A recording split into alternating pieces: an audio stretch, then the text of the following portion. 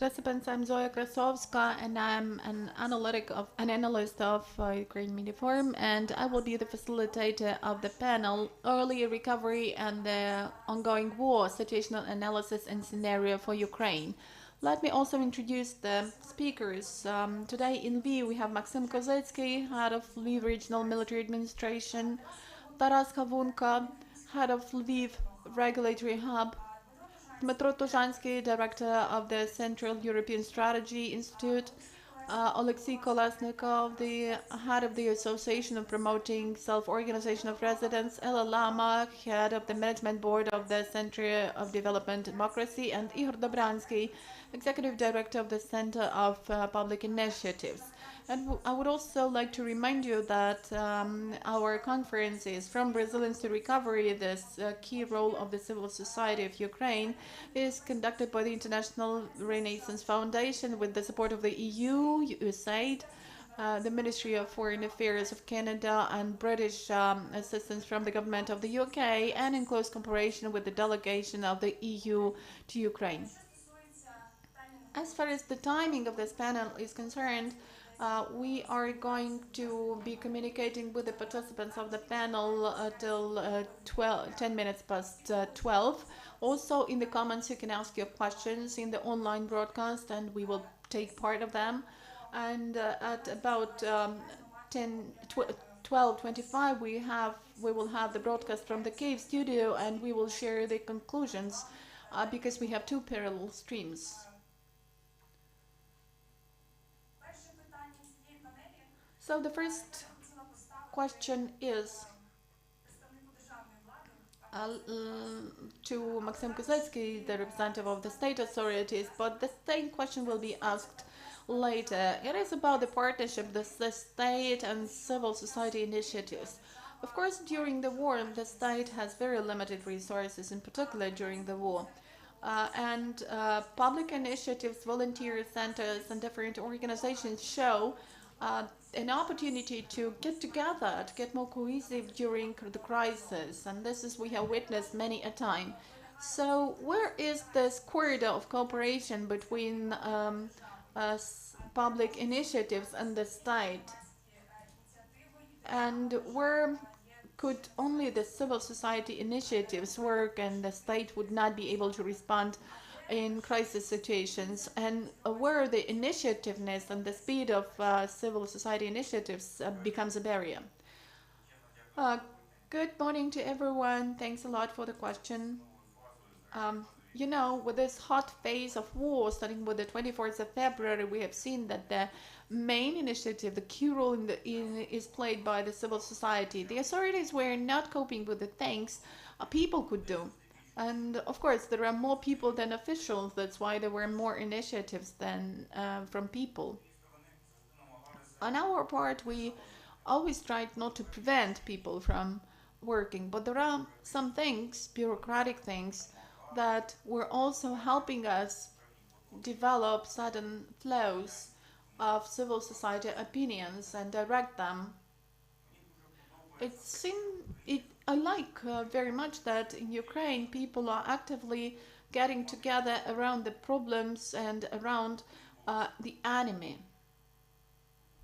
And this is what happened this time. Why are we winning this war? It's only because of the fact that we have civil society in place, that we have a lot of initiatives coming from the bottom. And the state does not manage to regulate them, to tell the truth. That's why people really managed to solve a lot of problems on their own. Primarily, I'm talking here about the volunteer movement and assistance provision to the army in the first 6 months of the war.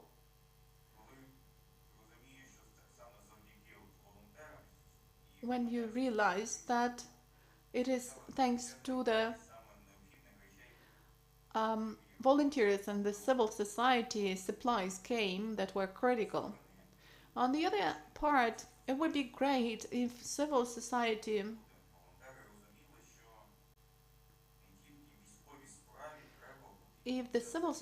really understood that they have to be effective not only in the military field. For the state to be effective, you need to pay attention to corruption and bribery, first of all.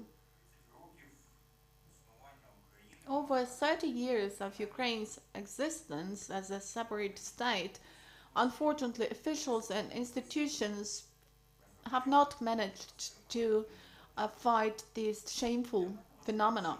And it's important for me that the civil society picks these two problems for solving, because to rebuild the state after victory, we will need to show that we are open, transparent,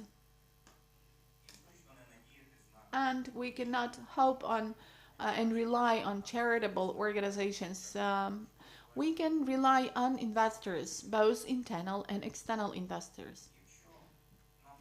And if we manage to do this, people will trust in us as in the state, and the role of the civil society cannot be overestimated.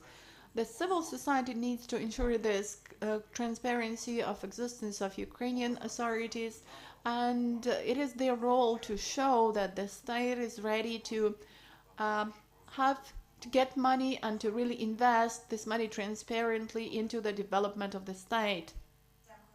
Thank you, Dmitro. The frontier areas, the frontier regions have faced great challenges because they have become a shelter for people who were fleeing from combat actions. They become transit areas for those who were moving further on abroad. They become the first regions to accept different sorts of assistance from our partners, from other volunteering organizations from Europe. So how much transparent and possible was cooperation in those directions, in those regions between public initiatives and the state? And what are the problems and what are the achievements over these 6 months? Well, thank you for the question. Really, I can tell you about such regions as Zakarpattia and Bukovina. We are also in the Odessa region. Just have your mic closer to you, because in the broadcast you will not be heard well enough. So I would say that partnership and cooperation in the issues you have asked in the first months, in the first weeks, exceeded my expectations. This cooperation was really very good. Why do I say was? Not because the cooperation has disappeared, but because the question is, how else on this wave with the new challenges the civil society and the authorities could interact other than in the field of humanitarian aid assistance?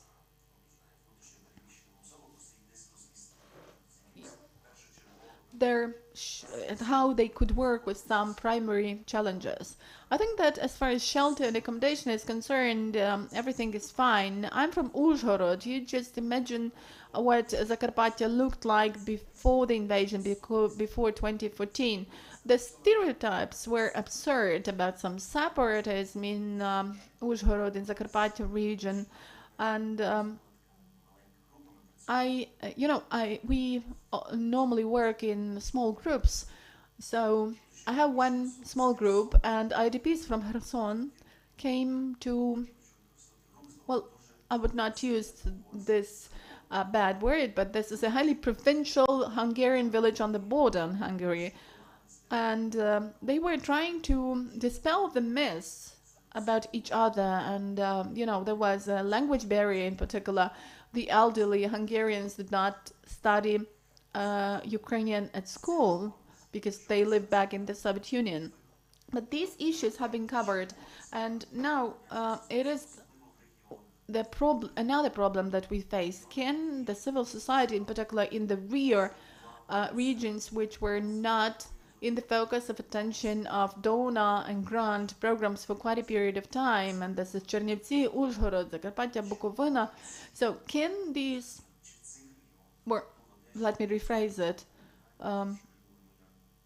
and I'm speaking, by the way, also about Odessa region, because we are still thinking how to work with this region. So could these regions have any other type of cooperation but for the fields of provision of assistance to the army and humanitarian aid provision?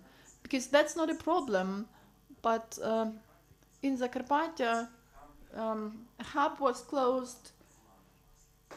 The authorities actually closed the largest hub, and they just have some bottom to top initiatives or micro initiatives, but we need to develop the agenda for our cooperation.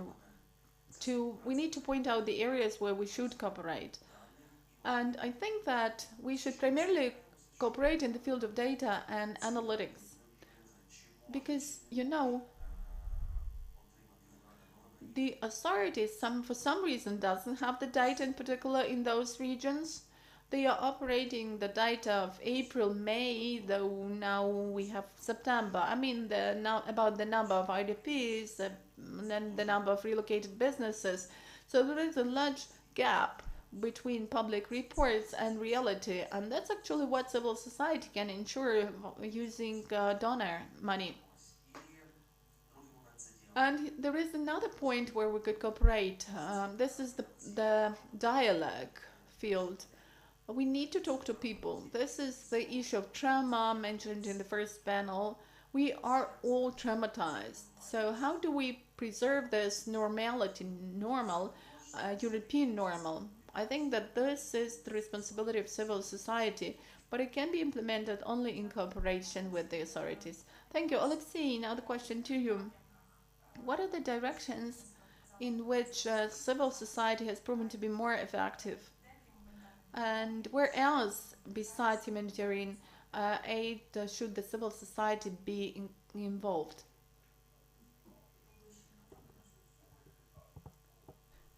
It has already been mentioned, in fact. A lot has been mentioned about different directions today. In particular, definitely that is the area of working with IDPs, because I myself witnessed how in many hosting communities the work with IDPs was all about local civil society initiatives, and local authorities were rather passive, so they just probably accommodated these people but didn't think about them, didn't take care of them, and the civil society was mostly taking care of those people. At least in the communities where I went and where I saw this. So nobody from the authorities worked with the real needs of IDPs. It was only civil society working with them in this sense. And it was volunteers, it was public initiatives, and also we need to cooperate within the field of security matters. And that is a real fact. We have got that we are working in this direction. We have satellites, we have Bayraktars, you know, all this. And if we get back to 2014, it is probably at that point of time that the civil society rescued the state, because it was really very, very much weak. And now the state is much better with security issues, but anyway, civil society has the role to play.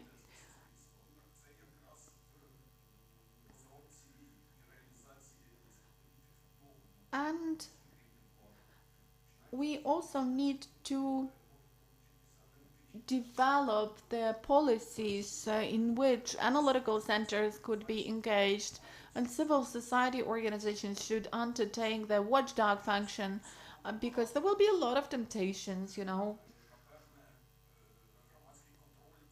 And public control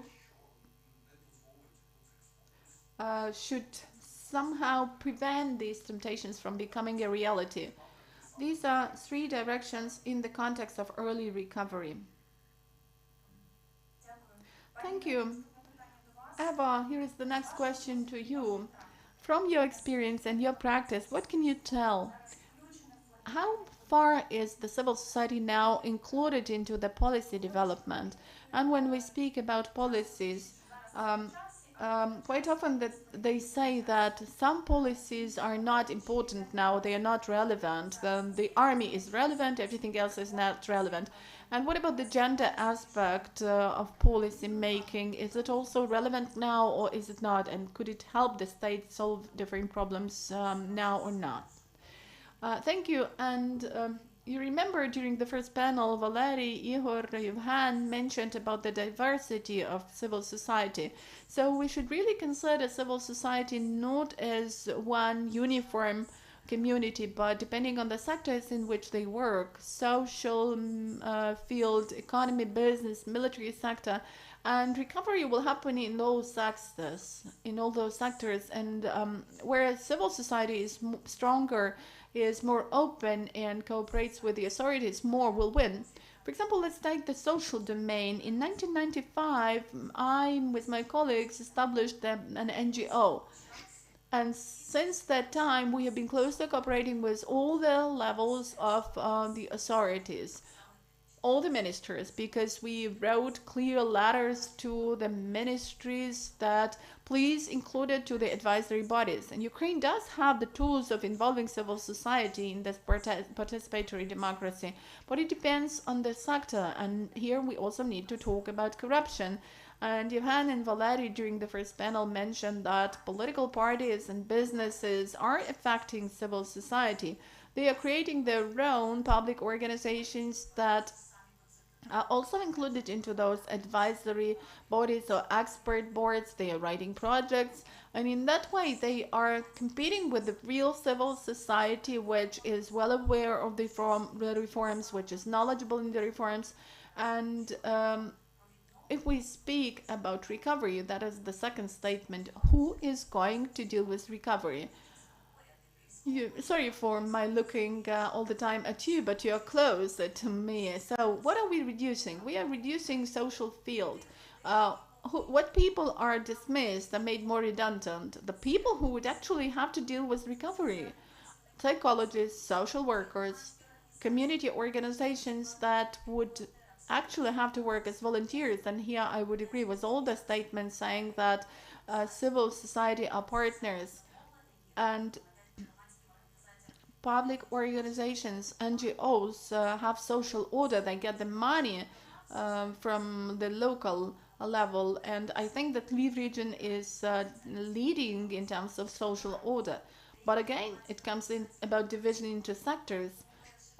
Some NGOs are created by politicians, so it's easier for them to win some competitions. I don't see corruption in the social field as far as assistance provision to children, to families is concerned, provision of assistance for startups. And here comes the gender issue, the number of men, the number of women, their partners, their profiles. Now we've got a new target audience. These are the families with veterans, disabled veterans. And in Lviv region, I can see a lot of women who claim that I don't know what I need to do with a husband who is without legs or without arms. I've seen some children jumping around the apartment because they are ready that the dad will come without a leg, and they already want to see how it is. So who is going to deal with recovery? If people are in depression, if people are over anxious today, if we can trace some burnout, if social workers are made redundant. What about, you're talking about the regional? Okay, we will have a separate discussion because you claim that in Lviv region that is not a problem. Anyway, these men and women who will be providing the services and who work in public organizations, well, all this is about gender. How many psychologists do we have, educated psychologists in small towns? You know, normally psychologists tend to go to large cities, but we need psychologists in the communities to which veterans are getting back. So we need to talk about the number of NGOs that know what gender policy is in their organizations. Every organization has men and women with their profiles, with their social portraits, and we need to think whether they are ready for the recovery that will take place, and where civil society is going to be active, and where NGOs will understand how to ensure this recovery. And the last statement is about sectoral breakdown.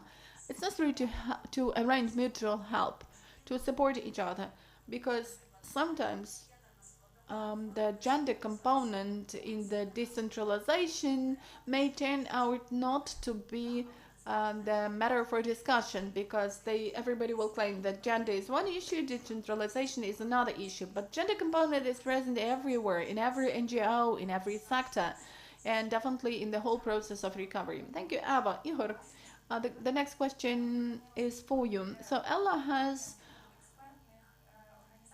started talking about expert organizations working for quite a long period of time and having ready-made solutions. And there are also some initiatives which have just popped up, which don't have any institutional memory, which don't have great experience and expertise, or are not impartial and just biased in relation to some political forces. So, as far as the first group of expert organizations is concerned, what directions are embraced the most by those organizations, and in what fields do we have some ready-made solutions which have proven to be highly efficient as for now? Well, first of all, let's try and consider the state not just as something ephemeral and illusory. Let's have a look at who the ultimate beneficiary is for all those services, and in particular, we speak about recovery. How does it work?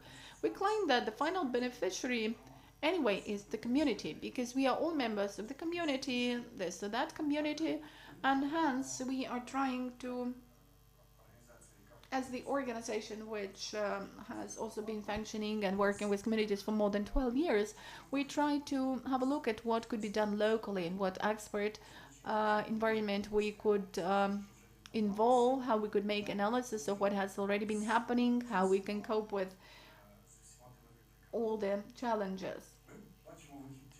And we see a way out only in communication.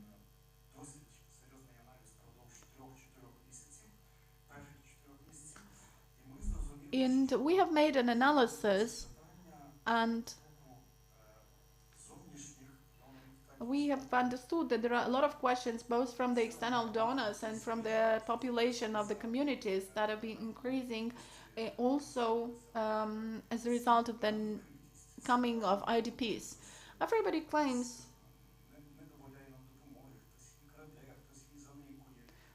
that there are some thefts as far as humanitarian aid is concerned. So we have come to realize that transparency and openness is the key component.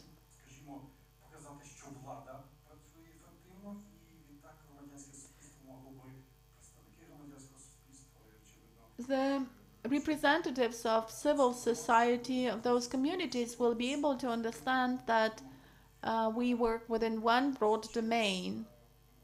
We are on the same page. Through cooperation with Prozoro, we have suggested an initiative where, on a voluntary basis, every community can report about what it has obtained, humanitarian aid,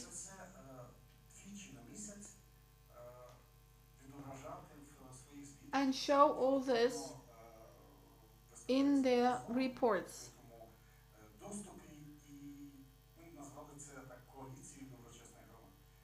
And we have called it the Coalition of Integrity Communities. And when this process was launched, of course, we do not want to have any orders which would be the same for everyone, but there should be some reporting in place. So we offered a lot of communities in the first phase. We had 12 or 14 of them.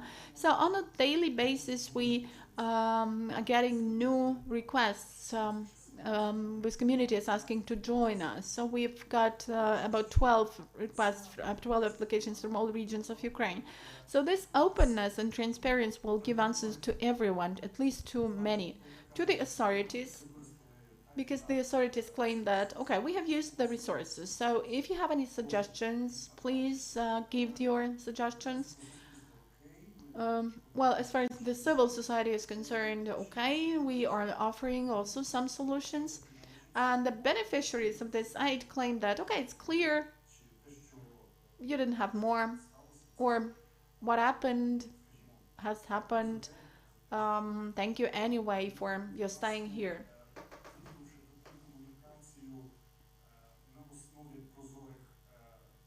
So building this communication on the basis of transparency, we claim that transparency is a very good foundation for the civil society and the authorities to start working and cooperating efficiently. In what directions do we lack this transparency? And where could we have this intersectoral cooperation between NGOs? As far as transparency is concerned, of course, in the wartime we do have some restrictions as far as the information is concerned. The information that local authorities could be providing for public access. So, is there no abuse on behalf of the authorities? Well, good morning to everyone. In fact, we have a rather good team of experts within this panel, I would say, because really we can see how the speakers are interpreting the notion of stability, resilience, recovery from different sides, from different angles. So I will also try to do this from different angles on the basis of the reflections which I've got over these 6 months. Our today's communication in the classical sense is happening in, well, versus the event supported by tens of donor organizations, which means that this is one of the key events of the civil society at this stage. But it's important to point it out that, in fact, donors, by supporting the civil society over all these 8 years since the uh, revolution of dignity, have built something they did not expect themselves, because by supporting eco public organizations working in the field of local development, like the LVIV hub, or in the context of social policy or any other issues, they actually provided substantial assistance for the construction of the um, capable infrastructure, which actually showed its worth on the 24th of February. In 95% of organizations, thanks to the support of international donors of different organizations and initiatives, the donors have managed over this period of time to build capable teams that have had their speakers had become this important unit in the context of assistance provided to the state.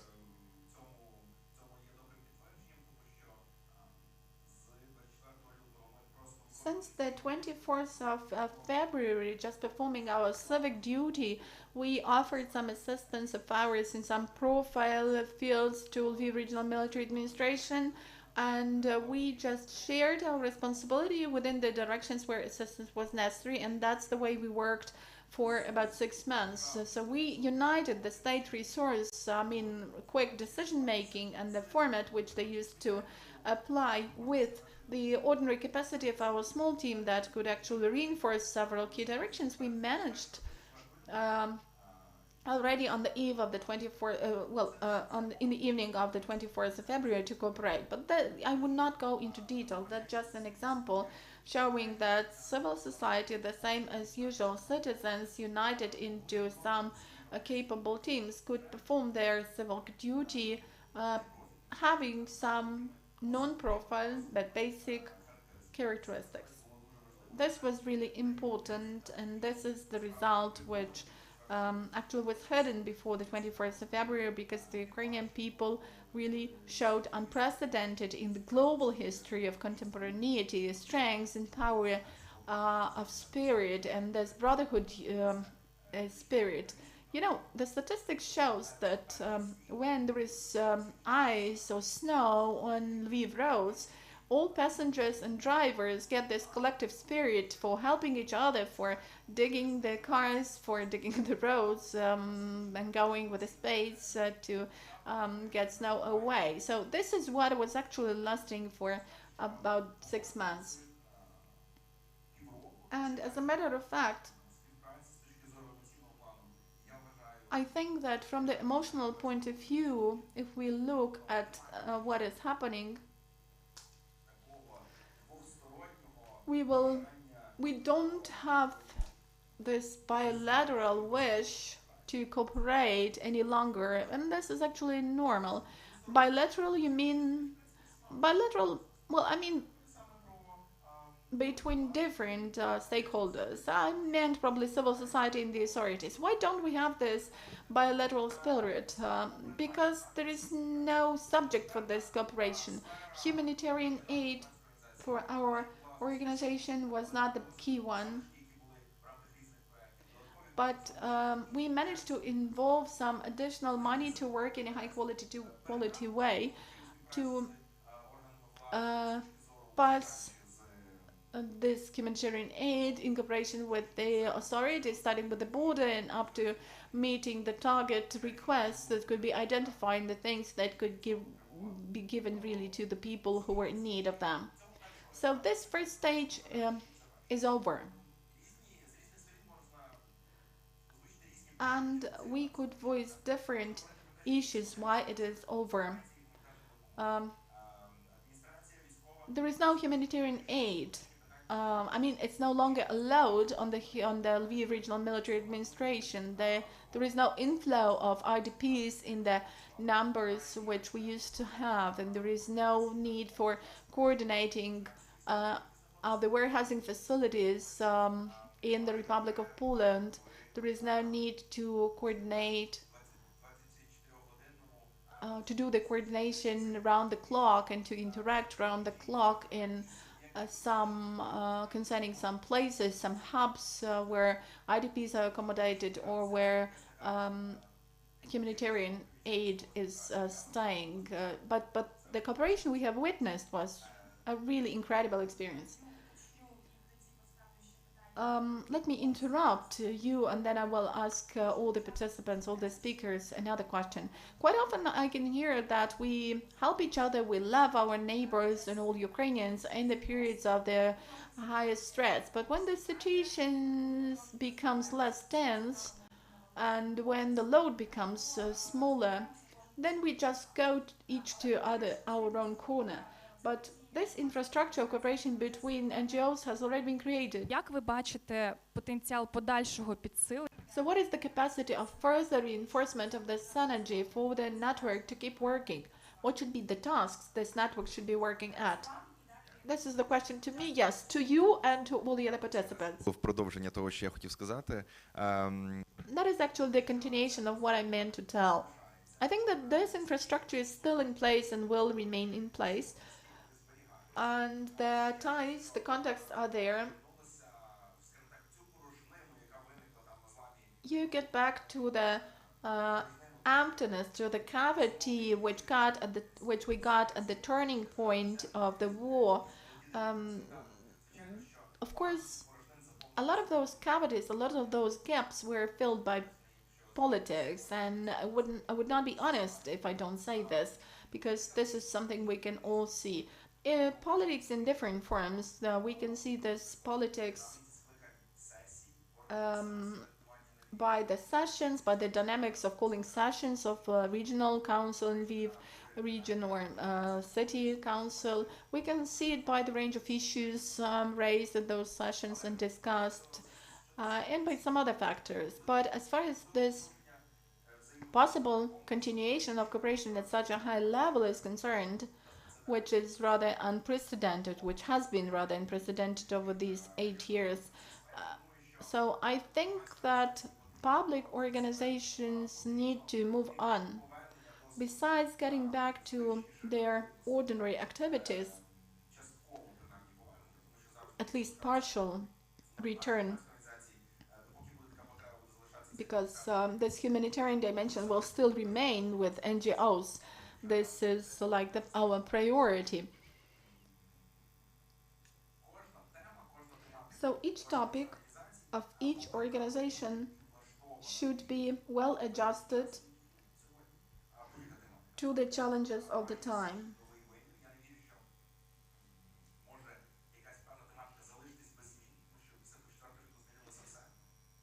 And actually, there may be some gaps because after the 24th of February, everything changed. And we need to somehow adjust to the needs of the society.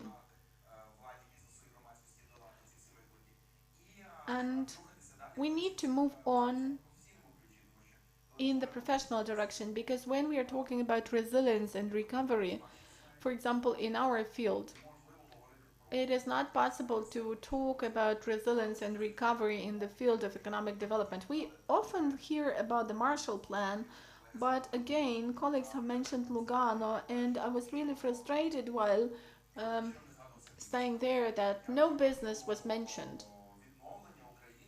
I can see recovery not from the point of view of the fact that some bridges that were mined, that exploded, will be restored.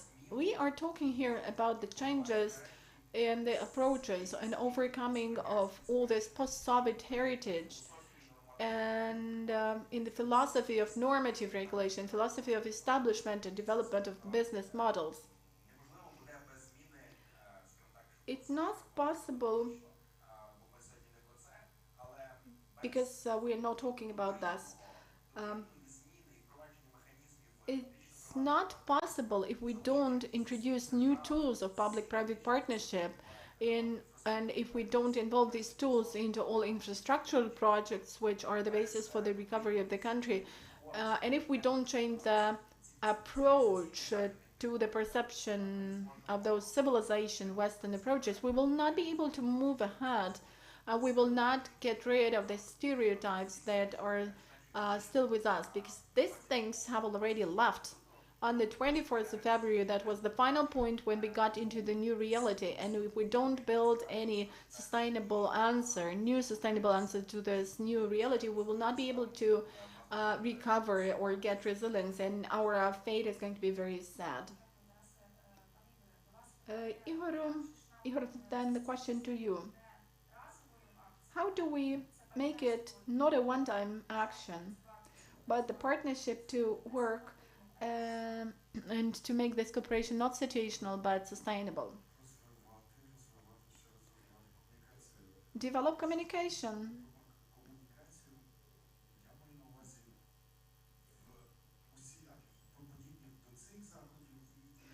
I mean communication in different activities, not just the activities that have been mentioned today, but all the other activities that we could organize and we could take.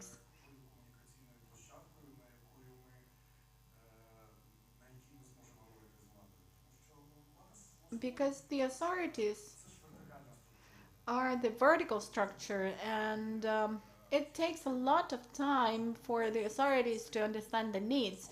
And over this period of time, the civil society will already start meeting the needs. So the more platforms, the more grounds for communication we have, and this primarily depends on the civil society, the better it will be.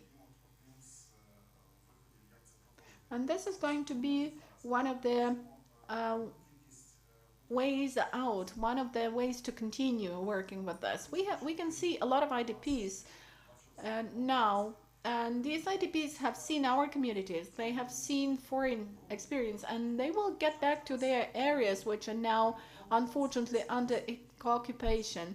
And during the deoccupation, they will take this foreign experience and good experience of communication of the authorities and local civil society, and they will implement it in their territories. Who should be behind the process of communication in different partnerships, and who should regulate the processes for them to be sustainable? Well, the initiatives could be different sides, and it would be great if this initiative was coming from all sides. Our organization, or one of our main focuses, is self-organization, at the bottom level and development of local democracy. That's why the field, the room for activity here is very wide, and it requires some state solutions because we are working at the improvement of legislation in the field. And in fact, we are talking here about improvement, not establishment, but improvement of the institutional mechanisms of interaction of the society and the authorities at the local level. And here we also need the effort of the state and the local authorities.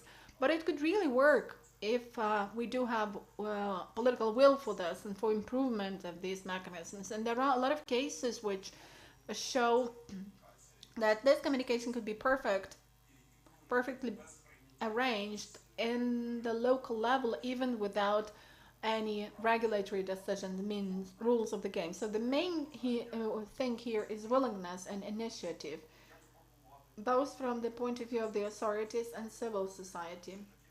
And here is another point.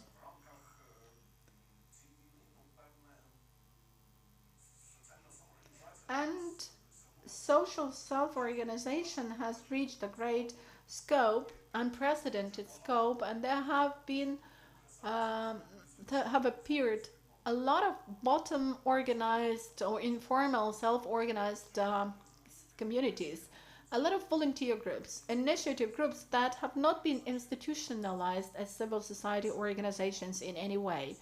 And we have set the goal of working to with these groups, of identifying them and develop their capacity. And they could get some training as far as project management is concerned. We may teach them to involve their resources, to raise the money. And I think that this is a great resource, this a great capacity that could be developed after the war. Like, we have won, so what comes next? And then Ukrainians could continue this unity, because it's true that Ukrainians can be united against the enemy, against the problem, but they are not accustomed to day-by-day democracy. And first of all, we need to build the readiness of the civil society for this day-to-day democracy. This is the most important thing, and that is where we see our role.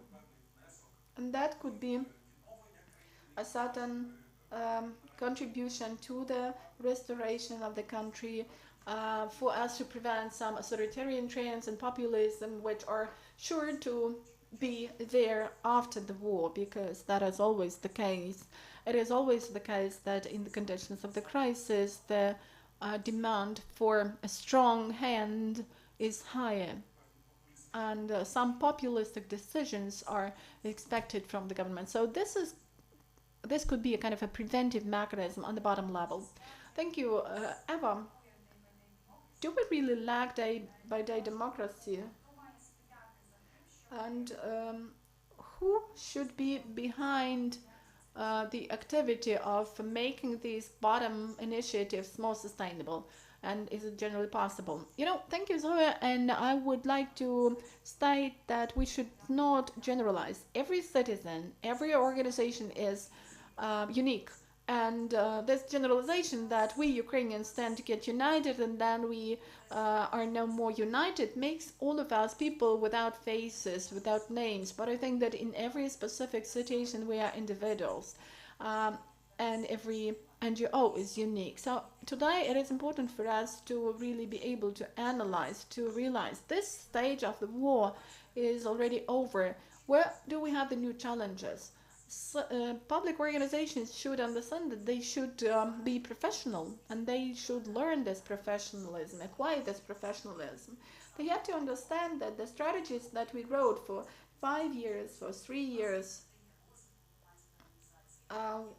would be most important. Like, we have a lot of them. We have women peace security, youth peace security, and a lot of other plans. So NGOs need to start analyzing where they should learn.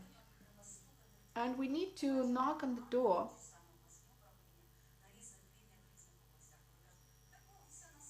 And normally they claim that, well, everything is available on the website. Just have a look there and try to learn the new tools of cooperating with the authorities.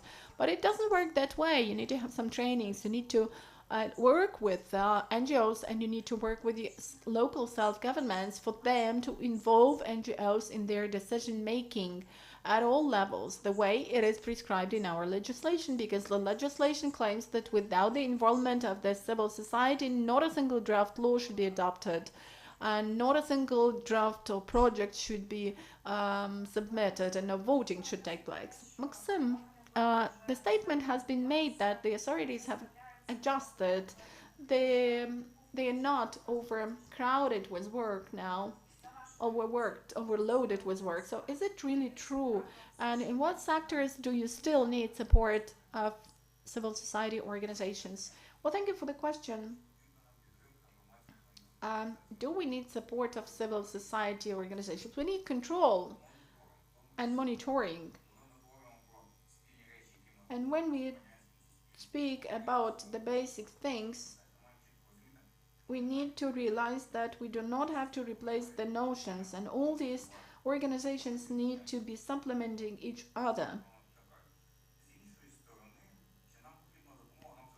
And we always need to lend an attentive ear to the initiative of the society, of the civil society, and sometimes support them. Probably not all, but I think that we need to listen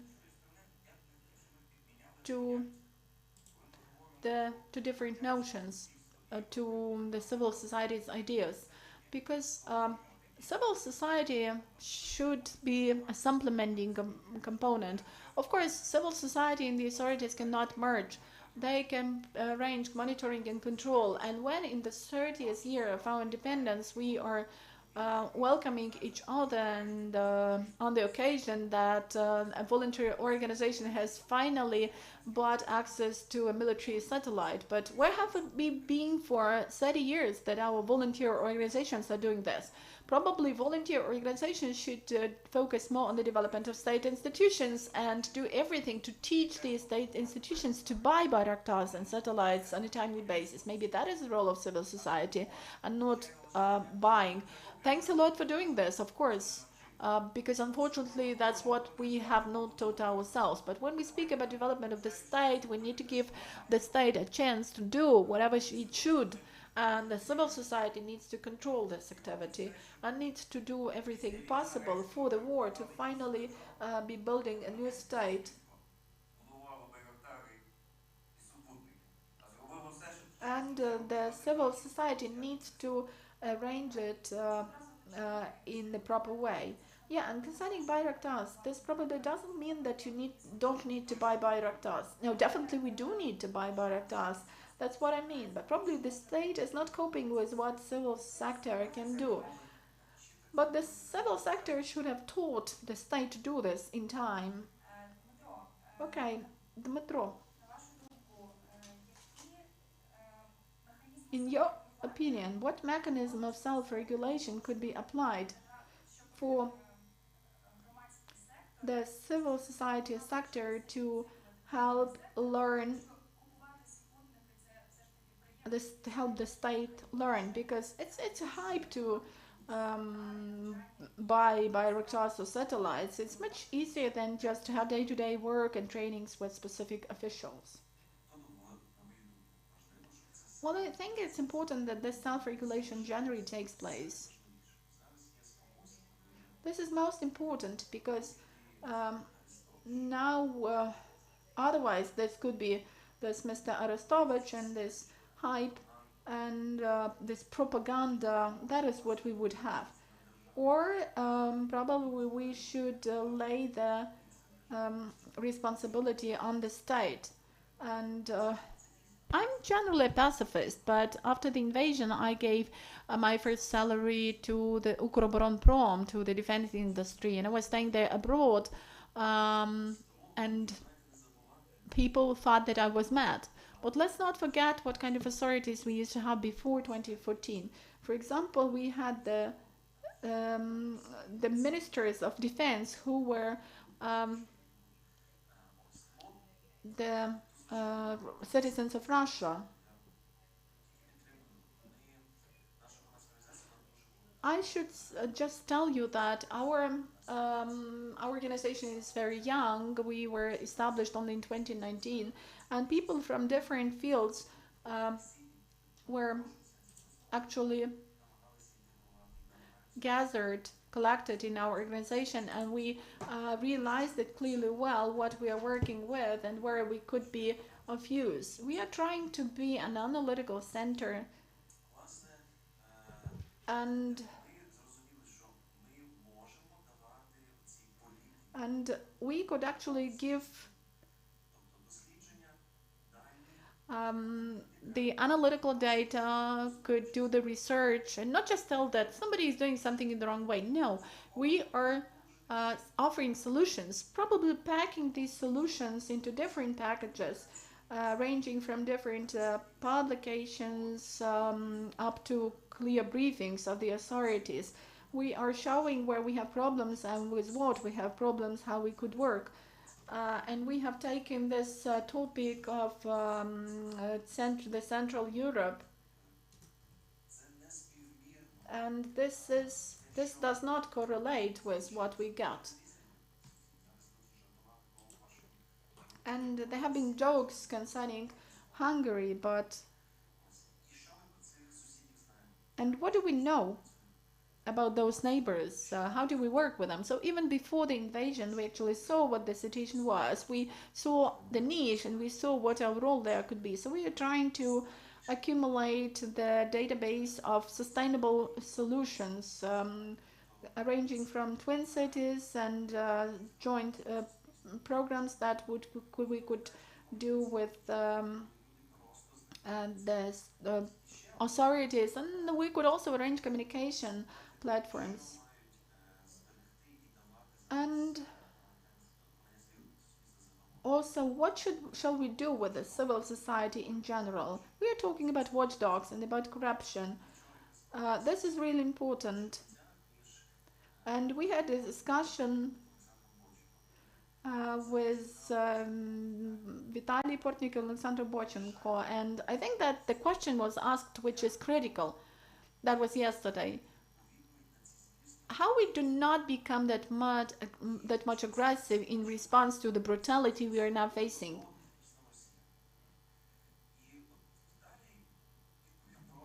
And Vitaly has just given the critical answer. We need to realize what kind of society we are now building and what we are fighting for. If this is the democratic, inclusive society, the society of equals, we need not be afraid of that.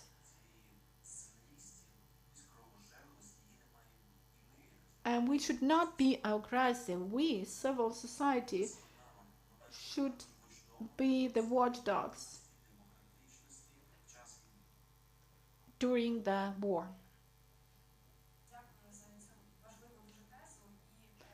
Thank you.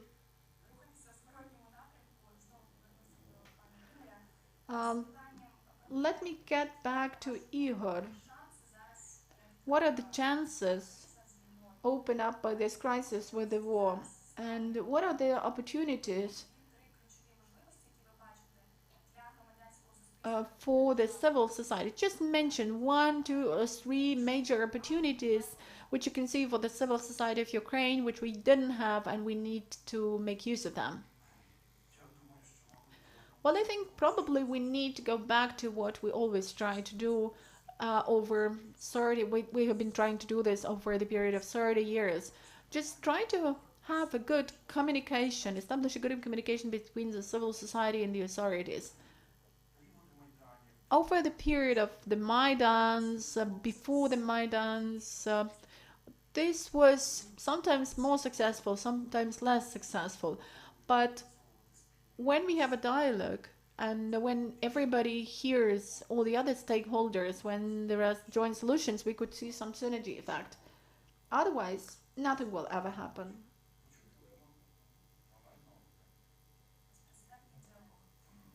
It's an unprecedented dialogue.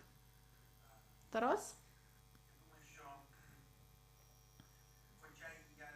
I think that though I'm not the supporter of the basic understanding of civil society as a watchdog, and we just have when everything is done in the uh, work in the environment of, and we work mostly with advocacy, with conveying the messages about the need for specific changes and the expediency of the changes to our partners. But of course, without the role of the watchdogs, we cannot do. And the key role of the civil society is in the context of recovery. And this is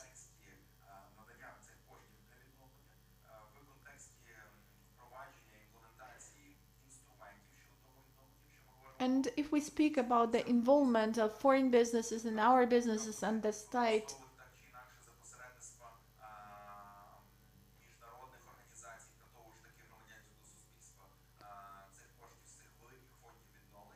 and actually, if we have the funds, we will need to know how full they are. And this will be all about the basic role of the civil society, deeply rooted in the central level, we all know. Because it seems to me that all the civil society organizations at the central level are like state institutions. When something is happening and there are no key institutions, this would not be less unexpected than when there is no decision of the office of the president or the cabinet of ministers of Ukraine.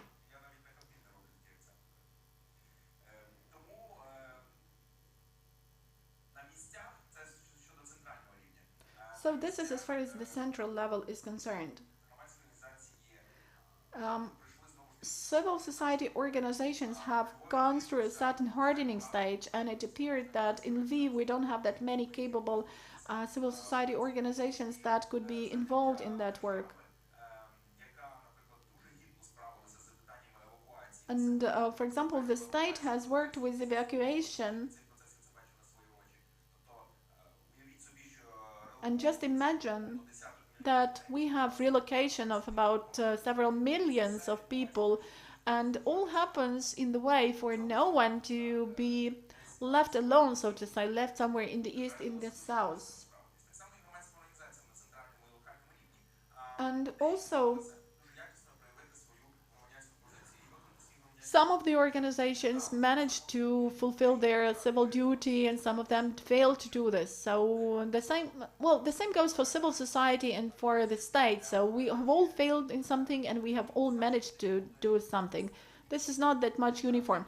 Yeah, but looking not in retrospect but forward, what is the chances that we have to use now?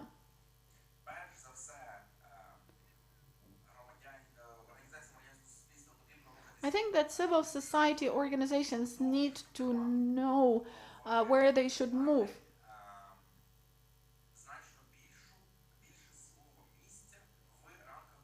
And the civil society should take a more active role in the communication between business and the authorities.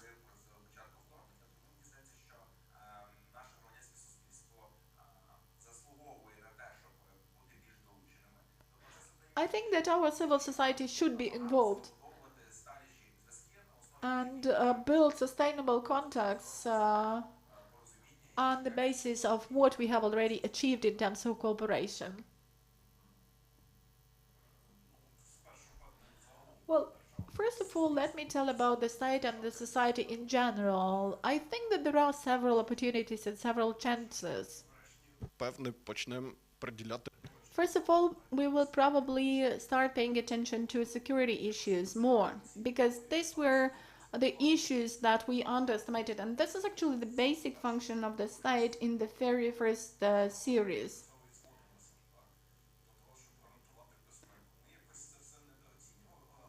We have underestimated this, and we had the most experienced army in Europe well equipped, and we need to have such an army. That's not what we had. And I'm talking about security in a wider sense, because we need to realize that these threats will anyway be there. Security threats. And this is caused by our geopolitical location. And we will anyway have some interest, so to say, from other states. So we need to pay a lot of attention to security issues. And this security is everywhere. For example, now the construction norms are being changed.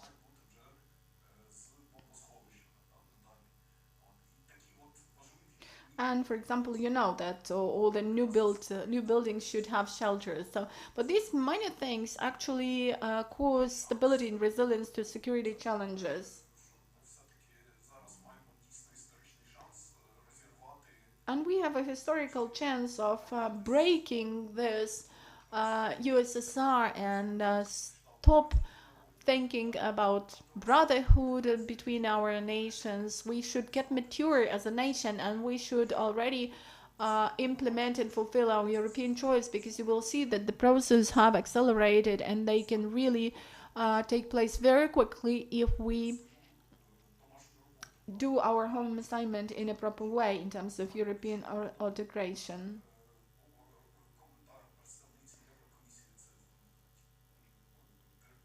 And we have the directorate near, this is the European Commission directorate, which deals with neighborhood.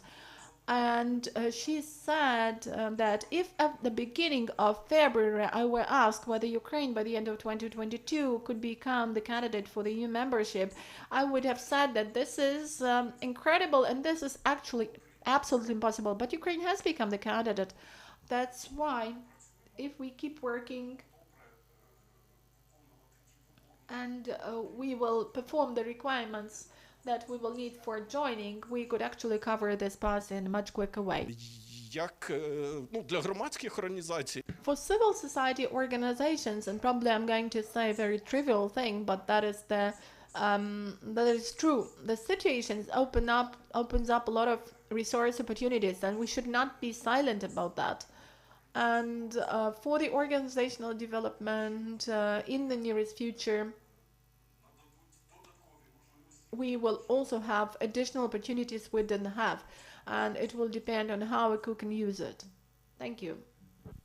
Я би хотіла сказати, вже говорила про I would already like to support Taras and Metro, who said that civil society organizations should take their niches at different levels, and we should bear it in mind that the process of decentralization has shown that the authorities are distancing themselves from what they used to be and are becoming more like services. My child went in the US to the group, a prolonged day group, which was created by the NGO. Sports hobby groups were created by NGOs, and those service NGOs need to take their places. LVIV is a good example as far as assistance provision to people who have suffered from violence is concerned. In other regions, public organizations have taken their niche in provision of assistance to veterans with disability. So the sectoral nature of ours is important. Everybody needs to know whom exactly he or she is going to help. Targeted nature and this niche nature and being a service, that is the basic thing. And Metro, and then Maxim will probably conclude. Okay, I'll try to. So, an opportunity is that we need to reinstall ourselves. We need to check whether our stability is our critical role in the fact that we have stood for more than 3 days. Is it an accident? Is it occasional, or is there an ingredient behind all this that we could be developing further on? And another point is that, of course, we have been talking about the completion of this first stage. September is very cold. Let's hope that there will be no snow. But what do we do with this spontaneous interaction? How do we pack this spontaneous interaction, which we have had for more than 6 years? How do we make it into something more resilient?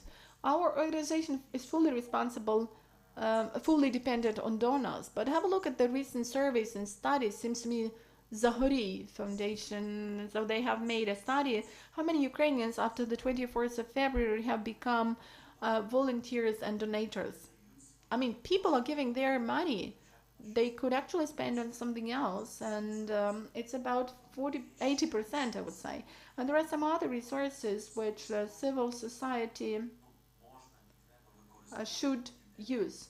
The only thing is that we are now facing the challenge of explaining and correctly arranging this crowdfunding process when you are raising money not for the army, not for weapons, because there are priority needs, and we should not forget about them. These are weapons, everything for the army, ammunition.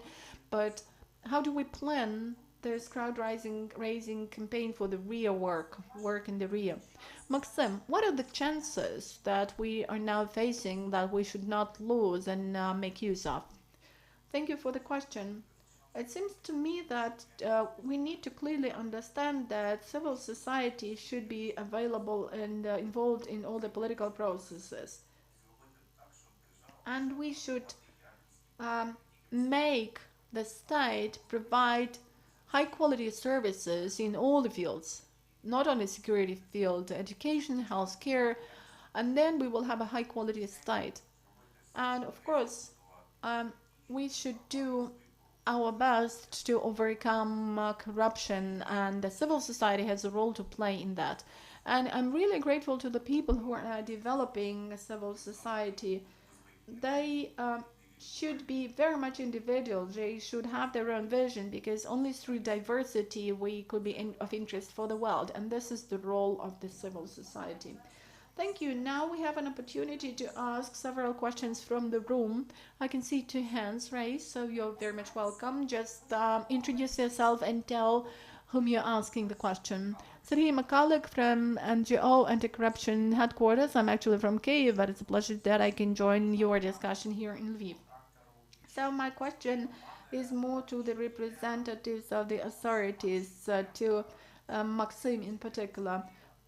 Do you have any strategy as the Lviv administration for the next 6 months? Because we are going to talk about recovery and reconstruction, but I would like to narrow this question a little bit, because the destructions in other regions, well, if we compare Zhytomyr, Chernihiv, Sumy region, or some other regions where now we have the front lines, so the difference is huge. And do you have any requests coming from other regional military administrations asking for help with the reconstruction of those destroyed infrastructure? And what about the overall strategy for the next 6 months? I understand that you are an executive authority. You are you still looking for the instructions from the center, or are you following a certain strategy? Thank you, Sergei. Maxim, we should contact our cave studio a little bit before the plan, so you have some time to think it over. So let's wait, and you will have a chance to answer the question.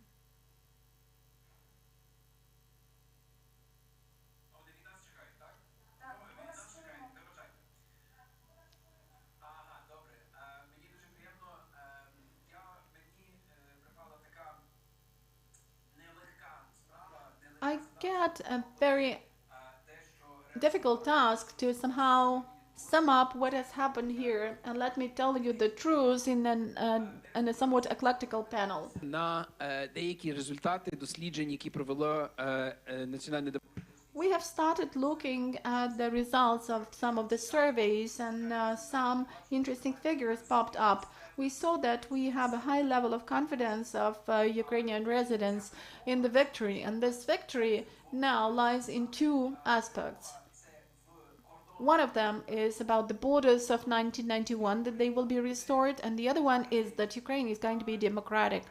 And democracy in this case also includes inclusivity. But let me also tell you that there are a number of interesting points in this study. First of all, the study shows that Ukrainian residents are not sure about the fact that we will definitely go to NATO, to the EU, and so on and so forth. And the Ukrainian residents don't see that these institutions can actually change during the whole process to which we are going.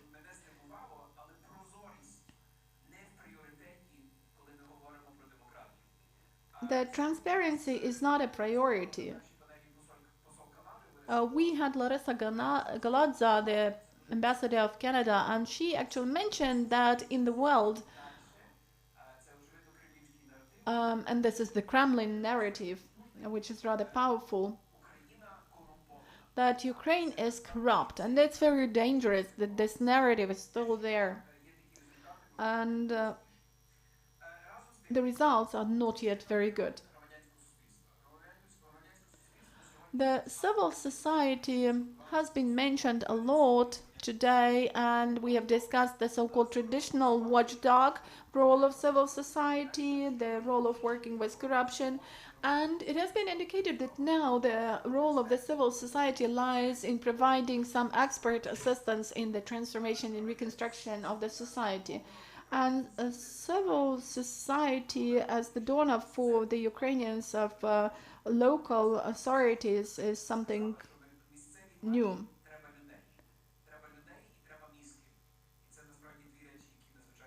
And these are the two things that are important.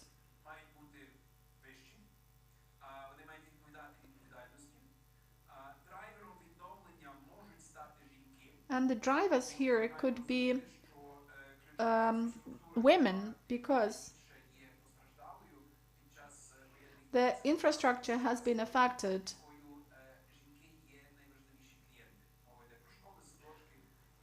And we are talking here about hospitals, about kindergartens, and also we are facing another risk. The risk is that after victory we will not have the economic breakthrough. And a lot of us are afraid because there may be a great disappointment. So we need to transport the law regulation into real action. And this stands for the rule of law improvement. And along with that, we have had a certain discussion, and the success of the armed forces of Ukraine and our volunteering activity actually show that probably there exists a different model we as activists should pay attention to concerning what country we're going to build after the victory. We are talking a lot about economic freedom, but it has been mentioned that freedom is about responsibility, in particular responsibility at the micro level.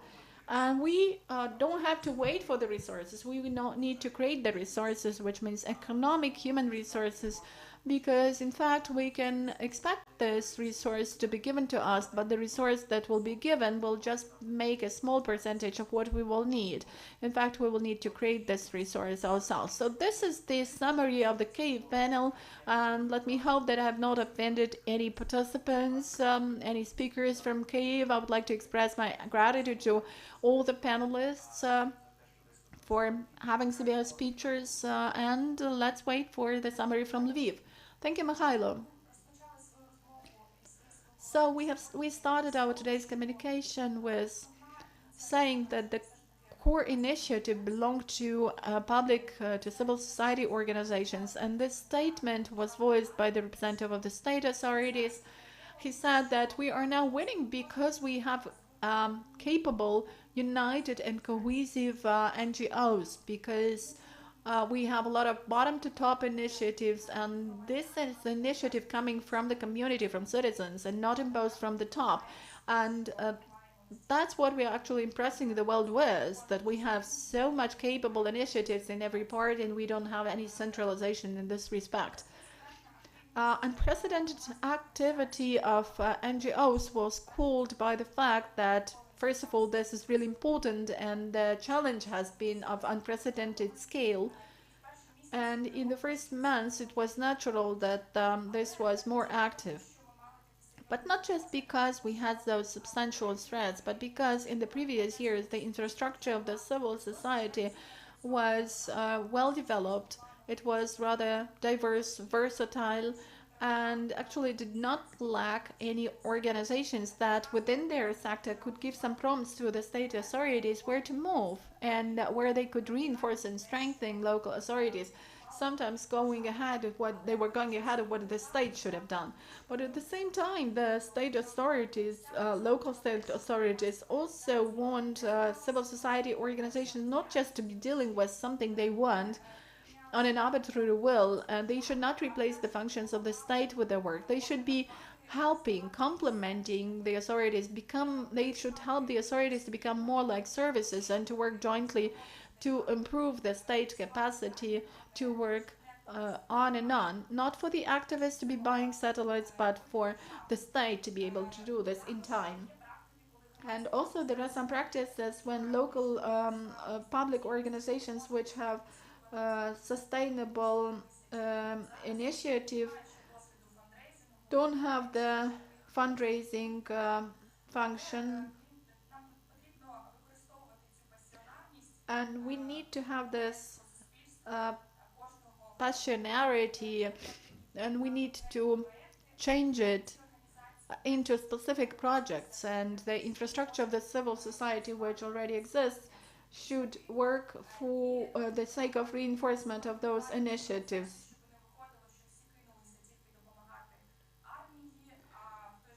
And at the same time, there may be a situation when the army is being provided with assistance, but all the other sectors are not considered to be a priority and nobody works in them. But we need to be more service-oriented, and that concerns both civil society organizations and state authorities should also become more service-oriented in order to provide high-quality services. And it's important for high-quality, transparent communication to be happening there, for civil society organizations to be controlling the state authorities, be advisors where this is necessary. They need to be capable of having high-quality analytics, and this work should become the basis for further decision-making. And it's also important to have sufficient readiness, not just of some actor in this partnership to start communication, to come into agreement, but this should be the initiative of both sides, of different stakeholders. So that's all for me, and I also hope that I've not offended anyone and presented the ideas voiced at the panel, at least the key things. And let me give the floor to you. Let me ask, maybe there are some comments from Lviv to Kyiv or from Kyiv to Lviv. We just have several seconds for us to make this bridge more live. In Lviv, it is always raining.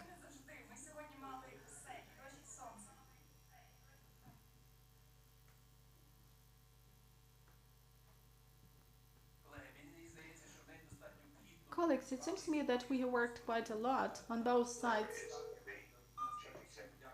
And I would like to express my gratitude to everyone. Дозволю собі подякувати і львівській аудиторії. And it seems to me that now we should have some coffee. We have earned it. We deserve it. So let's do it that way.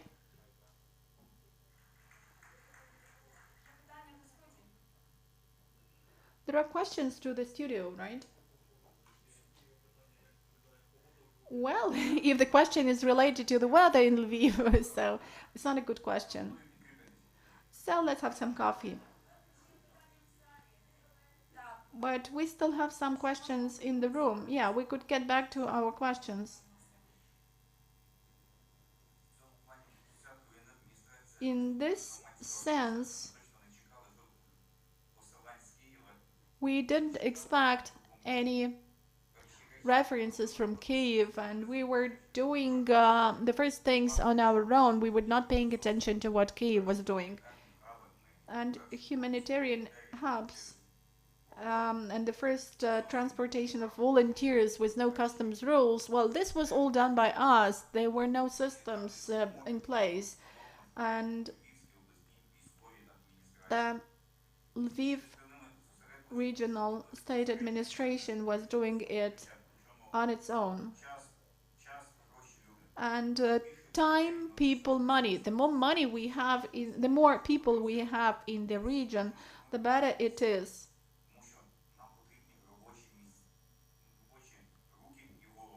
We need heads, we need talents. If we don't have people, we will never restore the state. I'm ready to do this in Lviv region. I'm ready to provide jobs to those people. You know, the first programs were on relocation of business were passed here. We paid for relocation of business. We paid for newly created jobs. And that was not a credit, that was a grant. And we also paid for the restoration of the material assistance that was lost in the East as a grant. So the state had never done a thing like that. So we relocated 30% of everything. We paid for this. This is the best result, and that was done consciously. Вони всі залишаться. Завдання And our task is now to create conditions for people to be willing to live here. Sometimes we just need to rush.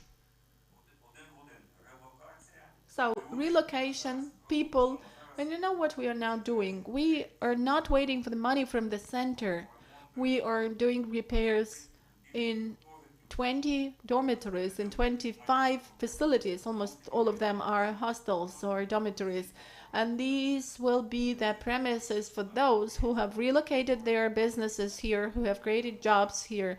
So these people will be getting the places of accommodation, places of residence here. And there is another question in the room. Yes, thank you for still listening to my question. This is my third attempt, but finally I've made this. Igor Koliushko, Center of Political and Legal Reforms. So a lot could be said, but it seems to me that the most topical issue, and I don't know why nobody has asked it, I'd like to address this question to Maxim. We are talking a lot about volunteers, and today Lviv is very special because we have criminal cases against volunteers. I have to know about one of those cases. I went to the court session and listened to the prosecutor. I was really frustrated by the lawyer that there is the investigation of such a case because I didn't even hear the merits of the case from the prosecutor. But anyway, there are cases against this volunteer and some other volunteers. And I think that over this period of time, our armed forces could have got several tens of trucks or cars via those volunteers, but the volunteers are busy because they are looking for the attorneys to defend them. So you, as the head of Lviv Military Regional Administration, what is your attitude to this? And what have you done? How have you informed the ministry about what is happening? The Ministry of Internal Affairs, the Prime Minister, the Minister, the President, what is their response to this situation? Because it seems to me that this is a high-profile case for the whole country and not just locally for Lviv. Thank you for the question. Well, in Lviv we have about 50 cases now. This is on the one hand, but on the other hand, about 50% of all the voluntary charity has passed the border of the Lviv region. So I think that we need to learn how to build the state of law. If there are some cases, law enforcement agencies need to respond, and court should decide. If we do not build state institutions people trust, including law enforcement bodies,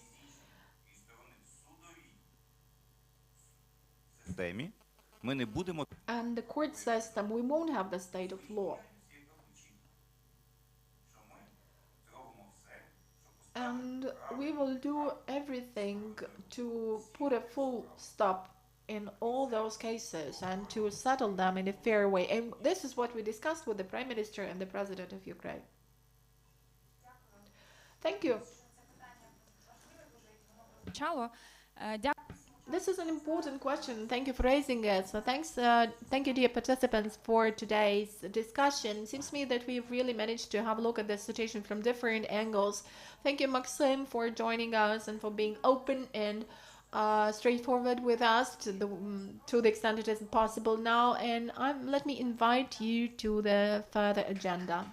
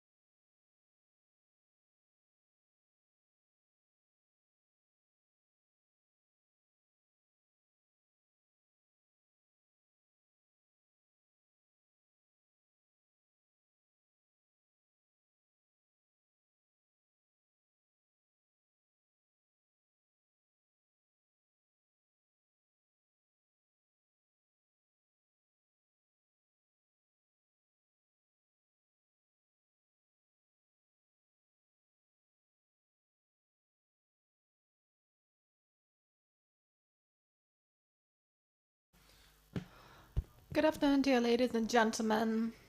I don't know whether we already broadcasted or not. I hope that we can start our broadcast. Thank you for the invitation. Thank you for the panel. Let's try, in the background of many conferences dedicated to the discussion of resilience and recovery and reconstruction, because this is a rather fashionable topic, let's try to talk how to make this real, how to make this live, how to make this happen. I would not like to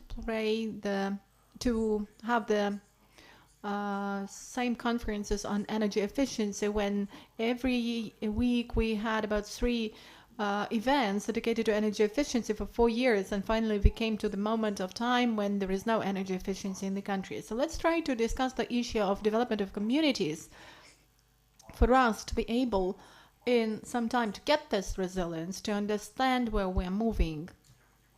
And within this panel, I'd like to talk to a number of people who are great speakers. So first of all, let me introduce Mr. Tobbe Stiberg, the Ambassador Extraordinary and Plenipotentiary of the Kingdom of Sweden to Ukraine.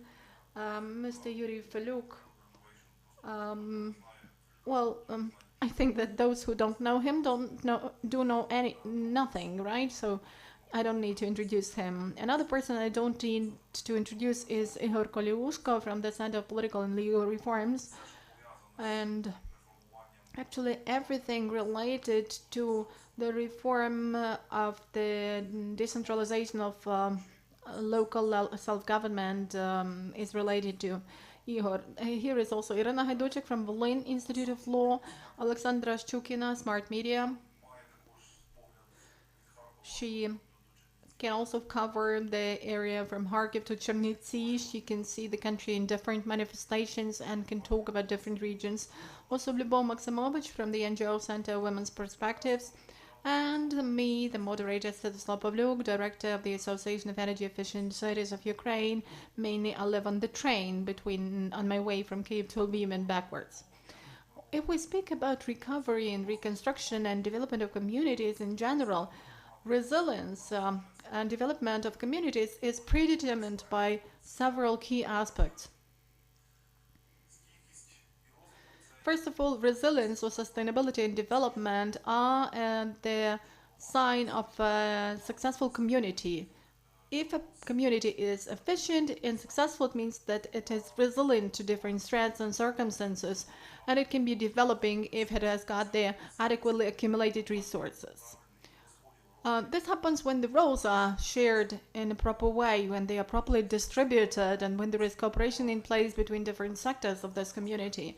And a very important issue is access to decision-making for this territory, and these could be decisions related to assessment of the current condition of the plans. It's also important to focus on the financing of different projects to be developed. Still, one more important aspect is respect for diversity, respect for the work of all other people, and mutual support, mutual assessment of what we are doing together. And also gratitude to other people for what they do. It is also important and paves the way for the community towards success.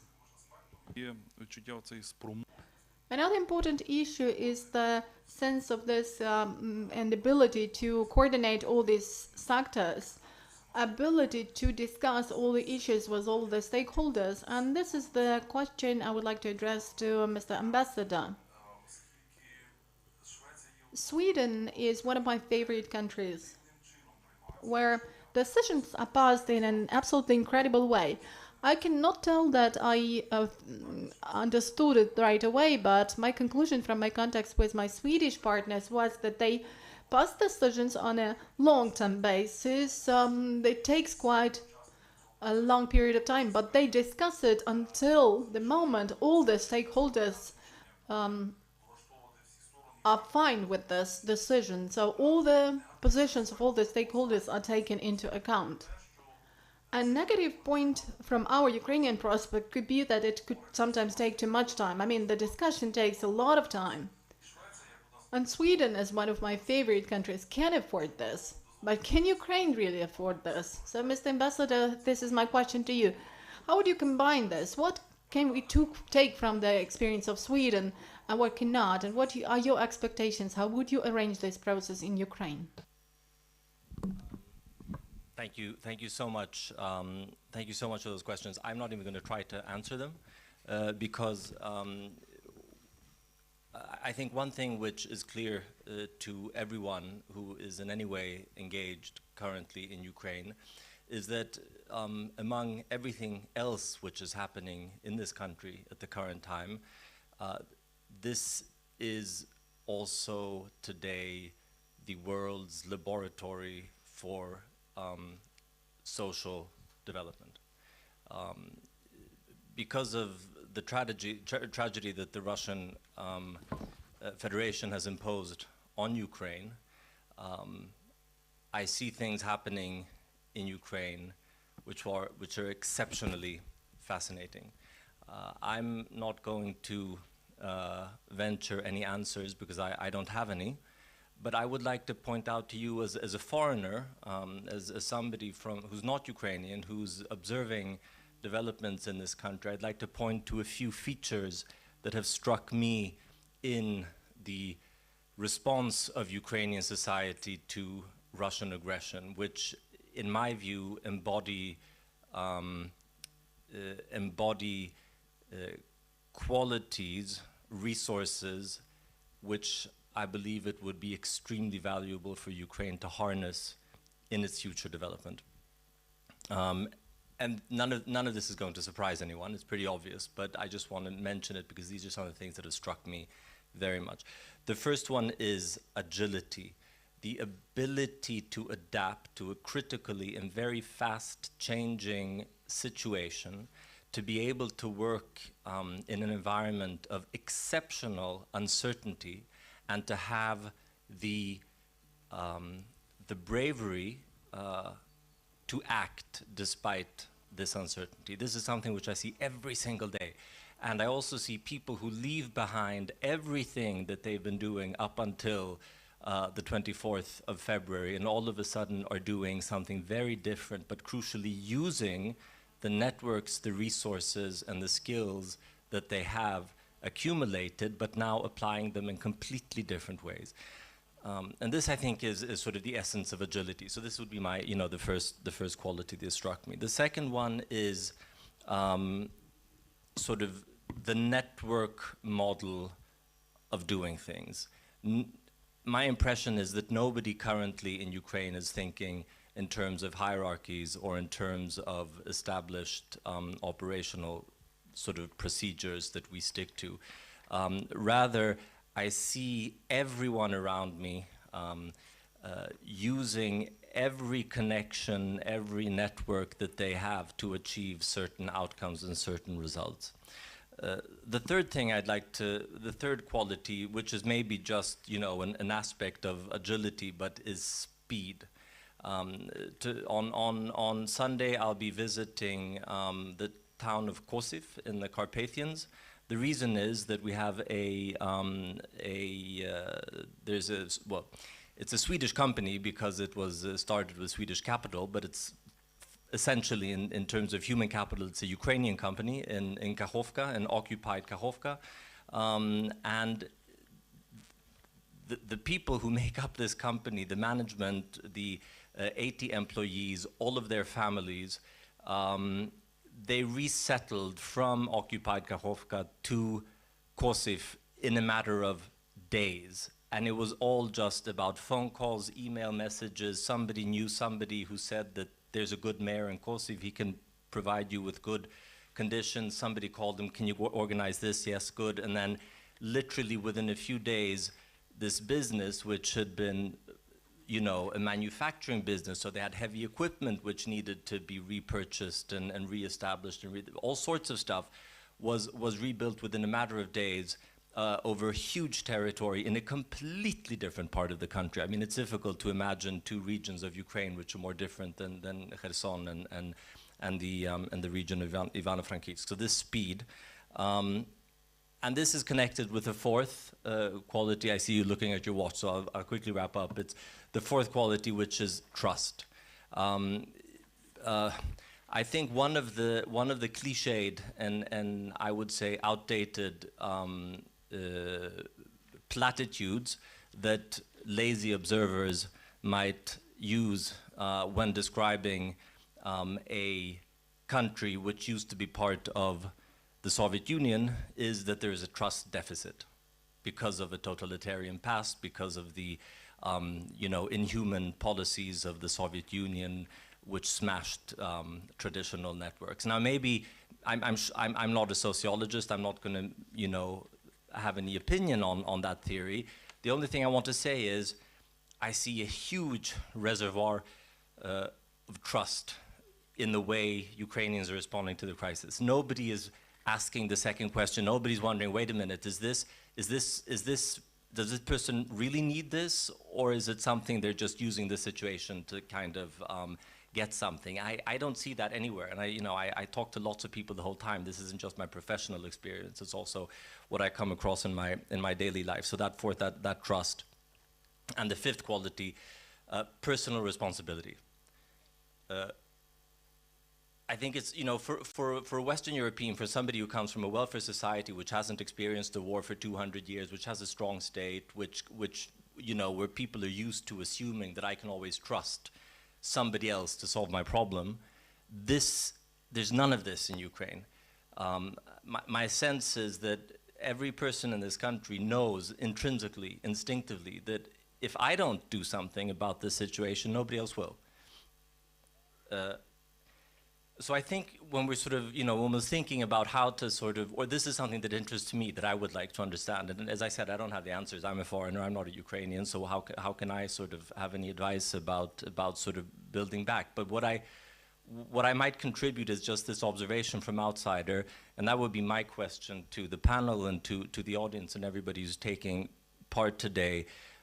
Are there ways in which Ukraine can ensure that these crucial strengths and qualities that I mentioned, agility, networking, speed, trust, and responsibility, how they can be picked up and capitalized upon, not only in this moment of existential crisis, but also in the longer term development and reconstruction perspective. So that would be my observation. Thank you so much. Thank you very much. Це такі цікаві спостереження. These are rather interesting considerations, and I could agree to almost all of them. The only thing I would probably disagree about is about trust. It's not that we do have the deficit of trust, but we have the deficit of institutional trust. The deficit of institutional trust is somehow compensated for by lack of deficit of personal trust. And this is something that we can see in the work of our volunteers. You can send a large amount of money to some person in the European Union without realizing who would go to the shop, buy something. You don't know who is going to transport the goods. You don't know anything about this chain, but everybody involved in the supply chain feels responsible. And this is kind of delegated personal trust. And this causes the situation that the device, which costs thousands of euros, gets precisely to the military unit which needs it. But nobody knows whom the money has been given to, who is going to transport the goods, and so on and so forth. But everybody feels responsible. And we have this personal delegated trust. So if we could transpose it onto institutional trust, this would be great. And the advantage, of course, this is a long process, but if we have this personal trust, we could really move on to this institutional level of trust quite quickly. До слова також Let me give the floor to Юлій Філюк. особа, котра працює на межі.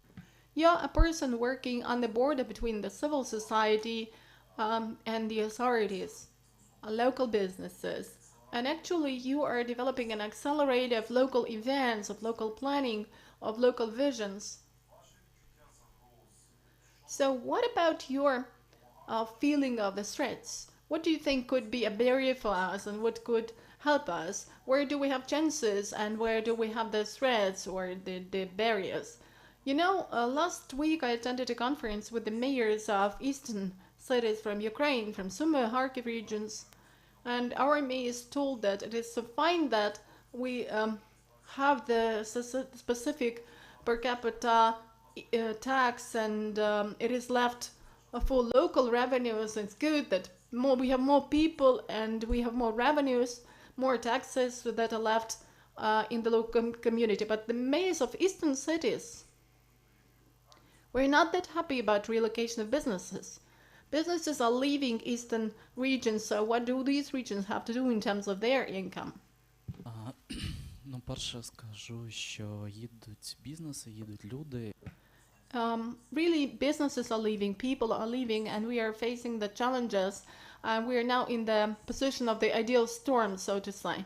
The war is destroying a large percentage of infrastructure and economy, but at the same time, we're now getting into the deep demographic crisis, which is intensified by the migration processes. And I cannot be happy that, for example, Ivano-Frankivsk region has some more revenues because more people have come and more businesses have been relocated, because I realized that a lot of Ukrainians are now leaving the country, going abroad, and of course, many of them will never get back. And we need to pay great effort to the support of the armed forces of Ukraine. That's our priority. Nobody can ever doubt this. But I also support Tobias, who said that already now we should start thinking how we could use the opportunities provided or opened up by this, well, not crisis, the highest level of crisis, war. How we could use these opportunities. What kind of opportunities are these? We have really increased the level of personal trust, and also partially the level of institutional trust has been raised. And I can see some phenomenal figure of openness between business and civil society. Finally, business has come to realize that in civil society we do have a lot of tools without which it's impossible to win the war, and it's impossible generally to live.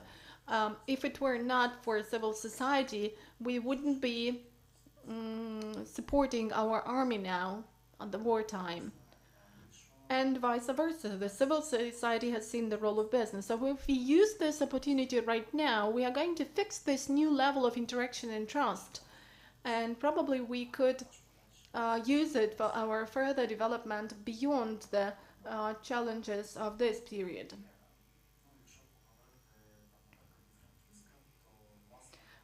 If we speak about Ivano-Frankivsk, I think that we have been dealing with this process for already 9 years, and it allowed us to do a lot. For example, we established the Save Ukraine Fund with almost $2 million now. It was what we did on the first day, and this is the fund grounding its activity on different sectors. Also, we need to support the economy. Форма Safe Business Now, яка So we also have the Safe Business organization, which again unites a lot of stakeholders. And I think that now what we need to do is that, thanks God, we have managed to launch the decentralization process, and it seems to me that this is something that is really helping us now. But now we should probably look for proactive people locally, look for responsible leaders, and incentivize the process of development of such intersectoral dialogue platforms on the basis of this leadership. In some cases, these are going to be representatives of local authorities. In some cases, these will be representatives of businesses, associations, or sometimes even some personalia, some individuals, sometimes civil society. But it's not important what it starts with. It's just important that the community starts working at joint solutions, joint decisions. And now we need, whenever we are, start thinking how we could do our best for as many people still to be left in the countries, not to leave, as possible. We cannot wait. I don't like the policy we can sometimes hear about from our Western partners that recovery is after victory, because if we don't start creating opportunities for development already now, we will fail. We are at a critical point. Every day we are losing the capacity that will probably never be recovered. So we should take all possible steps for as few Ukrainians to leave the country as possible. But the only way for doing this is to create support here locally, for them to be involved into the social and economic, social and cultural life here. And this can be achieved only through the integration process. This cannot be settled just through one component, just because, for example, we do have offices, please come.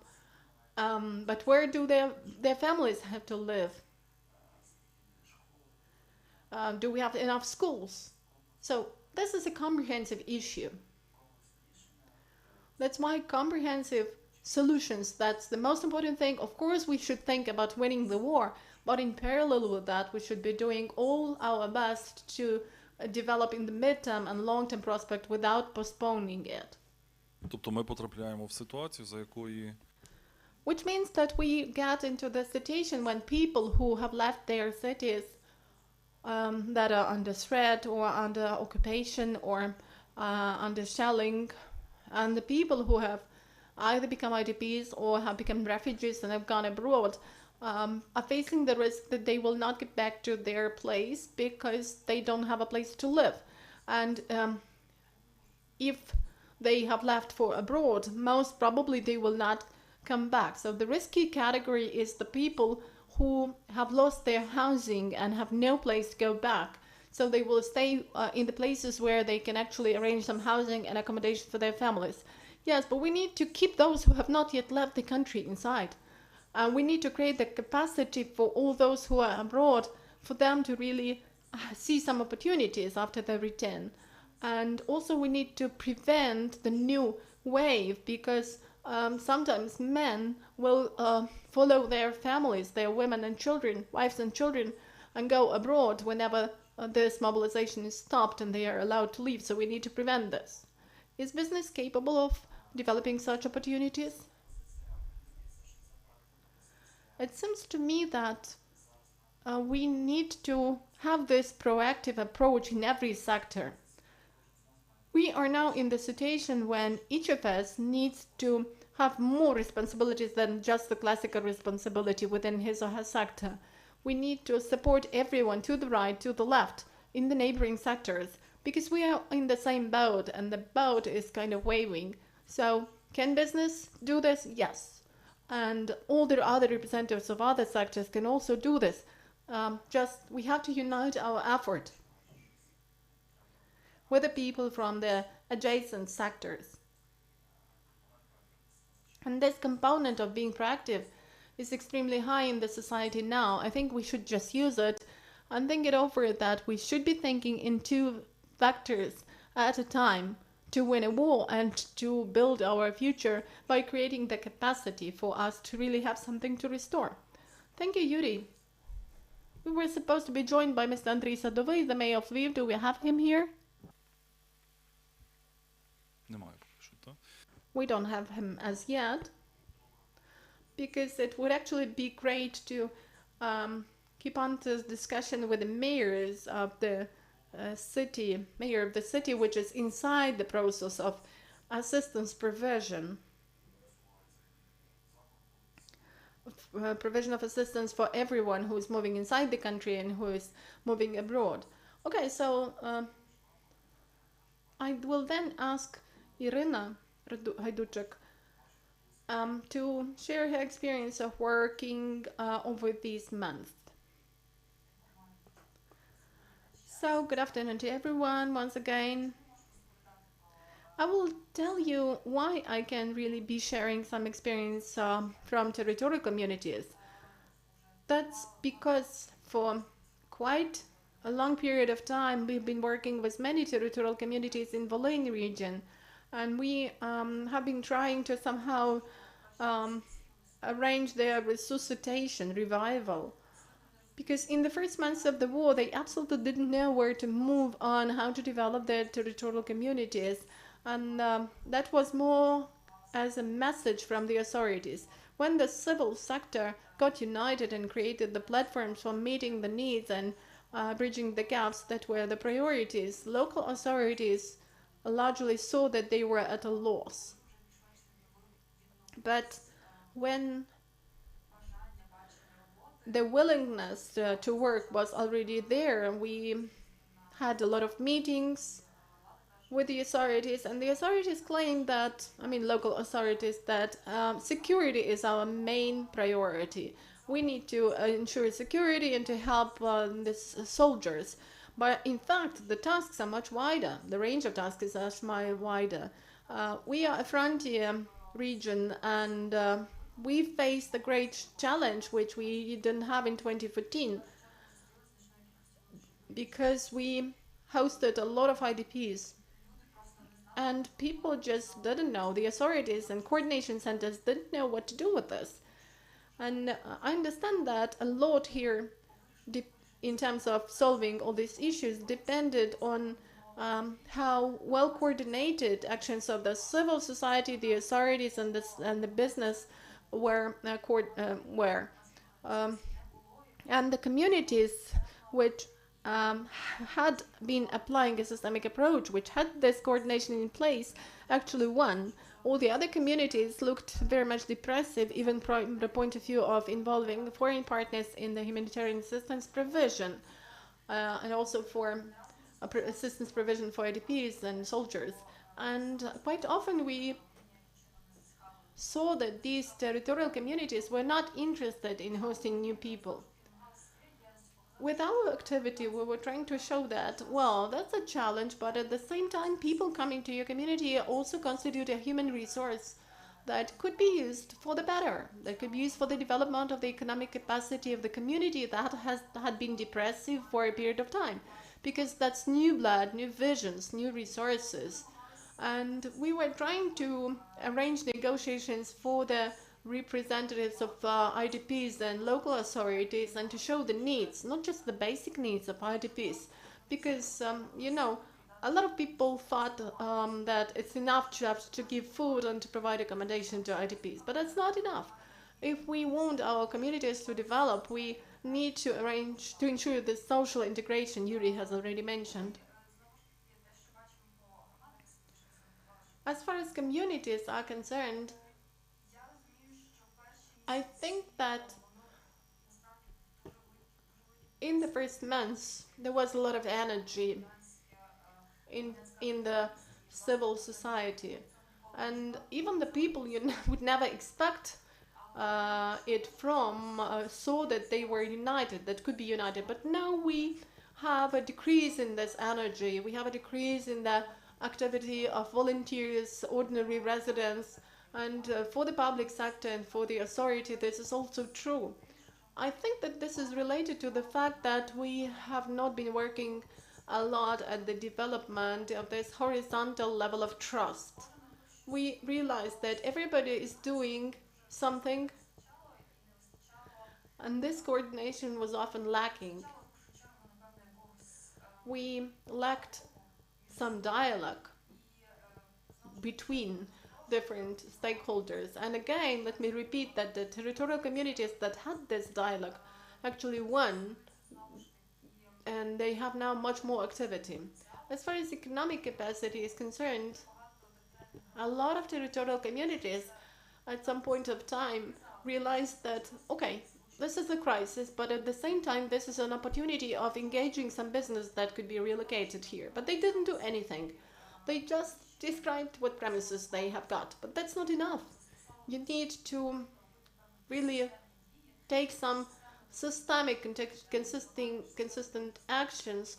You need to apply systemic approach to the engagement of business from the point of view of jobs and from the point of view of leaving these people in your community. We have held a research, and the authorities were frustrated that 50% of the IDPs said that we are going to stay here for some period of time, and the authorities reacted in the way, 50? What are we going to do with them? And only then they started realizing that they need to apply a consistent, systemic approach. Everybody started recalling their plans of strategic development, but these plans were no longer relevant, and nobody acted strategically in the first months. But now we can see that this work is being restored.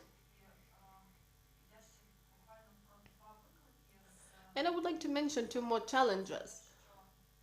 The first challenge is that, I can see in the communities a great substantial decrease, not just in the civil activity, but the decay in the tools of participatory democracy and democratic interaction as such. Let's be frank, we were developing this direction long, long ago. We were building trust. We were trying to show why these tools could be useful. We were trying to show the authorities that people are not bad, and if you are criticized, that could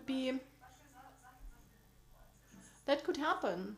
But if this is only true for the first event, but if you apply a systemic approach, the situation will absolutely be different. And now the authorities tell that democracy is not relevant now, but we hear such ideas quite a lot, but it's very difficult to fight, to actually counteract and reject such opinions. But I think that this is the challenge, showing that the communities are not thinking about any consistency in their work. They are not trying to in any way build systemic interaction. And we have a lot of practices when local democracy was just replaced with e-participation tools, which is good, but, well, they are good, but they are not going to solve the problem of this conflict-free dialogue establishment. So I think that now there is a great need for collecting step by step this dialogue between the authorities and the community, because that will raise the level of civil activity, civil society activity, and will create a good platform for the resilience and development of local territorial communities. Thank you, Irina, and we could now give the floor with this topic for discussion to Mr. Andriy Sadovy, the mayor of Lviv. Думку, робота з бізнесом. What do you think about working with business and civil society organizations? Are you ready to delegate anything? Are you ready to respond to the deficit people can notice? What does the mayor of a large city think about that? Well, first of all, good afternoon to everyone. My great thanks go to you for organizing this forum. Last week in the Catholic University, we had the local self-government forum, and welcoming speech was delivered by the speaker of the Verkhovna Rada. There were a lot of ministers, and the topics raised are very much similar to what we are discussing today. My great thanks go to the ambassador of Sweden, to the Swedish government, and to the Swedish Association of Cities, CELAR, for supporting that forum. And about 50 heads of small communities managed to come to Lviv, and that was generally in the wartime the first meeting when the heads of communities had their joint meeting and could establish some communication with each other and with the ministers, with the representatives of the Verkhovna Rada, and they could do the planning of further steps. Of course, we can trace the burnout process. That's why it's important to build the right ecosystems. Now in Lviv, we are building the ecosystem in the Invincible, which is a very serious ecosystem presupposing a provision of assistance to all war-related people. We call it Unbroken. Lviv has had about 5 million Ukrainians going through it, and we have got more than 6,000 wounded people who are treated in our first medical union, on the basis of which we are building this Unbroken system, and it presupposes surgery, prosthetic devices, surgery for installing prosthetic devices, where people can work, where people can accommodate, where people can go in for sport. So that is a large facility. And of course, without volunteers and without the public, we can do this. We generally want to give a broader mandate to the people who are very much willing to do this. If it were for me, I would actually delegate 90% of the mandate of the authorities to NGOs. And I think this would promote much better use of resources, and many good deeds would be done. But now what I can do is just take for cooperation the people who used to be volunteers, who worked in the public sector, and now in their new status of government, of officials, they do incredible things. Another project is Resilience Project being implemented in Lviv.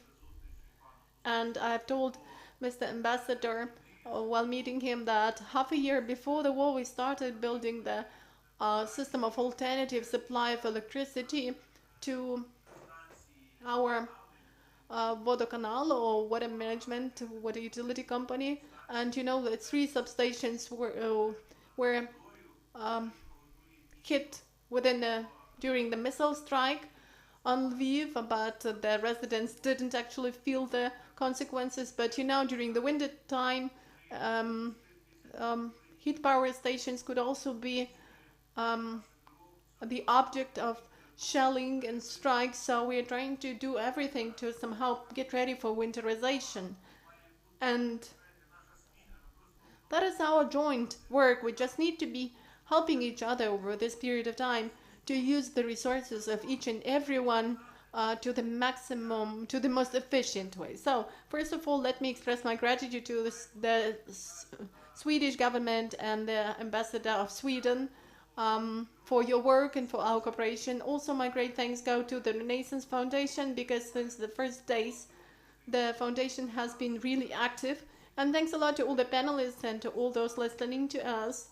Just let me pass my best wishes, be the drivers and the source of energy as you have always been. Thank you, and glory to Ukraine, glory to heroes. Thank you, Andriy.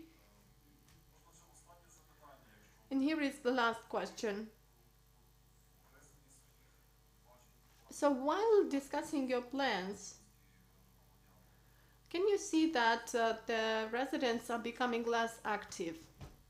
Ну, та є природнє вигорання. Ну, людина ж вона не... Well, there is some professional burnout. We are not made of metal, but there is one truth, that Ukraine has got the army not of 400,000, it has got the army of 40 million people and 40 million volunteers. And when the situation is getting more aggravated, we can see great opportunities. In fact, every family in Lviv region has been hosting IDPs. Every family in Lviv has been providing assistance with clothes, food. And you, the leaders of the societies, have actually been doing this from morning till night every day, and you keep doing this. And the lion's share of Lviv's budget is being used to help our soldiers, territorial defense forces, and all the people who need our support now, because now we have 150,000 IDPs in Lviv. And people who understand what services should be working from morning till night, every day of ours is the day of opportunities, because this is the opportunity to help solve problems if you have the management skills. It's a natural process, but you need to take some energy from somewhere. So I think that today's forum of communication will provide new energy for you, as it has done for me. I'll just have a small break, because today is the day of the session of the Lviv City Council. And the negative point is that many politicians tend to forget that it is wartime, and they start thinking about the next election, about the rankings, so it's bad. You need to implement great reforms in the country, because victory will come not when we drive the enemy away from the territory, but when we rebuild our country. When the cities start breathing to the full, when we remove all the things which are not necessary. And this could be done only with the civil society and our international partners. So great thanks to all of you. Андрію, я та власне вашу пропозицію передати соціальні функції громадським організаціям. Тому в багатьох країнах так це функціонує, зрештою в Польщі значна частина таких функцій є власне саме так делеговане. Дякую страшенно. Я хотів попросити далі до слова. Let me invite Alexandra Shchukina. You can see the situations throughout the whole country, from Kharkiv to Chernivtsi. What are the strengths and what are the opportunities for stabilization of communities in different regions? What about this dilemma for Idps, for their return, for them to be able to find their place in those new conditions?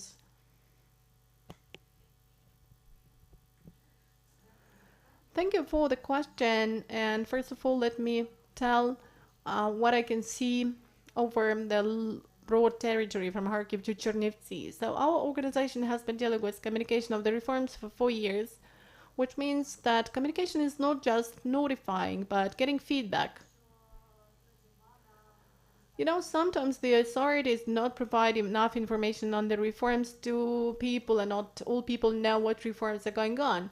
So we aim at increasing the number of people who are involved in the social and political life of the country. And at first we really worked in the east. I'm from Kharkiv, and most of my teammates are from Kharkiv, so we worked in 5 regions: Kharkiv, Poltava, Sumy, Donetsk, and Luhansk regions. And we talked to citizens there about different reforms, like the election, anti-corruption reform. And it's important to point it out here that citizens need to understand how this reform would affect their personal life. They need to understand that reforms are not only about changes in some social goods, but changes in personal goods. How is their life going to change? And we will see what has changed. After the war broke out, we came to the west of Ukraine, and our organization also became kind of an IDP organization. So we decided that we would cover 4 more regions of western Ukraine. For example, yesterday I went to Khmelnytsky and we talked to the citizens about the reform of education. Tomorrow I'm going to go to Ternopil and I will speak about the digital transformation reform. Next month, we will go to Ivano-Frankivsk, we'll talk on healthcare, and in Chernivtsi, in a month's time, we will be discussing recovery of Ukraine in the context of relocated business, which was also relevant for Chernivtsi region. What we saw is that war has disrupted social contexts that had been in existence before the war. But also, war has created new contexts, which means that active citizens from Kharkiv and Donetsk regions have moved to the west, while volunteers from the west are helping communities in the east to restore their life. They are bringing humanitarian aid, which means that we need to use all those new contexts and help citizens. I'm not talking about NGOs, I'm just talking about activists working in different fields of our life, in business. I'm talking about teachers, I'm talking about people who were not interested in public sector. Now they are all ready to join in the reform. They want to be heard. They want to go to the authorities, approach them and ask questions. And we used to investigate to do investigations, to deal with analytical activity. We monitored the election process. We also held some anti-corruption investigations, but we also faced the problem that the level of notification of citizens was not high enough. They didn't read this. There was no feedback. But now we can see that these people, after the war, started realizing how important their involvement in the reforms is, and they started joining the process. And as Andrei Sadovy has mentioned, we really have the army of the people in the information front line, and this information line, which was war, which was before February, unfortunately, we really felt the information propaganda of Russia in the East. And now citizens in the West are joining this information army, not just to be media literate, but to join in personally and to inform their relatives and their family members how to convey the right information. This is all about engagement. Every organization should actually try and provide opportunities to active citizens, to local self-government, and the representatives of state authorities to become partners in the development of democratic reforms in Ukraine. Well, do I still have time to continue? Well, you know, I always face a dilemma. Reforms and communication of reforms is a very complex thing, and reforms are normally something required, demanded by the top from the bottom. So the reform should touch upon the mid-rank officials. They should change. So what is important now is for us to move to the stage when ordinary citizens understand that reforms are about the changes in their conduct and not just the changes in the behavior and conduct of those mid-rank officials. Citizens need to change the mindset, they not to misinterpret the state of things. And this starts with waste sorting and reaches the quality of education. So a lot of other issues are covered within this spectrum. So what do you think? Is it going to be easy for you to communicate this idea to ordinary citizens? Well, you know, you always need to start with this. I understand this, but unfortunately not all ordinary citizens can understand it right away. And you probably need to use different means of communication. For example, we have got a video lecture where we explain these tools to people. We've got task forces. And to tell people about social goods, we need to start with personal, individual goods. That is the right approach. We used to have a task force on healthcare reform, and we collected patient organizations and told them how they could communicate with healthcare institutions, what they could get, what goods they could get, how they could get medicines, how they could help patients. So they got ready-made results, because there are short-term results and long-term results, and from those short-term results they moved on to reach long-term results by writing analytical reports and proposals on the changes at the general level.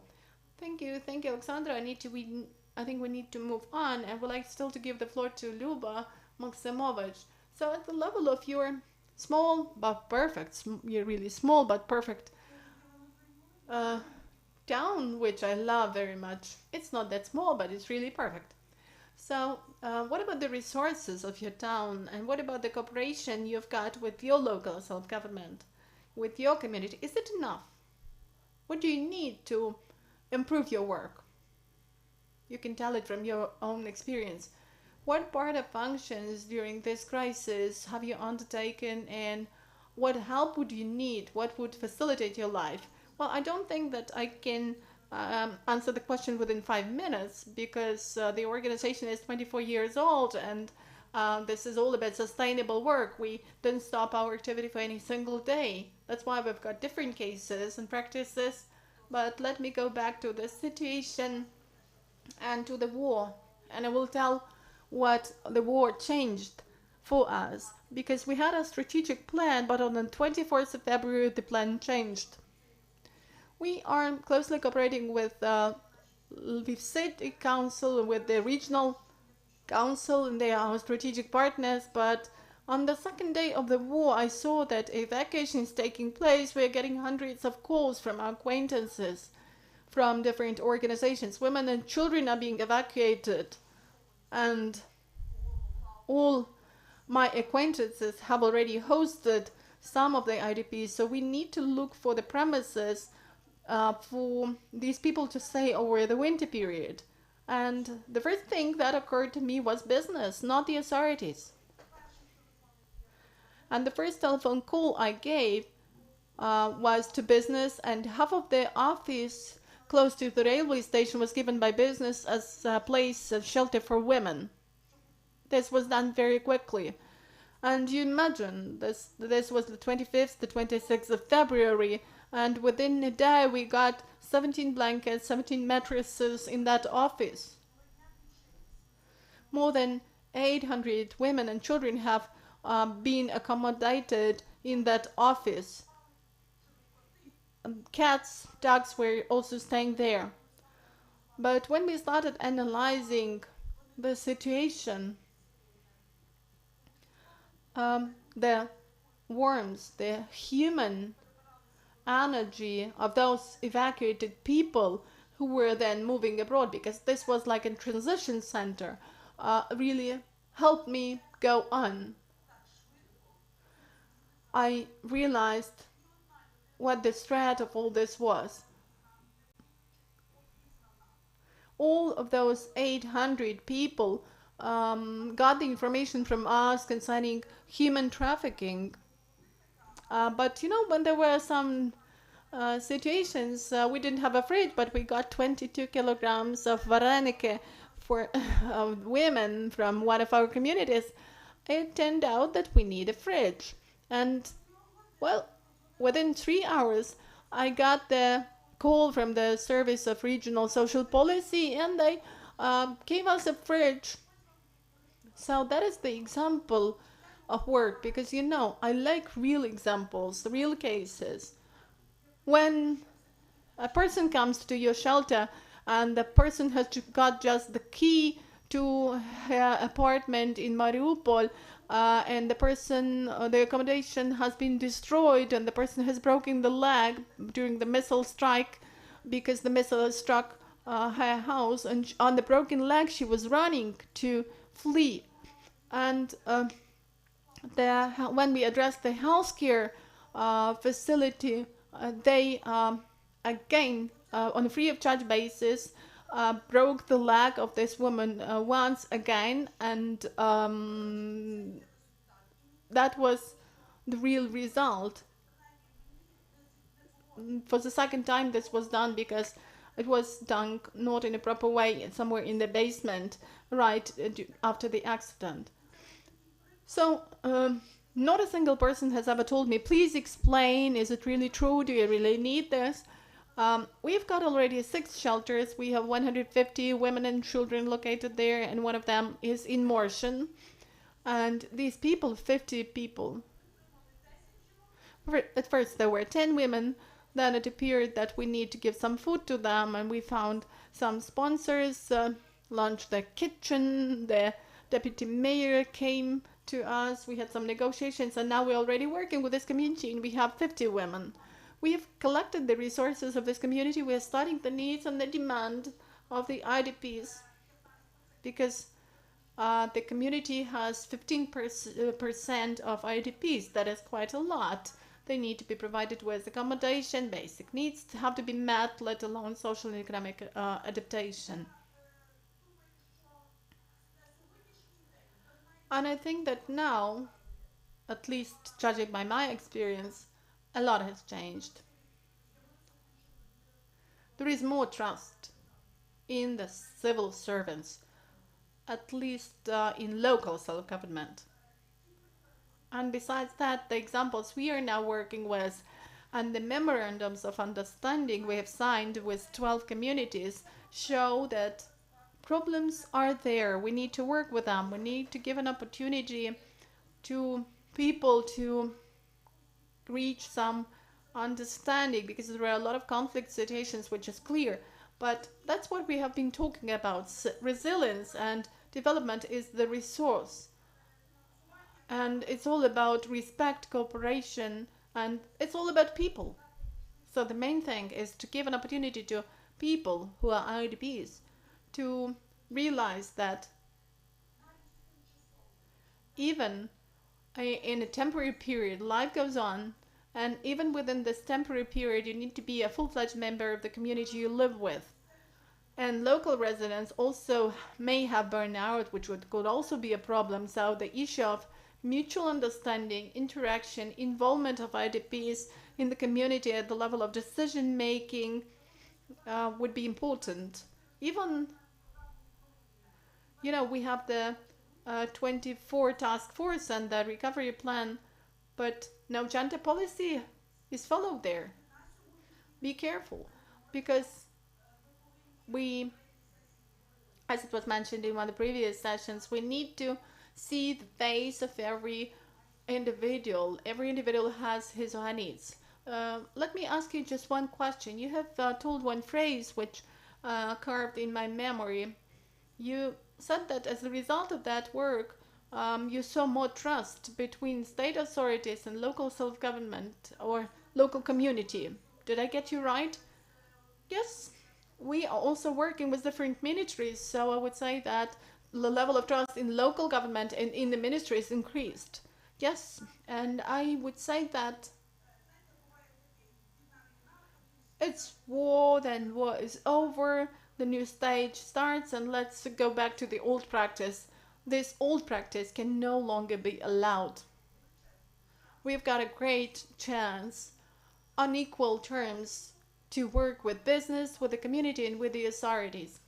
And here is one more thing, but I'm sorry, we are pressed for time. So, social orders that have to be performed by professional NGOs really need to be assessed, and the community, the public, should do its best. Yeah, Mr. Sadovy has made such a promise. Yes, I've heard him. I've just repeated for no one to forget about his promise.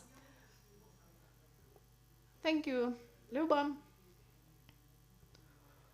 I think that we need to go over to the most complicated discussion with Igor Koleushko.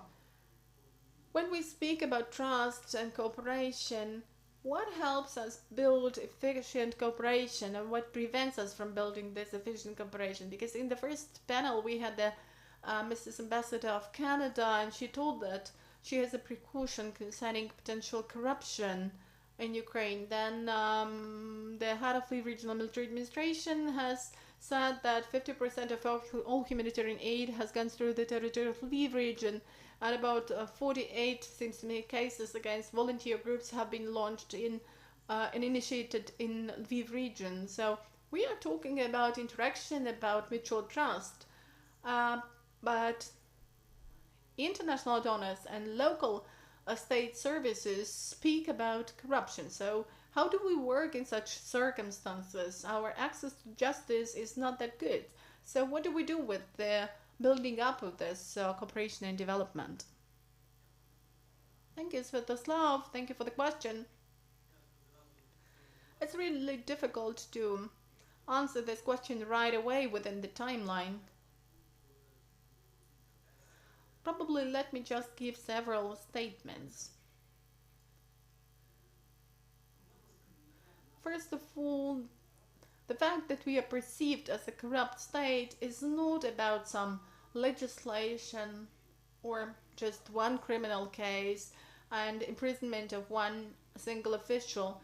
These things will not change the overall perception of the country, and the image of the country has been developed over years under the effect of a lot of factors, including the effect of different special operations of our enemies, who purposefully have been developing this image of a corrupt Ukraine for many years, using different examples and inflating them as propaganda items for the whole world.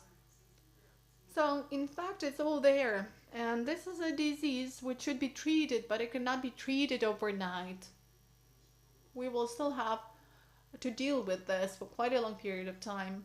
I think that we need to focus on making the right conclusions from each of such examples and trying to grow in our efficiency and performance. And in this context, let me give several statements concerning what we are discussing today during all these three panels which we have been listening to. Many people speak about volunteers and civil society organizations, and in many speeches, um, this was mixed all together. They claim that it's good that we have donors, that we have civil society, that's why we have volunteers. But we should realize that these are absolutely different things. Self-organization in civil society and NGOs as one of the forms of those self-organization is one thing. The response in the form of volunteers to the war, to the aggression is an absolutely different thing. And in civil society, there are such forms and as analytical centers, which is still another field. Volunteers or efficiency of volunteering activity and analytical activity are the things that actually prevent each other from happening. Yeah, I do agree. Yeah, I know it from my own experience. And we could also single out something we lack. This is the fourth direction. I was listening to the first panel today and was thinking how good it would be if we had not just the first December group, which can tell something once a year, but if we had a group or several intellectual clubs like today's first panel. And suppose once a month they could be telling something concerning their vision of our society and the problems in this society. If we as the society are willing to become stronger, all these elements of society's self-organization should be developing, and each of them should perform their role, and they could not be mixed all together. As far as volunteering activity is concerned, today several times I heard that we have the aspect of voluntary activity, and it was mentioned rather as a problem. Andriy Sadovay has already said that people are not made of metal, and this is one of the reasons why this is happening, why there is some negative context of volunteering activity. But if we have an impartial, unbiased look at volunteers, volunteering is probably not the most efficient way of solving problems in general. In particular, amateur volunteering, spontaneous volunteering, which we sometimes have too much. Instead of helping those who have already learned to do things and give the resources to them, we, having not enough civil society communication, are trying to do everything alone because we don't know whom we could address. And this is one of the problems why volunteering is not always as efficient as it could be. And on the other hand, it is not something that is long-term, that exists for long, because people get disappointed. And this is the negative process. And some volunteers become professionals and they just leave this category of volunteers and become experts in the field. And we can claim that, well, there is no volunteering here, but that's good. It's a positive procedure when somebody reaches a different level of a professional. And it's even better if the state has learned to solve problems by the examples of volunteers. And Maxim Kozetsky actually rightfully said this. And even if we take the example of the Ministry of Defense, I could actually tell you why in the current structure of the Ministry of Defense, before the war at least it was so, I don't know, maybe something has changed over the period of the war, but I was interested in the structure of the Ministry of Defense before February this year. And I understand why within this structure there are no people who buy satellites and Bayraktars and everything the army needs. That's because this structure is not envisaged for that. And we have tens of such examples in the country. And I think that Valery Becker mentioned today in the morning that our authorities, our current authorities, don't know how or don't want to communicate adequately with analytical centers that have actually accumulated the largest amount of experience. Because unlike other countries, we for some reason don't have a lot of mutual rotations between the authorities and public analytical centers. In the US, this is the permanent process of rotation. Today, this person is a member of the administration of the president, and tomorrow he will be in the analytical center, and then they rotate. and they will get experience in one place and then implement it, bring it into practice in a different place. With us, the process is different. People first get to the state service and they learn something, and then they leave the structure, and a criminal case is initiated against them right away, and the security service starts dealing with their case. Yes, okay, let me stop at this point since we are pressed for time. We could actually be talking for hours. Yes, we can see the smiling face of Alexander Solentoy, so I think that we need to share our impressions and they will tell about their panel. So who will start?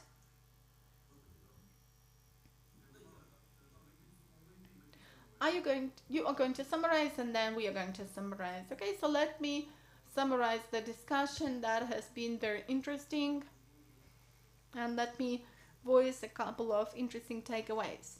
Ukrainian society has got a lot of, or has manifested quite a lot of unexpected positive characteristics. It has shown flexibility and networking, speed, trust, agility, and actually is replacing institutional trust with personal trust with institutional trust gradually. It has proven to be, Ukrainian society has proven to be responsible at the personal, individual level and also at the level of local self-governments. Of importance was also the conclusion that in all the things and all the events that are happening, in all that coordination and in all the activities, it is important to find and detect the responsible leaders who are dealing with intersectoral combination and or matching, and could be doing this work further on, not just at the level of public initiatives, but at the level of the state and government. An important aspect mentioned by Yuri Filuk was that we need to start rebuilding and recovery already now, not waiting till the end of the war, because from day to day we are losing capacity in human resources, people are leaving, and if they don't have any place to live here, they will not be getting back, they will be looking for their place abroad. So we need to stop this process right away, and we need to get down to recovery already now. Several speakers mentioned about the decrease in public activity and interaction. There is some burnout, and they also mentioned the need for professionalization of some activities and some jobs. Also, they mentioned that institutions may appear the result of volunteering activity. They are no longer volunteering initiatives, but they ensure this institutional and organizational continuity.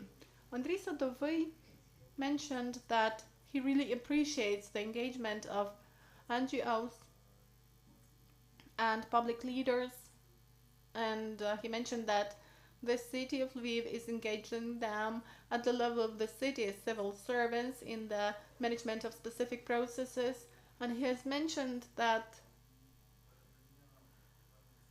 it's important to delegate some social help functions to civil society organizations because these may improve the performance.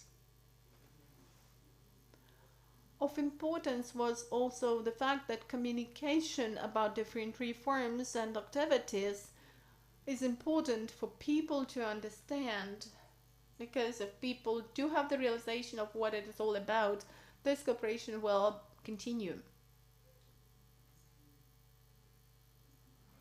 Different civil society organizations need to do different things in a professional manner. You cannot expect from analytical centers that they would work as volunteers. They need to do their job and perform their function, and they need to have their own place in the system of preparation and adoption of decisions. That's what we have been talking about. And one more important takeaway was about the integration, about the work with Idps. An important thing was that even during the period of temporary residence of people in small communities, these people need to be integrated into those communities and not just be staying there. they need to be integrated even for a short period of time into the community. Thank you, Svetoslav. We have also had the representatives of local self-governments and city mayors and deputy city mayor of Kyiv and representatives of business and the public. So we also have heard different statements, but the one key statement is that the factor for our resilience is our unity. And we were in stress, we were not prepared, people were shocked. But anyway, this unity, when there was no power opposition, civil society, unity became the factor that ensured our resilience and that was helping us move ahead towards victory, and we need to accumulate it. Also, other statements were mentioned, and our participants do agree that recovery needs to be started right now.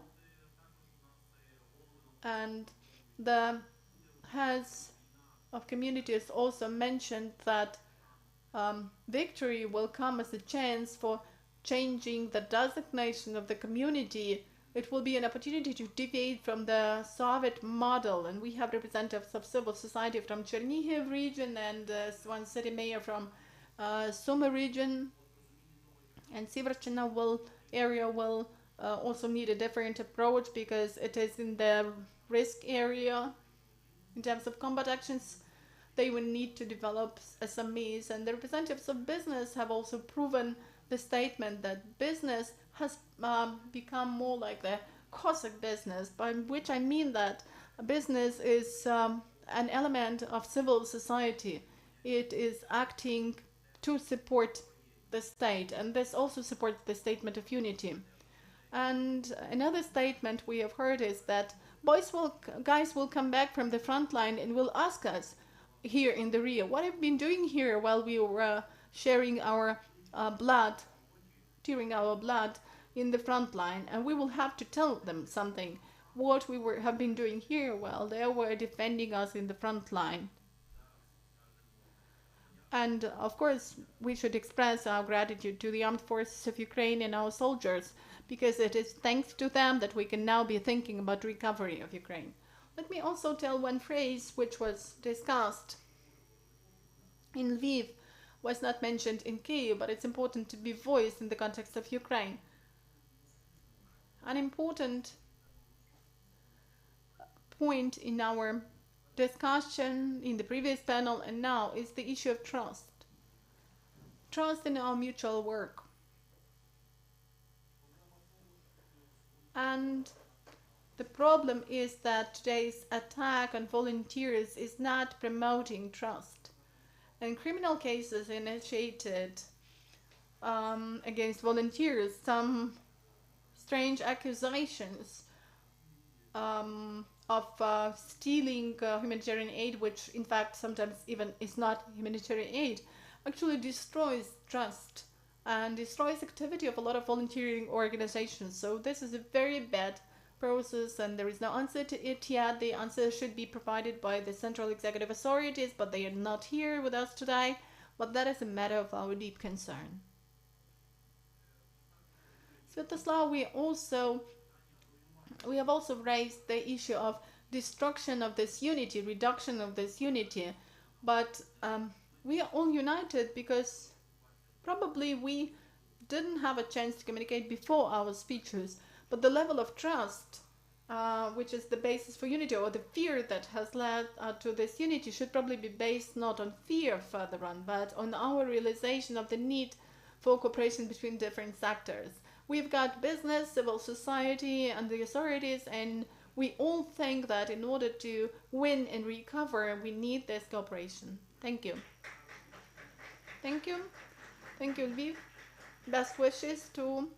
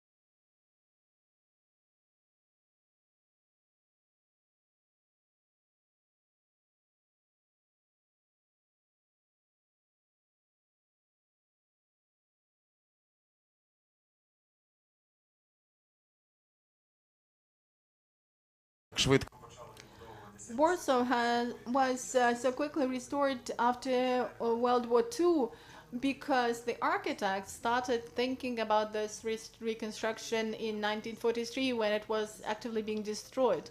So I think that the value of our discussion is that we are already talking about what we could live like after victory, and if a bomb if our Sheptytsky Center is hit with a bomb today, so Ukraine risks losing all its elite. That's a joke. At least, probably, if we don't give the answers to the questions, at least this will be a new push, a new incentive concerning promotion of social cohesion and unity. And all in all, we have this end in the name of the conference. How do we build and preserve social unity, and how do we contribute to social recovery?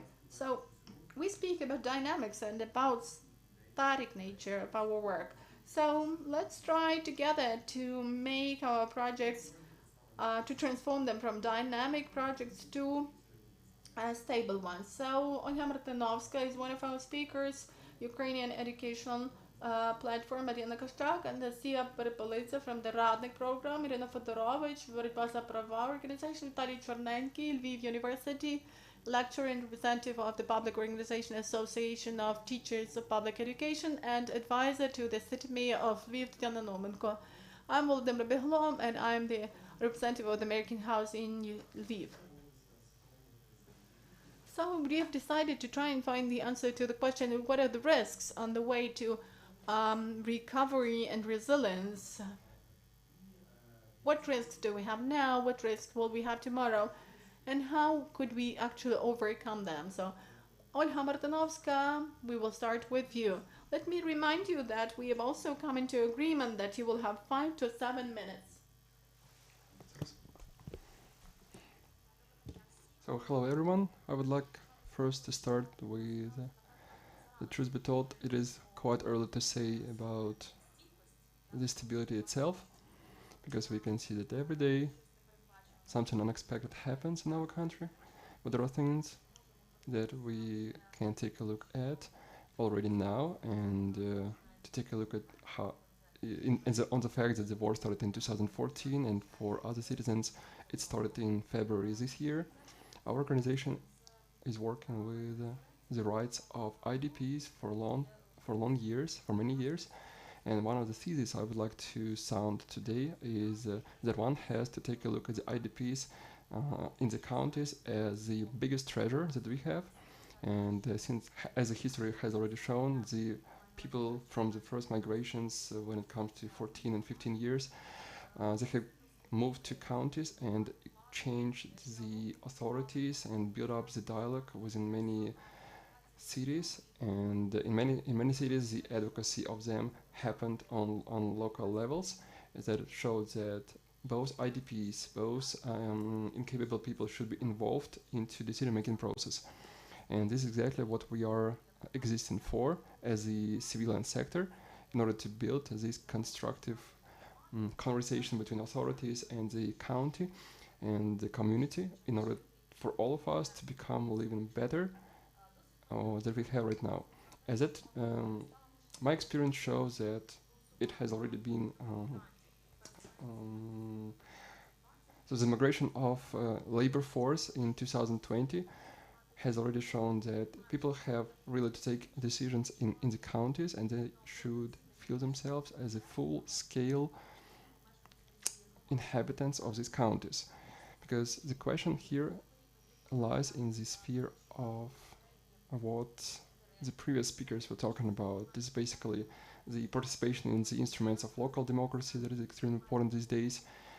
Yes, there is no such a big demand for this, but we are talking about pooling of people on the streets, about doing the research, and a lot of IDPs take part in these pooling and researches. And I would like also to mention that the results show that people will stay in these counties, first of all, if they have work, second, if they will have place to live, because one cannot be without another one. And as long as people will be satisfied with their basic needs, they will not be able to be integrated into the instruments of local democracies on local levels. The experience of our organization shows that one can, what the advocacy companies can do in an effective way is when all the branches of power and authorities are involved into this process and who will be implementing these processes. And there should be also one who takes decisions on a level regarding new trends that might be in the future, that might be acceptable by the community, because we needed quite much time to put the changes for the IDPs and migrated people to be able to vote on their places where they are right now. As it right now, all the registers are closed, but one doesn't have to forget that as soon as they're open, we will have to do huge illuminating work regarding these, because IDPs are not just people who are demanding something all the time, but they also have a chance and capabilities of building new communities and societies in a more qualified way. Because mostly people are the treasure, as we have already said today, and each person has some experience behind him, and I would like for all of us to share this experience. If we're talking about challenges and risks, I would also like to say that the qualified researchers already show that people are capable of restarting, remastering another professions, but on conditions that they will have a job in the future, because it's not a secret that those people from the eastern parts of our country who move to new counties, they do not have chances to find the job positions here because they all are filled. And this is a question to authorities, not only to build a dialogue and to talk and communicate this idea, but really to find the ways how to involve business into a reformatting itself in order to create new job places. And it boils down not only to IDPs but also to veterans who have amputated limbs, and to give them a new breath of new businesses and to allow them to feel a full member of this county. Because unfortunately what we have right now is this topic is not the topic of psychological help is not raised quite much, but this is something that not only volunteers need, but also those people who are moving and those counties that are accepting these people on their premises. And it's not, and I think that here is exactly the time when we need these different programs when it comes to civilian sector, for them not to be burning out, for them to continue their work. And it is extremely important to say, as it was already mentioned today by Andris Sadovi, regarding the rehabilitation centers. Unfortunately, we have only one of them in LVIV region, quite a powerful and potential one, and it is important that in the future we will need much more of them. And I think, and these are the facts I would like to pay your attention to. And yeah, obviously I understand that I have a couple seconds left, but also I would like to emphasize that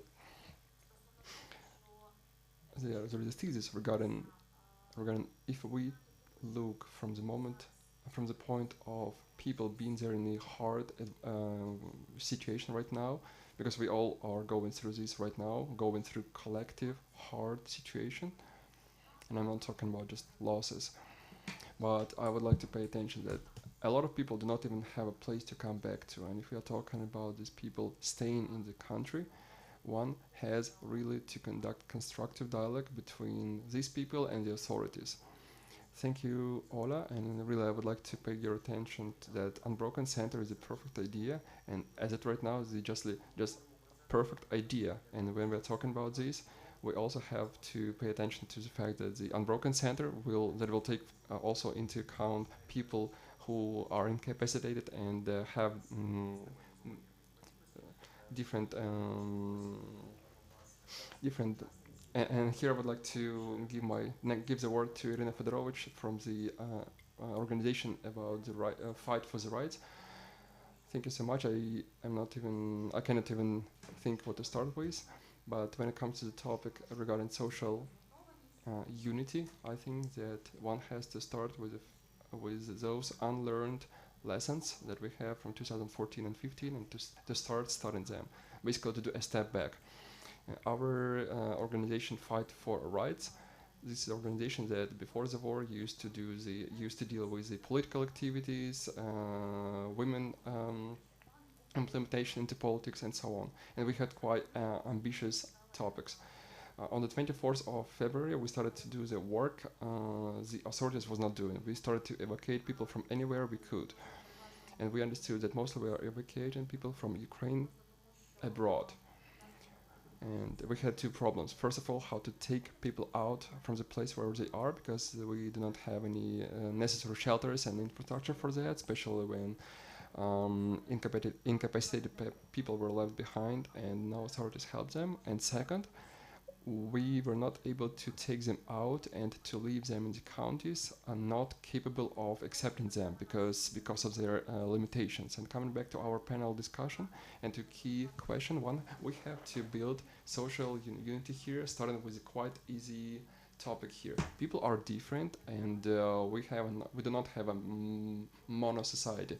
And when we understand this, and we'll build our common cooperation based on accepting our differences. So this is the key to our unity in the future, because in this way we will be able to provide those services to each county and each people that will meet their requirements and needs. Because the majority of those people who came to us are adult people, women and children. But also these can be women with children who are incapacitated. Also these can be women whose first language is Russian-speaking language. So these are the people from different backgrounds and different needs, and we understand that these differences we can anticipate and get ready for them in order for us to accumulate these and not to do this as a thing that basically disperses us. And I think that our colleagues in Kyiv also have the chance to hear to this panel, or at least to take a video of it, to look at the video of it. And I would like to address to, and I would like to emphasize that Andriy Sadovy said that for a long time we already have to be thinking about how to provide social services from the centralized forming in the so-called spherical vacuum to the counties, for them to be able to take a look at them regarding what needs we have and how to address them. For all the services to be able to be approachable for any person in the county and to be effective for every person in the county. And I would like to take a look at these models that the world already has, and basically to step out from Soviet system, approaching the European system. And I would like to come back to those theses said by Olga regarding the accommodation places for those IDPs. Yes, coming back to the challenges that incapacitated people have and those needs, that are basically workplace and living place, is quite a problematic topic, because we have quite old national legislation regarding creation new jobs, and we have all those quotes we all are aware of that do not work at all. And I spent more than a year of studying this, and what we have is these quotes that's quite ineffective. And also we have a very old living fund that is not possible to be modernized and is not adjusted to the needs of different people. So those mothers, fathers with small kids who have older relatives. And also we have problems that our new politicians, new rules, at some point they're bypassing these standards. And it's not just about the modernization of new norms of building up new buildings, but those buildings that we are building up right now, for them to be, it just happens this way that at some point they become inapproachable. And these things have taken into account. And the last thesis I would like to end with is basically my urge to those state authorities. Let's build the new buildings for people, including those communities and counties they're focusing on. Because yes, we see right now they are building in Kyiv, and they have quite little with real needs of those people. Thank you. So let's move on. And concerning humanitarian aid, why IDPs should better be called people affected by the war, and why generally, what are the challenges are we generally facing? Let's talk to Mariana Koschak from the Ukrainian Educational Platform. Welcome. The same as all the other organizations, on the 24th of February, we changed the direction of our movement because we used to have a very good strategy. We used to be called the Ukrainian Educational Foundation. We did rebranding, but we were working throughout Ukraine, and the first challenge we faced in order to keep the social cohesion in Ukraine, we determined that, and that was, by the way, a prompt made by Ulyana Tokarova, that we should have a common definition, because the more definitions we have, the less we are on the same page. That's why we decided that in our activity we need to choose the definition of people affected by the war. All people in Ukraine have been affected by the war to a certain degree. The other point that we have pointed out for ourselves is that as we worked throughout the whole Ukraine, so at the beginning we were sending humanitarian aid to everyone, and at some point of time I had a fear that we would just become a humanitarian fund and all this educational component will fully get lost in our activity. That's why we stopped providing humanitarian aid, but we started realizing that Ukraine in fact lives in 3 modes, and we made an assumption or hypothesis, and together with Vana, with their center, we start confirming this hypothesis. These are to survive, to live, and to develop, 3 modes. And the territories living in those modes are changing. The communities are undergoing the process of transition from one mode to the other. We cannot make a focus that today this region is going to be in this mode and in that mode. But we need to have plans what we need to do and how we need to respond when the mode changes for a certain territory and community. And we saw that we need to approach every activity in a comprehensive way. So in order to preserve the social cohesion, we need to realize that for some people the social cohesion and recovery just mean supplying food and water in a very quick way. For some others, this presupposes psychological support. For others, this would be also development of projects, of networks. So we have developed 5 tiers of work throughout Ukraine. It's nothing that much smart. We have just taken the Maslow pyramid and have transposed it onto the social field in which we work now.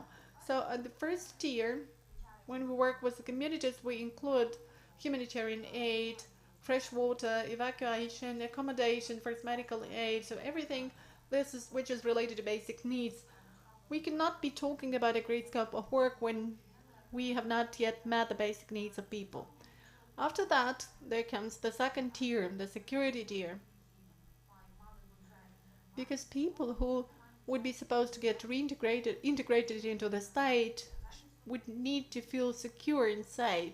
So it involves psychological support, work with mobile teams, anything. And before that, we used to have a wrong vision that this support is needed only in case of evacuation, but it may act in a different way with different people.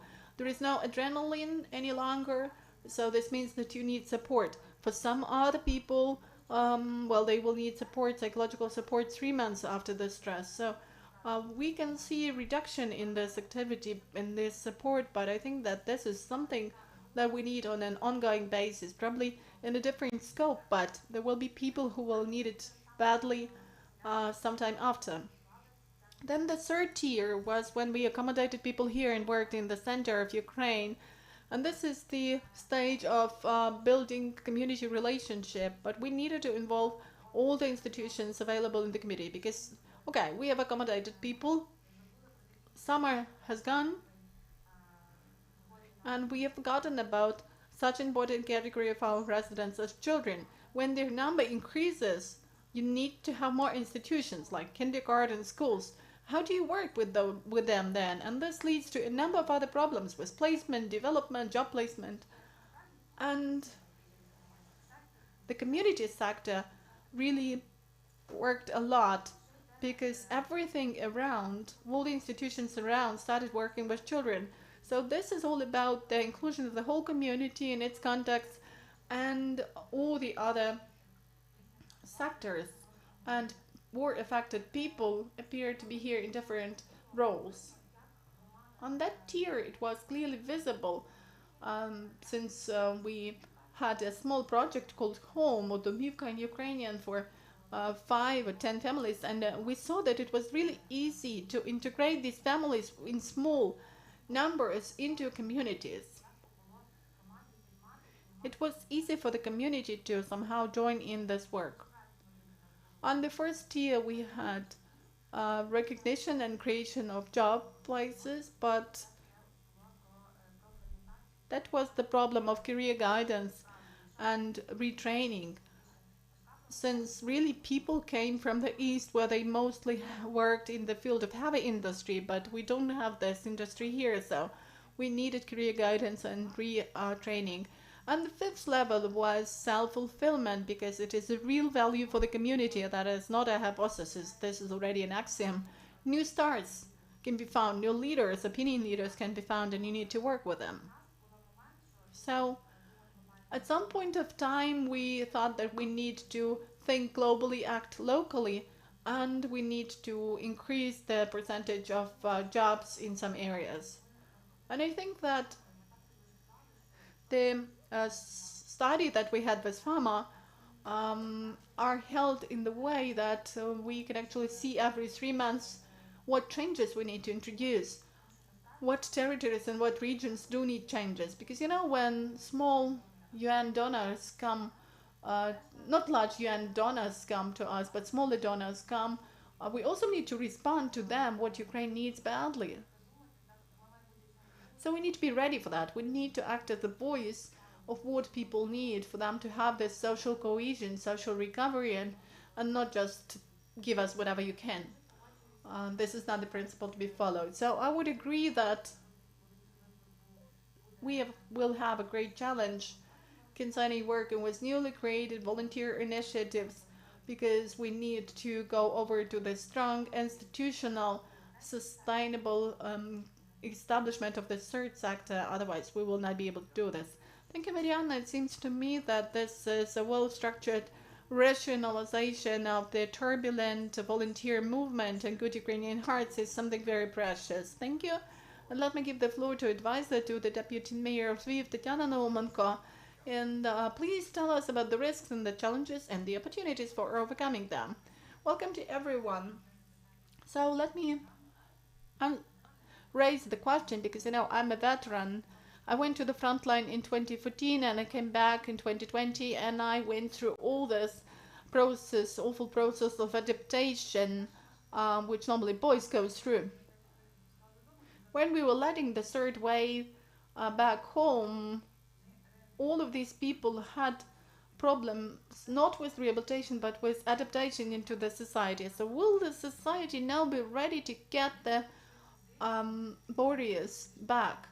They will, well, if we not disregard disability, they will return as they used to be, but psychologically they will be different. So is the society ready while they are laying down their lives, when they are witnessing great tortures and awful things? Is this society that is now living thanks to their hard labor the way it used to be, accept them when they get back? Because definitely they will be mentally different, they will have different values. Some of them will be alcohol addicted, some of them will be drug addicts, some will be aggressive, and these are the things that will now give dividends to business. These are the things that we need to treat inside the country. Nobody will ever help us. Such a great amount of money will never be provided from abroad to treat this. And let's take some facts. For example, in 2014, one Lviv soldier, Marko Poslavsky, who died in LVIV, and his parents gave all the money to our prosthetic plant for the development of the rehabilitation center for people with disabilities who have lost their extremities, for their adaptation and rehabilitation. The conditions there are really perfect for people to learn again to walk and to drive. But the center has been closed.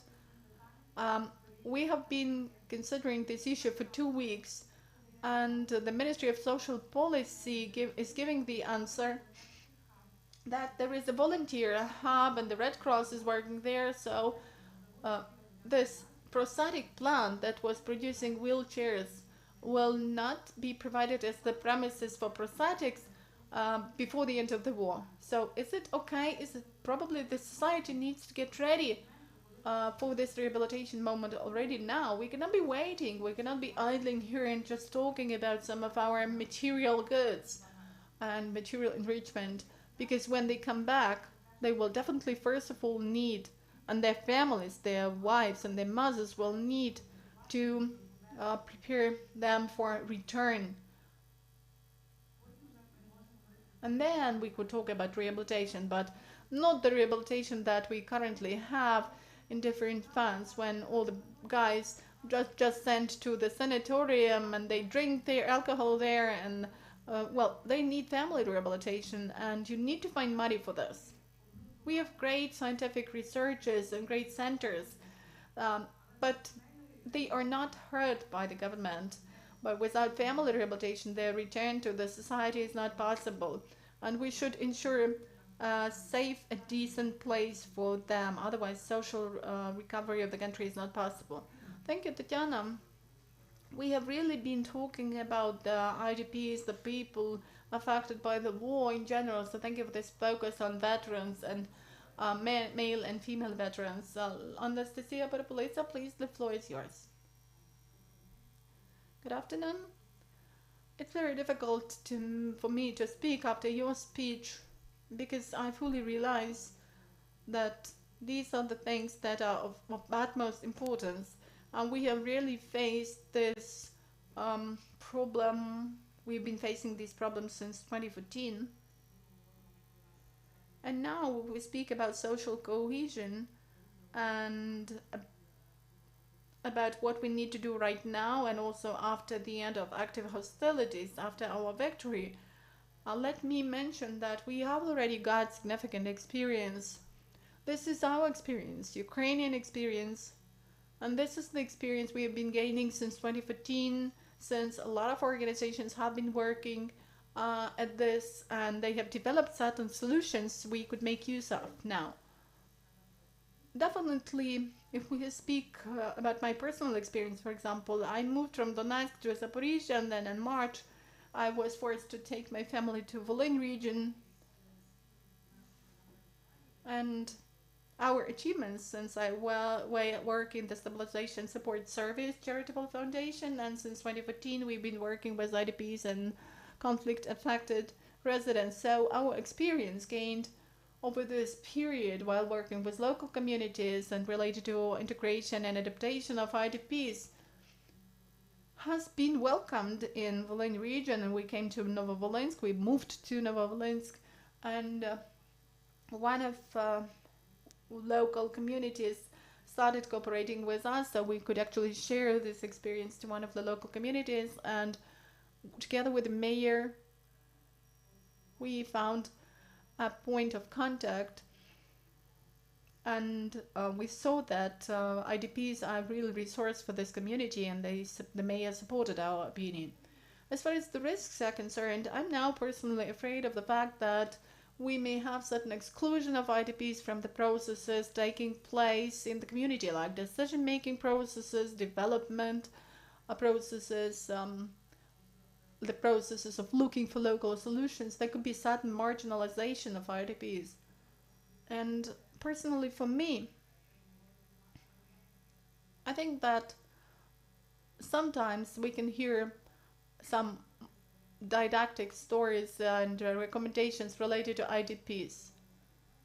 What language to communicate, what language they should use, what they should do, where they should go.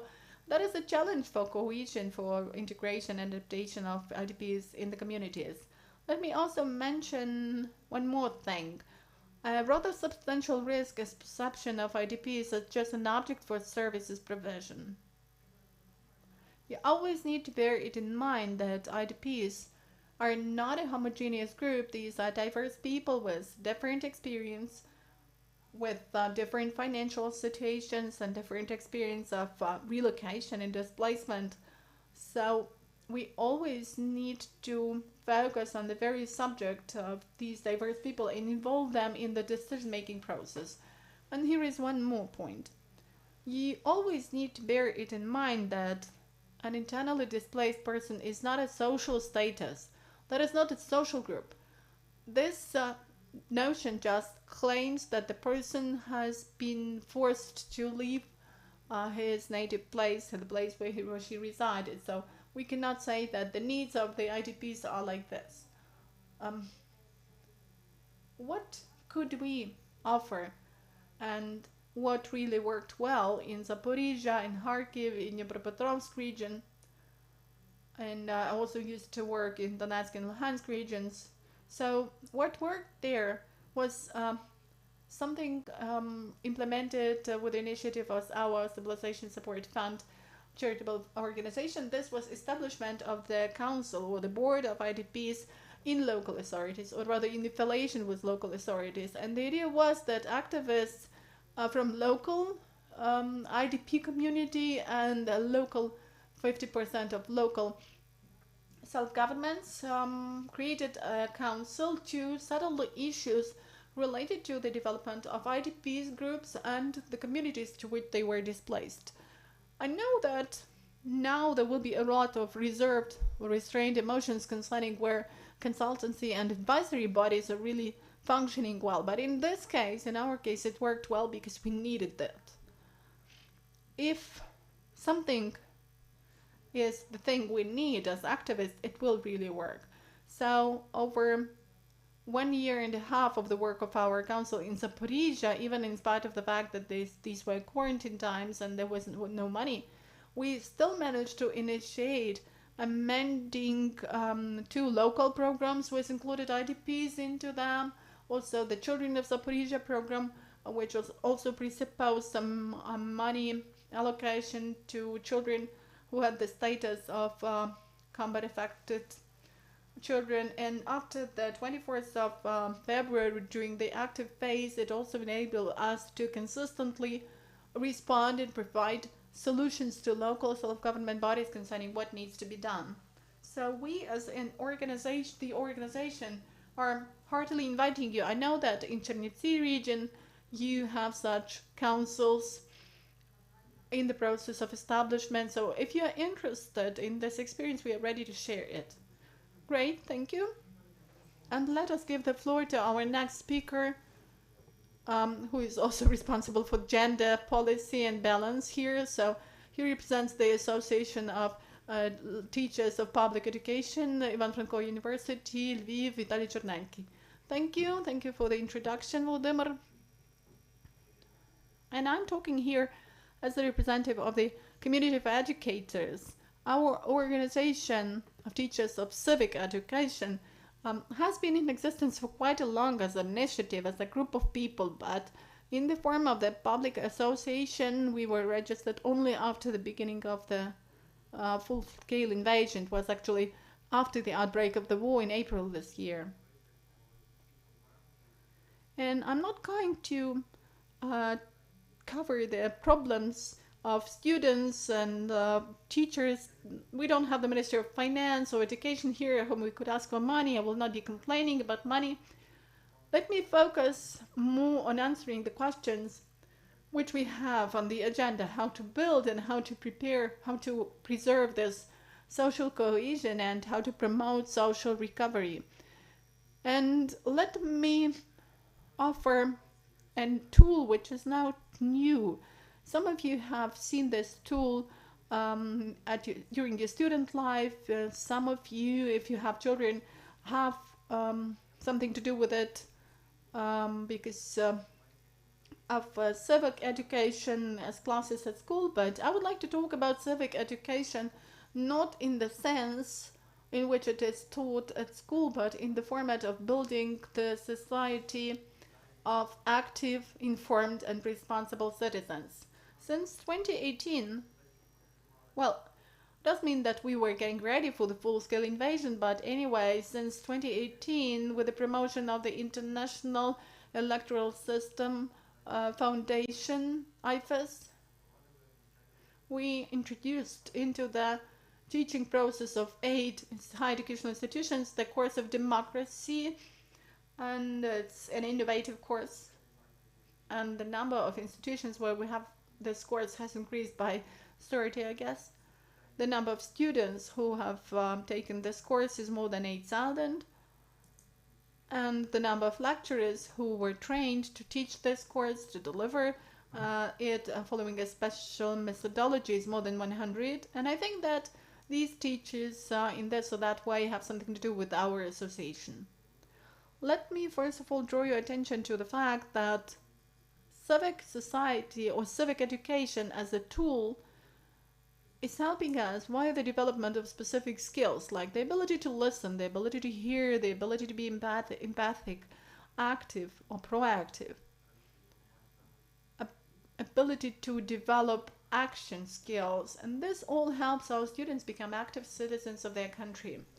And I was really proud, and I'm not ashamed of this feeling of pride, because sometimes I really felt very much emphatic about the stories told by students who took our course and who were ready for what was happening in February and after February this year, in March and April. They were ready probably better than I was, because in fact the skills that we let down in them worked 100%. They really became more active.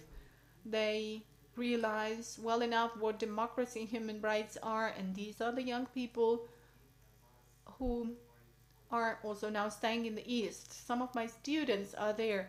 They have quit studies, but of course we promote their studies. We give them some academic leaves or individual plans for them to continue studies, and thank God the Ministry of Education is also kind of helping the students who are now studying but go to the front line, so they and the contract students can also now study on a non-paid basis.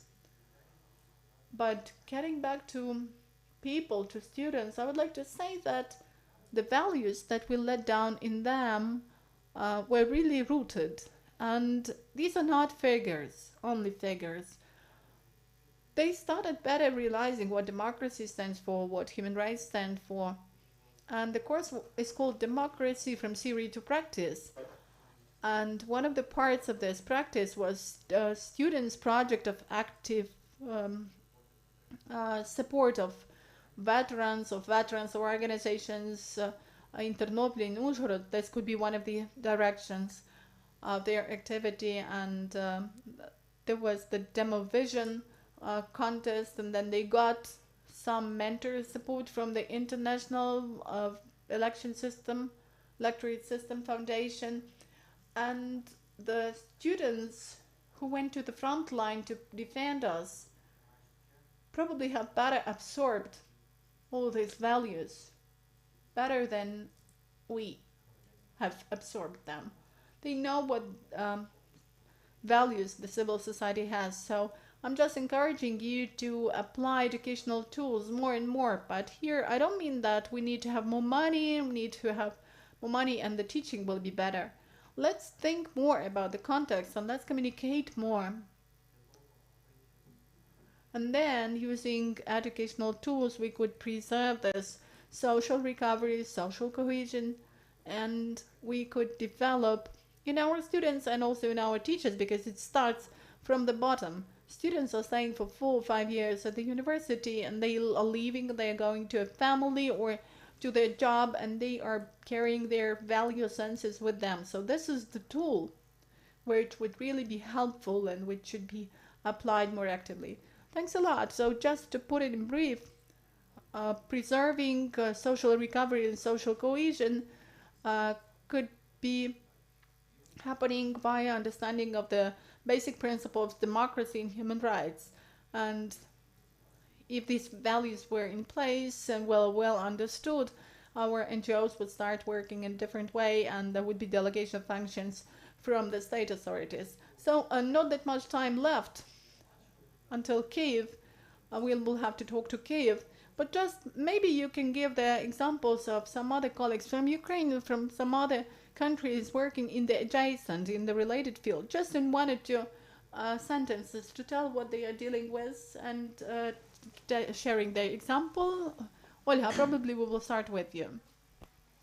Well, here I would like to remind to the organization, those organizations who are dealing with the defendants of rights, human rights, and I would like to say about Crim South organization of our partners. This organization is heading towards not only to IDPs and people from Crimea, but also they do lots of projects in the UN. One of them is, for example, the project heading to create places of compact living of people and doing the research regarding what are the needs of these people, because truth be told, they are changing quite often, judging by those needs that can be come to an end and those needs who just appeared. And also, I would like to emphasize that one of the messages that we, within our framework, that we heard from impaired people and IDP people is a message that we should not be for us without us. It is brief, but it shows quite good that these people should be involved into decision-making process. And also, if I have a couple of more minutes, I would like to say that one of the main problems we have to raise and pay attention to, because there are too many organizations who work in the advocacy sphere, and this is the social living space question. Unfortunately, on regional level, this question is thrown under the carpet. And since we do not have a normal housing stock register, we have to give a chance to those IDP who do not have anywhere to go back to, and this might give them a chance to stay in the community and to give them a chance to start a new life in the community.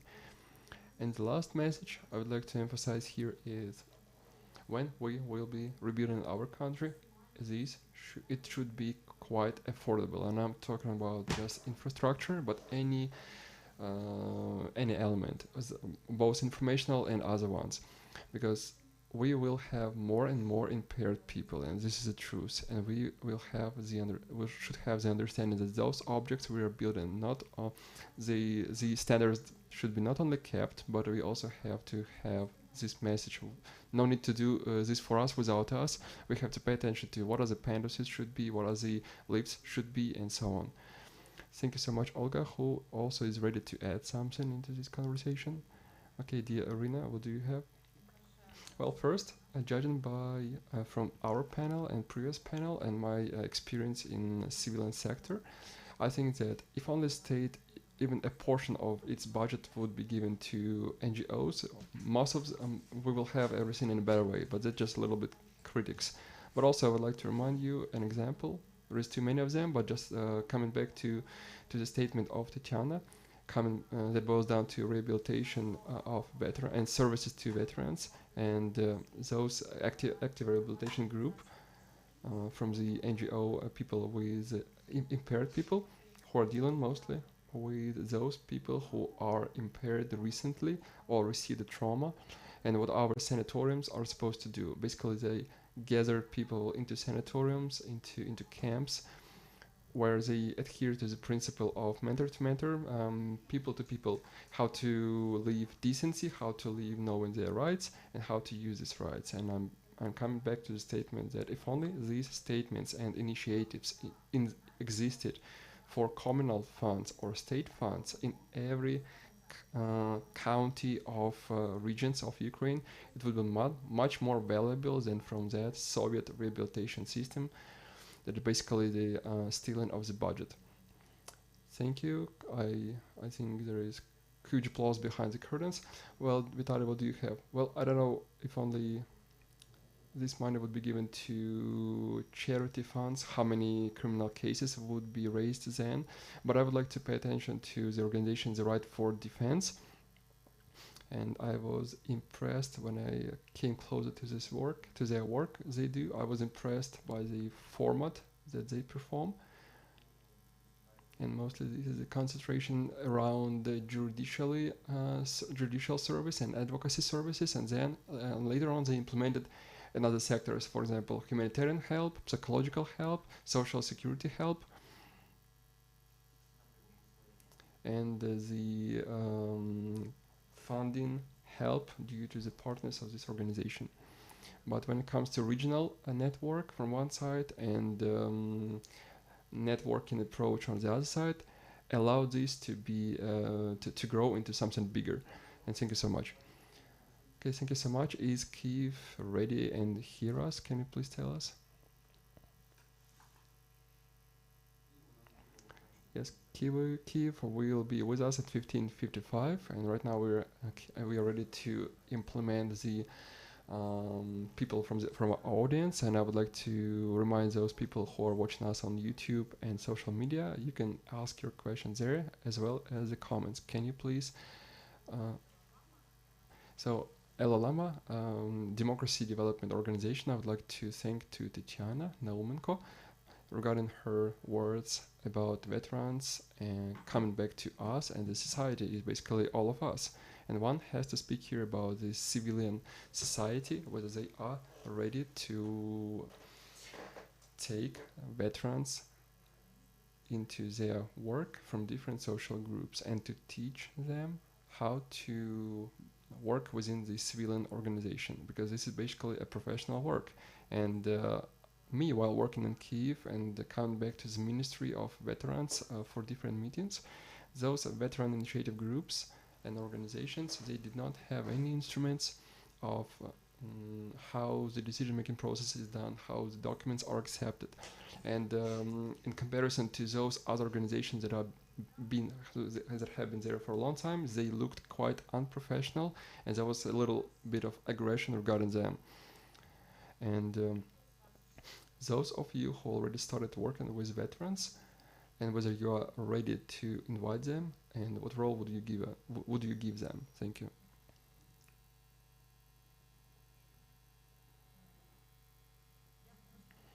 Well, here I would like to just simply to remind that we in 2018 we had there was a support from international migration services given to us, and we had several projects of support to veterans in the counties.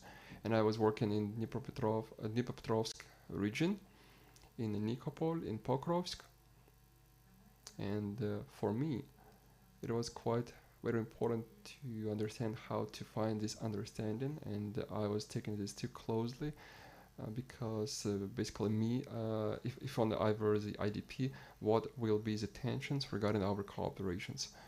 After these trainings, and after their them implementing their projects, there was, truth be told, there was a fantastical synergy, and we became friends. And I'm quite sure that what you are talking about is very important. And the situation has been like this even with the IDPs, when we were coming to authorities, cabinets and offices without any knowledge what the NGO organization or NGO activities are, and we were trying to tell them any idea that we wanted to in quite easy way, and they looked at us as a people who are not professionals, who are not effective, who are people who do not know how the system works, how the government works, and how the bureaucratical process works.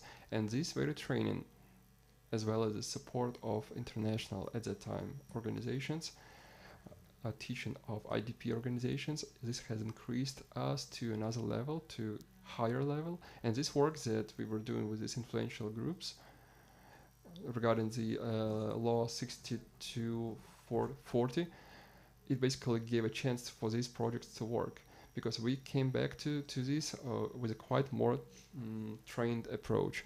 And I think that these international organizations will have still chance to support these veteran organizations, because not always they are capable of working with combatants. And if there will be not such a chance, or maybe we will try to look for them in the middle of our country for us as the representatives of society organizations.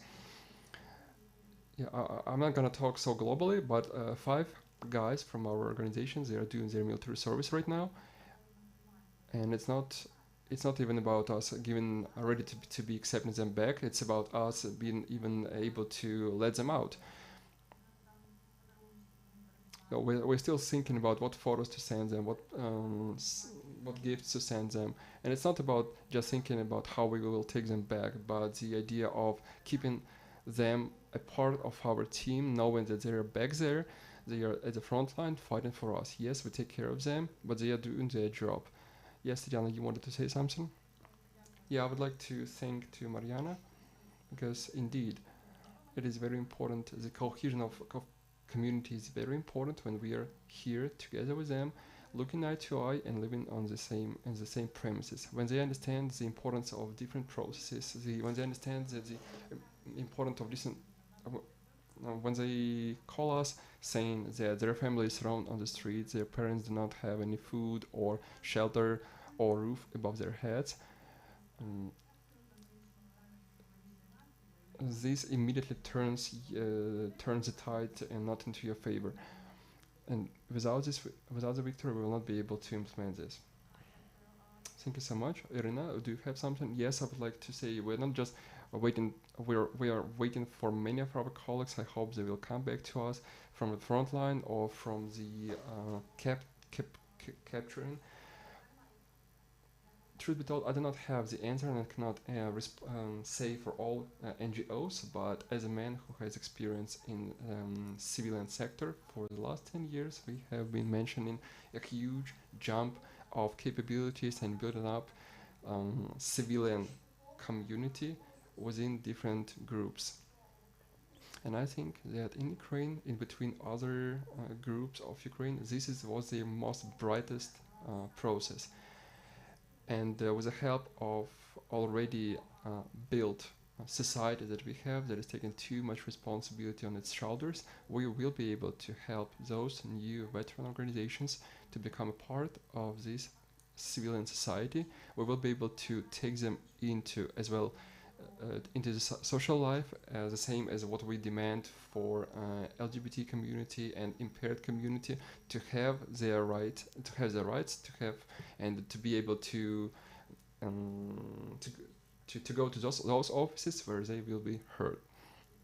Thank you. Olga, do you have something? Yes, I would like to give the example of our organization. It was said much today about personal trust, and we were the ones to who people came asking for train the veterans how to do business, how to provide help with status documents, how to do the accounting, and this was quite inspiring because yes, people are coming back with completely another values, with understanding that they are capable of much more and much better.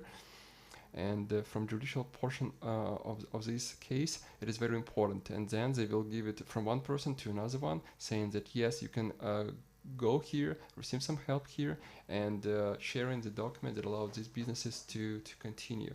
And this is quite a good practice one can continue providing. And another example that is quite important, I think, it's exactly what NGOs were doing when the veterans and were taken to different tours where they saw regarding how it happened in the other countries, because it is important for them to have this understanding that they have all the capabilities to coming back to their 100% effectiveness. And our experience shows that yes, when we had the chance, me and Anastasia together, we were within the open government program. We were going abroad, and first time we were there was 3 years ago, and the first group there was a group of veterans taken abroad, and back at that time we did not have this kind of experience. And when we were coming back, we shared this experience and we shared these moments with each other, and those things that they learned that is extremely important, and they saw that this is not the end of the life, especially for those veterans who will not be able to restore their health 100%, but they saw another capabilities they're capable of, and they saw that the community with the help of NGOs are able to provide these programs to them. And we're talking about the prospects and strategic view, and it is extremely important, this kind of labor therapy that is also important for them, judging by our experience, because later on this moment will switch on the idea that yes, I survived and others not. This extremely helps people. And I have friends who were building rehabilitation centers for their veterans, and it is important to keep this moment equal to equal, for them not to go into drug addiction or alcohol addiction. Thank you so much. We still have 6 minutes left. Any questions from the audience? Yes, please be. Yeah, quite a short question regarding organization who are working with IDPs. Next question. The question is the following: people should be provided with work spaces. Because one has to pay the bills and create working places. The question is, how much did the absence of work increase, and whether the county has a chance to give these people work jobs? I would say you this way. This is the biggest pain that we have right now. Our organization is working in Kyiv, and we have regional representatives all over Ukraine, almost all over Ukraine. And this is exactly the topic I raised at the same beginning. The work for those people from the east, we don't have it, especially for male population. When we had the searches of the results of quality searches, and as the searches showed, for all the regions it is exactly the same. When we are talking about women who left, these are the workers of educational sphere, and they continue educating people through online sources. When it comes to medics, the situation is a little bit better, but those specific specialities, the big problem, and unfortunately, it is not solved in any of the counties. I cannot show you the examples of good and proper format how to do that. Is it not solved because of the absence of resources or because of the absence of will? Well, there is no job places, and let's put it this way. When I talked about Ivano-Frankivsk region, there is mostly mountain terrain, and also there is a question that people do not have chances of finding another jobs, because as it was already said today, Mariana said, there is no places in kindergartens, in the schools, and this makes those mothers be dependent on them, still be attached to their kids, especially in those places of compact living. And trust me, sometimes they live in really scary conditions.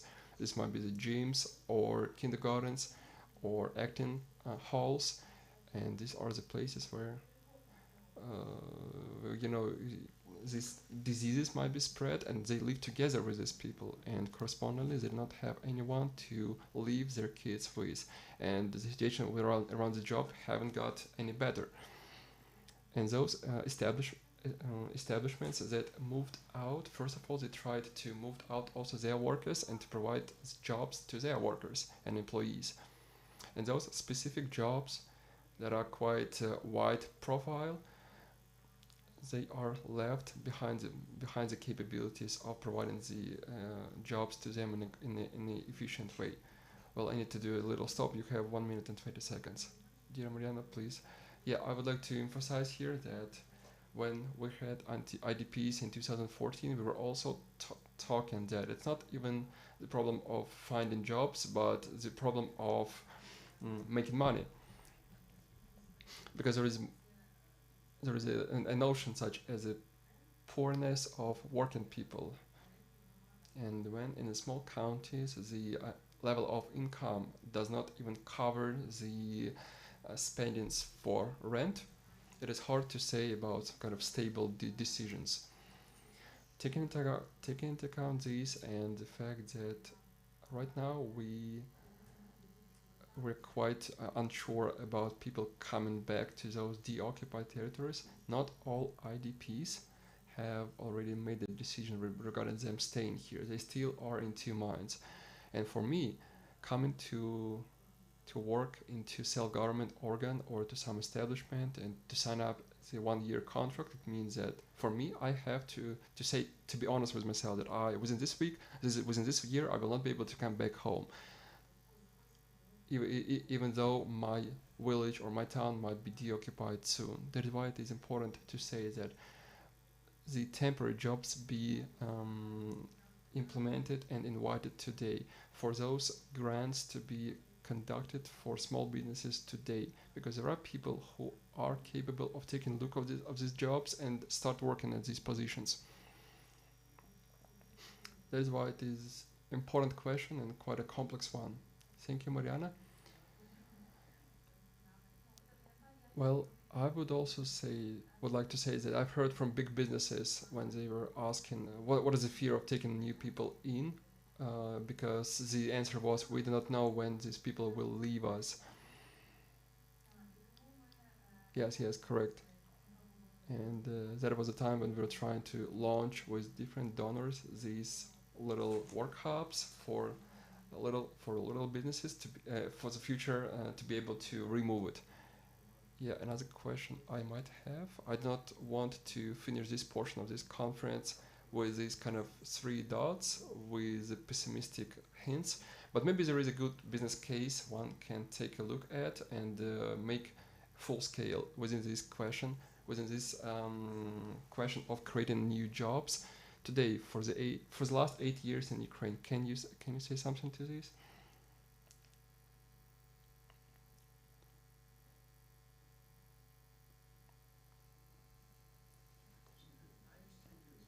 No, we still have time, a minute or two. So the example that one can take a closer look around. Well, I definitely know that in Novolinsk there are examples of people opening up cafe places, small businesses that are quite mobile. And these relocated businesses, if we are talking about that today. So in conclusion, we can say that maybe together with those jobs and civilian education, one can also talk about the development of enterprises in Ukraine in general, and among those vulnerable groups in Ukraine together with them, correct? Yeah, a part of people will always be able to become enterprisers, but not all of them, obviously. Yeah, thank you for this. And before we will connect to Ukrainian capital, I have a question. I like to finish each discussion with each discussion. Can you imagine that tomorrow tomorrow newspapers will be with the first letter showing Lviv and High Castle, and there will be a quotation from you. What quotation would you pick for this first page of the newspaper? Let's start from Vitaly. Well, in all the honesty, I was thinking I have too many options I cannot even choose from. I think I thought that you wanted to ask what this text on the first page would be. I would like to transform it a little bit. I think that the heading would be something like they repelled and won. And yeah, thank you so for this. Nadia, what do you have? Well, that was quite unexpected, but let's come back to our topic regarding society and the society cohesion. So maybe something about that the cohesed society is diverse and equal society. Thank you, Tatiana. What do you have? Ukraine won. I would say. Yeah, one of my options was stolen, but again, one of the phrases that is it last 10 years. So I would say my phrase would be think local, think global, act local. I have another one. Humanity deserves to live without wars and weapons. Well, I hope that the articles indeed will be like that. I'm quite thankful to Mariana Kościak from Ukrainian Educational Platform, to Olga Martinovska from Influence Group, Anastasia Perepelitsa from Advisor Program, Irina Fedorovich was representing NGO, Vitaly Chornenky was representing the Organization of Educators, And also we had the advisor from city council deputy. То більше людей виїде, як тільки відкриють кордони. Що пані Юлія скажете з цього приводу? Трошки в нас часу лишається, але Київ говорить. стислі. Да, спробую стисло. Ну, дивіться, стосовно там впливу на регіон, пострадянський простір. Мені здається, що це вже відбувається. Я абсолютно стихійно, от в рамках такої взаємодії спільнот. So I've had some communication with different representatives of the expert organizations and expert milieus. For example, this is the South and North Caucasus. You cannot even imagine how diverse the attitude could be. Some part of the society supports this, but they have experienced some conflicts, and they have been experiencing conflicts for years. So the attitude to the war in Ukraine could be different, and Ukrainian voice really matters there. The only thing is that I'm not sure that we will have enough professionalism to maintain this dialogue. And I somehow cannot but respond on your statement concerning cultural diplomacy. You know, I've seen that cultural diplomacy is rather dispersed now, and we have so many students of cultural institutions, and they have had some internship, they have gone to some projects abroad within scholarships, and I know a lot of cases when they've been advocating and supporting Ukrainian culture. Maybe I've used the wrong word, it's not dispersed culture, but it seems to me that, well, another problem is that not all of those students are going to get back to Ukraine. But let's see. And probably the Ministry of Culture is not communicating enough. Yulia, please try to conclude. Well, this horizontal experience is very powerful now. Yeah, but what I meant was not public diplomacy, but cultural diplomacy. And that's what I mean. Concerts, cultural grants, concerts of singers and violin players from Kharkiv. So that's also cultural diplomacy. Well, we need to have a separate session on cultural diplomacy. Let me speak for some 30 seconds. I just want to mention one very important thing. You know, the public council I'm representing has addressed via the embassies of different countries the universities which have Slavonic studies to reconsider their curriculum, because in Western universities, Slavonic studies are normally about the culture and the history of the Russian culture. Could you make it not that loud? I think that probably we could continue our discussion. If any of the panelists have something to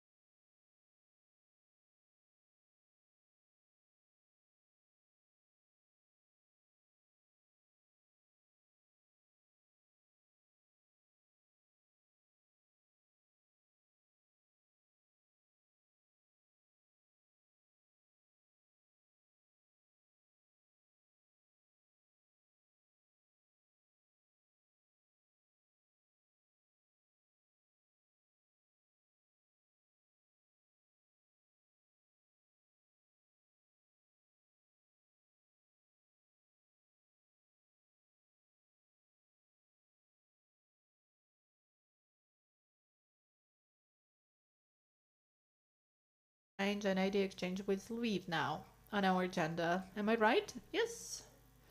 So we are ready And I need to start, right?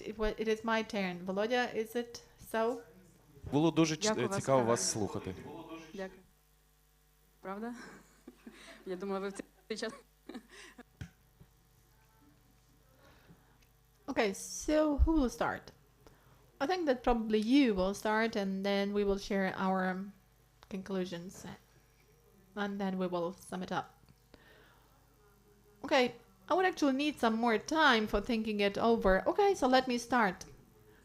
So I think that all those present in the Sheptytsky Center will agree with me that almost all the time we have been speaking about the fact that all the groups mentioned today, like IDPs, veterans, male and female veterans, people with disabilities, and other groups which are under the threat or could be under the threat in the Ukrainian society, are not homogeneous. We've mentioned that these are individuals with their own strengths and weaknesses, and we need to treat them highly respectfully. And also, we have mentioned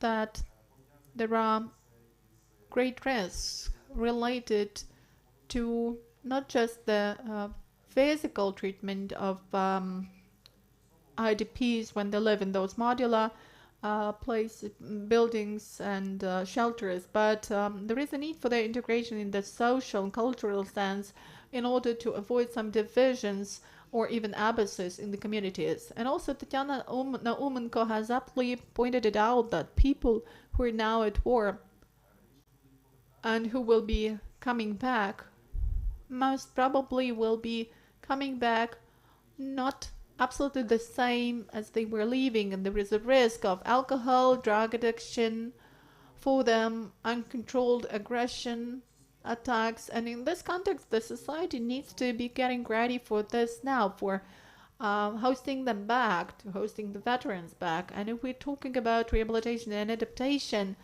they presuppose not just adaptation, rehabilitation of veterans, but their families and their close circle of communication. Besides that, while speaking to the Ukrainian educational platform, we mentioned that quite often children remain to be a forgotten category, and the gaps are bridged by the civil society, which is actively involved where the state lacks resources or where local municipalities lack resources. And the Ukrainian educational platform also suggested that we should consider 3 modes for Ukraine to survive, to live, and to develop. And each of those modes could be in place in a certain region, and the region should have plans how to adjust to the new mode, how to move and what to do. And I would like to stress some things that were mentioned in our previous LVIV discussions. To be more specific, the point that the state should have delegated social functions to the civil society long ago, together with the finance coming for this field. And to conclude, let me say that several times Olha has stressed that you can't do anything for us without us. This should be our slogan. Irina, now the floor is yours. Well, thank you for sharing your conclusions. So it seems that you have really touched upon a lot of practical issues, and at the same time you have generalized some theoretical issues related to those modes. While we were mostly looking from the top, and maybe we touched upon some meta level, it was mentioned in our panel that civil society is actually based on the work of the people who worked before us, and over the recent 30 years the previous generation has been serving as the new model, and they have been disseminating knowledge information about Ukraine in the world, and their work resulted in the product of democracy. This movement goes on because our army is securing certain global changes, and we can hear from different global experts about that. We can also trace that the whole society is engaged in the fight, and it really reverberates and compares well with what you have mentioned, that the consequences will be felt not only by the veterans, by their families as well, volunteers, I think that we need to talk about volunteers and their further activity and jobs, because all this time they have been so much active for the needs of the front line, but their interests probably have been left somewhere behind. Also, we have been talking about the state as a partner, and we do see some prospects for the integration of civil society, informal civil society, and formal public institutions for their cooperation, because this cooperation would rather be efficient, and it would be good to develop this process that would lead to the positive sum. And in this way, we could understand what constitutes a common good, social good for Ukrainians, and what kind of state we would like to get as a result of this fight. This is really important because this is a uniting factor. We have also pointed out separately women who have shown great resources and great adaptation capacity. It's important to acknowledge and recognize and respect their leadership also after victory. And to conclude, Ihor mentioned that we need to become more mature, to become adults, and this is our way. Thanks a lot. I think that both studios, LVIV and Kiva studios, can reach one conclusion. We are so much diverse, and each of us has his or her own diverse features, but for 30 years or even more, we have been supporting each other in order to build a diverse but united Ukraine. Thank you. So let's have a 1-minute break.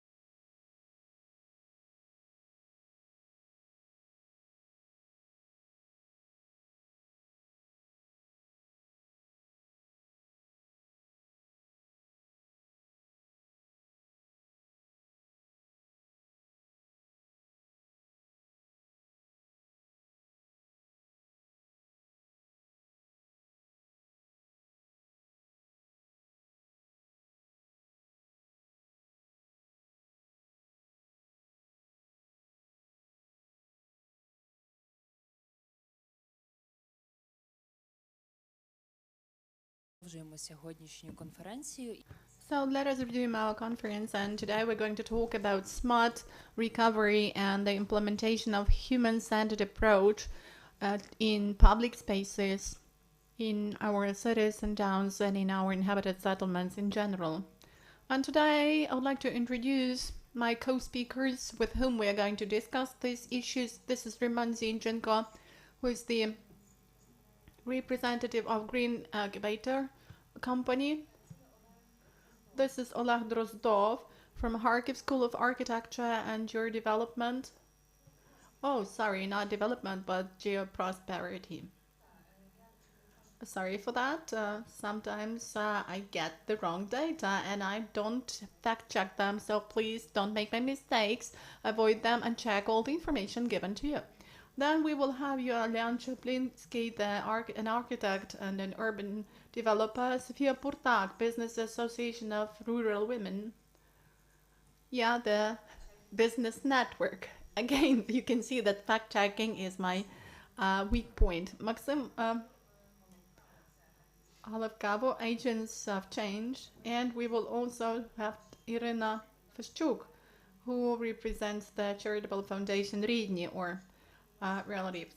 And my first question will be the general one, and then I will be addressing each of you separately. So before we speak about recovery, let me ask you how far Ukraine and Ukrainian inhabited settlements and energy systems were ready for the full-scale invasion. We have been at war since 2014, and we all heard about the full-scale invasion starting with September. We heard about this full-scale invasion very actively in November. Everybody was getting ready for that. But were the Ukrainians really ready on the 24th of February for bombs coming and for the beginning of occupation of more and more of our territories? Sofia, I will probably start with you, but could you please focus on how this process was taking place in the villages? Because we are now staying in a city, and city is better protected. Normally, cities are real fortresses with a great number of buildings and network of streets, while villages have lower storied architecture. So what is the situation in Ukrainian villages? Thank you for the question. Because in fact, at the beginning, even the very messages about the coming full-scale invasion came as something that we didn't trust. Over the recent 3 works, I have been working in Donetsk and Luhansk region, and also in Kherson, Zaporizhia, and Dnipropetrovsk region, which is the south and the east.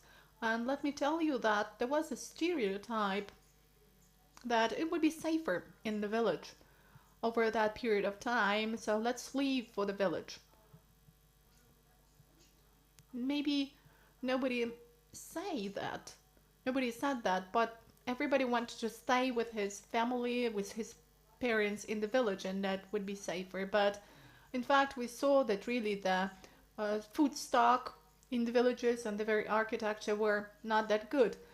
In spite of the fact that villages are producing a lot of food, the stock of food is not sufficient for staying in the occupation in the basements.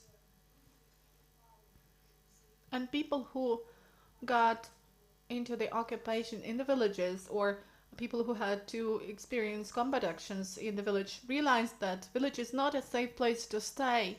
The village doesn't have any system of air defense, so it's not that safe, and there are a lot of other factors, including social factors, that contribute to villages being not a safe place. People with disabilities saw this, and people with some social issues also does not feel quite comfortable in villages during such active hostilities. That's why, in fact, the situation in the villages, though it has not yet been fully analyzed, was much more complicated than in cities. And on the basis of this experience, I would ask you to briefly tell us the following. Now we have compulsory evacuation from the frontline areas. So what about these people who have some experience of the front line staying close to them? How far do they agree to be evacuated? On the whole, you know, I'm working with agriculture producers. Have been working with them for many years with farms and cooperatives.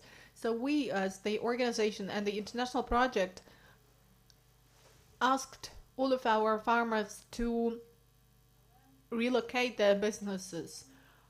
But we need to realize that the most precious thing for a farmer is land. This is a real asset that you cannot take into your pocket, into your bag, on your shoulders and move. It's physically and morally very difficult to live through this. And the farmers who got relocated to other regions found it is difficult to adjust to the situation. It's 3 times more difficult to relocate their business for them than for other businessmen, because this is related to the mental parts and mental issues. And by the way, we're now working with the Ukrainian Catholic University with its psychologists to develop a special program for mental health of farmers. And it's also much more difficult from the economic and legal points of view. So there are quite a lot of related topics here when we speak about evacuation from rural areas. The overwhelming majority of our rural residents get their main income from agricultural production. Thank you, Sophia. So I think we are going to get back to this topic, and now let me go over to Roman. My question is the same, but in your context, I would reach a wider timeline. Over 7 months of full-scale invasion, has Ukraine become prepared for winterization from the energy point of view? And you know that large power plants and CHPs are under the main attack of Russia, and is this affecting the so-called green transition виробництва енергії. and green energy production? Well, thank you for the question. That is a very relevant question, because on the one hand, one thing that we used to tell and to explain our European partners in the first days of the full-scale invasion was that the energy system of Ukraine is still there in place, the banking system is there in place, the communications are there, but winter will most probably be a real challenge. And this is the challenge for all the structures, all the networks. And I think that unfortunately our enemy still has a certain stock of missiles as a reserve for this critical infrastructure facilities. Our energy experts have really done a very good job. I can tell you by the projects we had to deal with, like small energy and cooperatives, and my brother Andriy Zinchенko deals with some other projects. For example, in Slavutic, under occupation, the energy cooperative, the Sunny town, used to be a sudden energy reserve when there was no power in the town. But if we speak about how we could make our model of energy supply more sustainable in Ukraine, we need to clearly pay attention to the fact that hyper-centralization quite often makes the system more vulnerable. And this is unfortunately the story where we have not got a full-fledged perception of decentralized energy system by the state, which we will definitely need in the recovery of towns and cities that have been fully destroyed. In particular, as far as the former district heating systems are concerned, which will be pointless. I mean, their recovery will be pointless.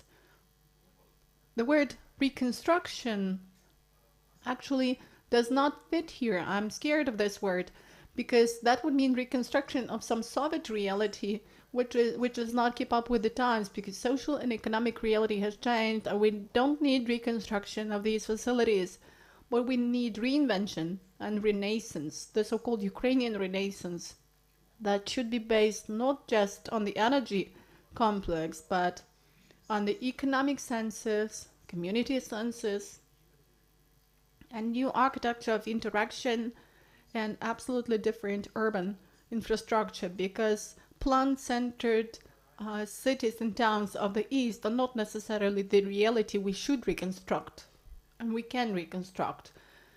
So we should develop a roadmap of reconstruction where the drivers are the things that create national wealth and not just the state that is distributing this wealth. And let's get back to the core of the issue.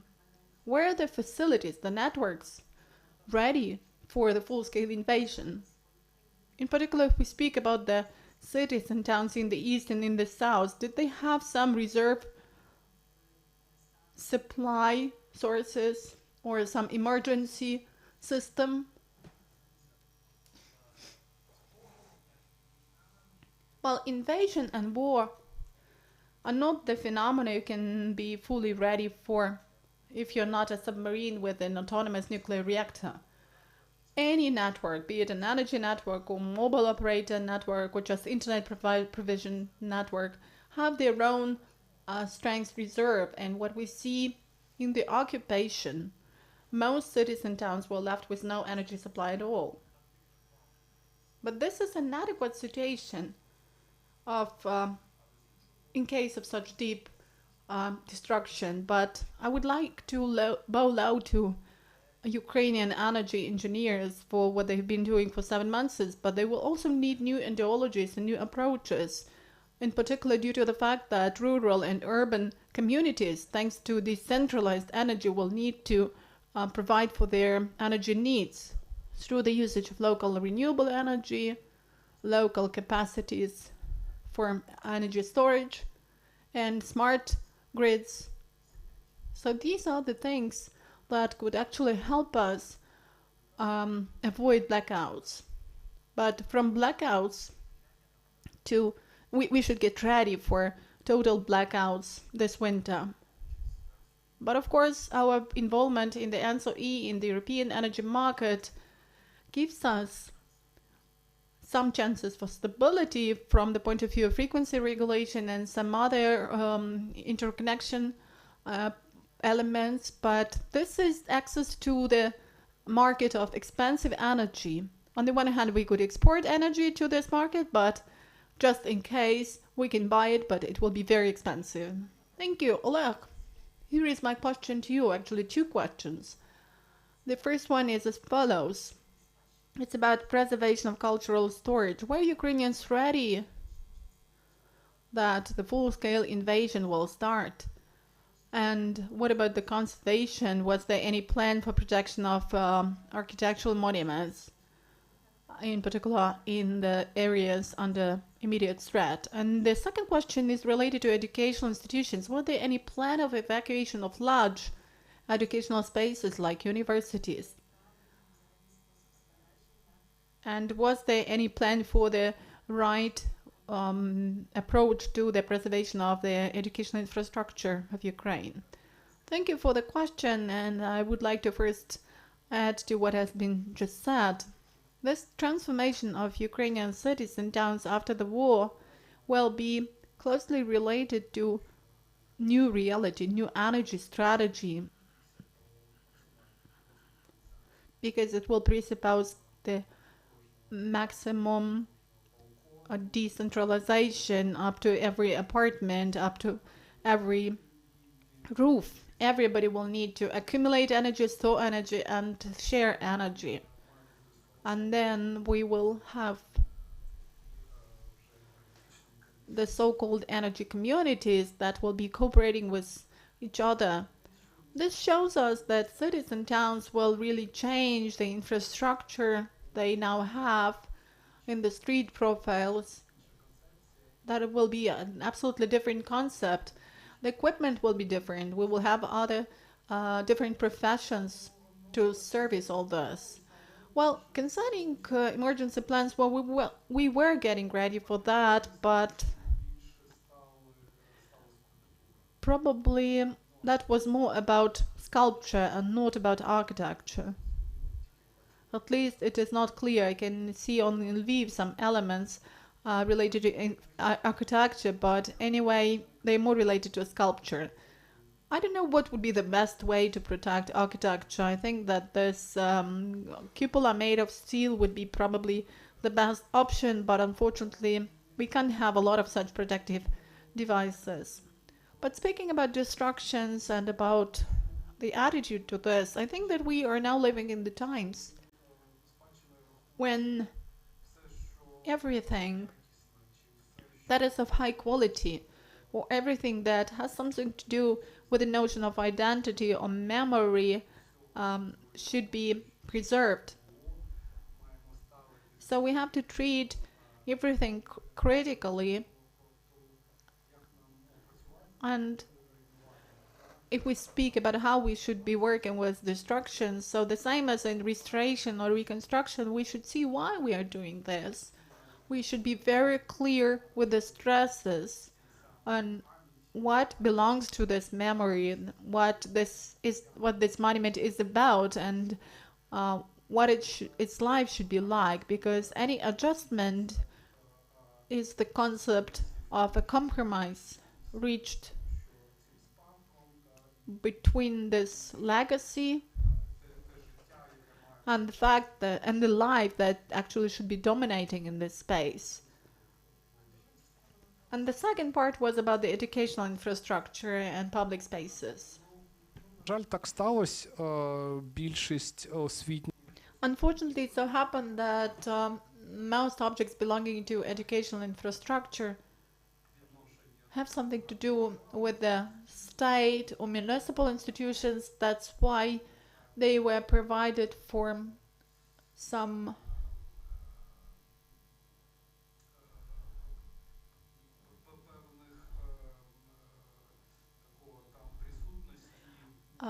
presence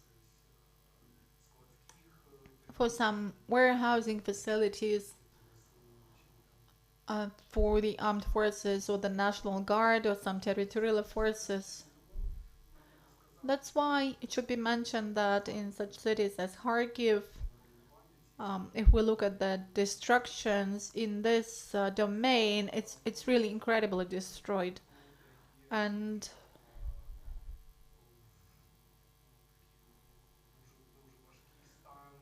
this makes it very difficult to reconstruct the city and the city community, because the issue of children and students and education becomes a priority for them.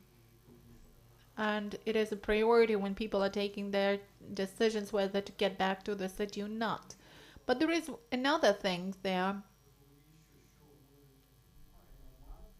The most important thing we should have after the war is this internal expertise. And we can get this expertise only via education. And unfortunately, we can say that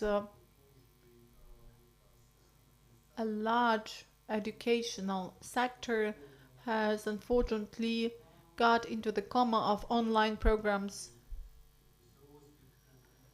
It is not developing, and it is not sufficiently critical at the moment, which shows that this deficit of expert environment, which we should have in place and which should be developing with time, is going down. And it is gaining some critical parameters. And this is related to physical premises, and it's also related to the so-called soft infrastructure or capacity of our expertise. Thank you, Julian. My question to you is going to be related more to the legislation and construction norms. We remember the news when there was a strike in one of the civilian buildings, multi-apartment buildings, built on their lands close to the which was alienated from the military unit. So was the legislation of Ukraine really conforming with all the requirements of security for cases of full-scale invasion? And was it really important for developers to comply with the norms, not to build a building that would be higher than allowed? And did you get the impression that the developers should have known that this is the ethical issue of building something on the lands of the military unit. Well, it's a really good question as to whether Ukraine was ready as far as legislation is concerned. I would say that Ukraine was not ready at all. And I can tell this not only as a practitioner, but as the chief architect of the city and the deputy minister, former deputy minister. I remember the period of 2015-2019 when a lot of residential complexes in large cities were built on the lands of military units and border guard service.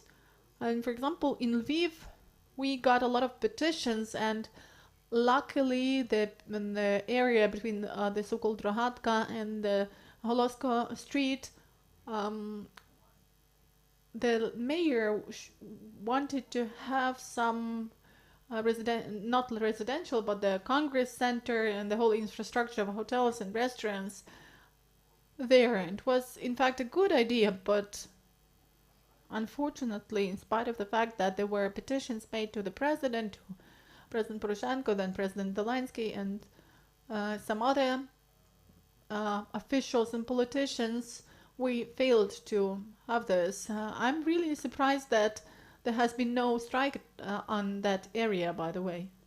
All the more when changes were made in the legislation, it was necessary to check the city planning documents with the land documentation. In, as far as synchronization of their functions is concerned, the developers, Kyiv developers, actually made the ministry pass a legislation, the cabinet of ministers passed the decree that actually this law will not be valid for military lands. So because of that, they didn't have to change the target designation of the land. It was just enough to have zoning there.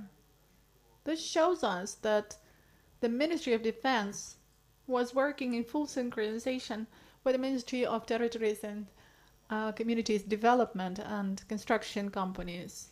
And the same concerns the Security Service, the Prosecution Office, and Education Facilities lands.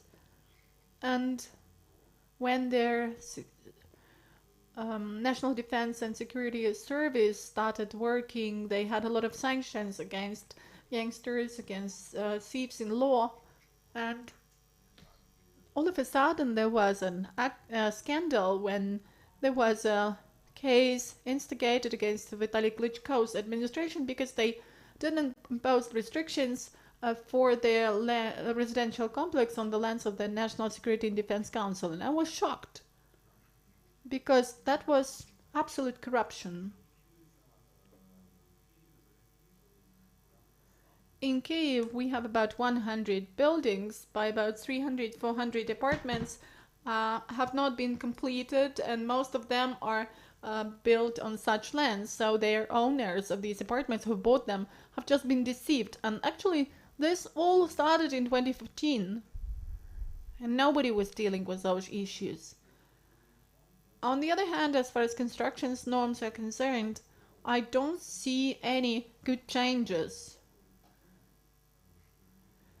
The only thing that their widths and the lengths of staircases is changing, and the square meter of the construction is becoming more expensive, but we haven't got any programs related to shelters.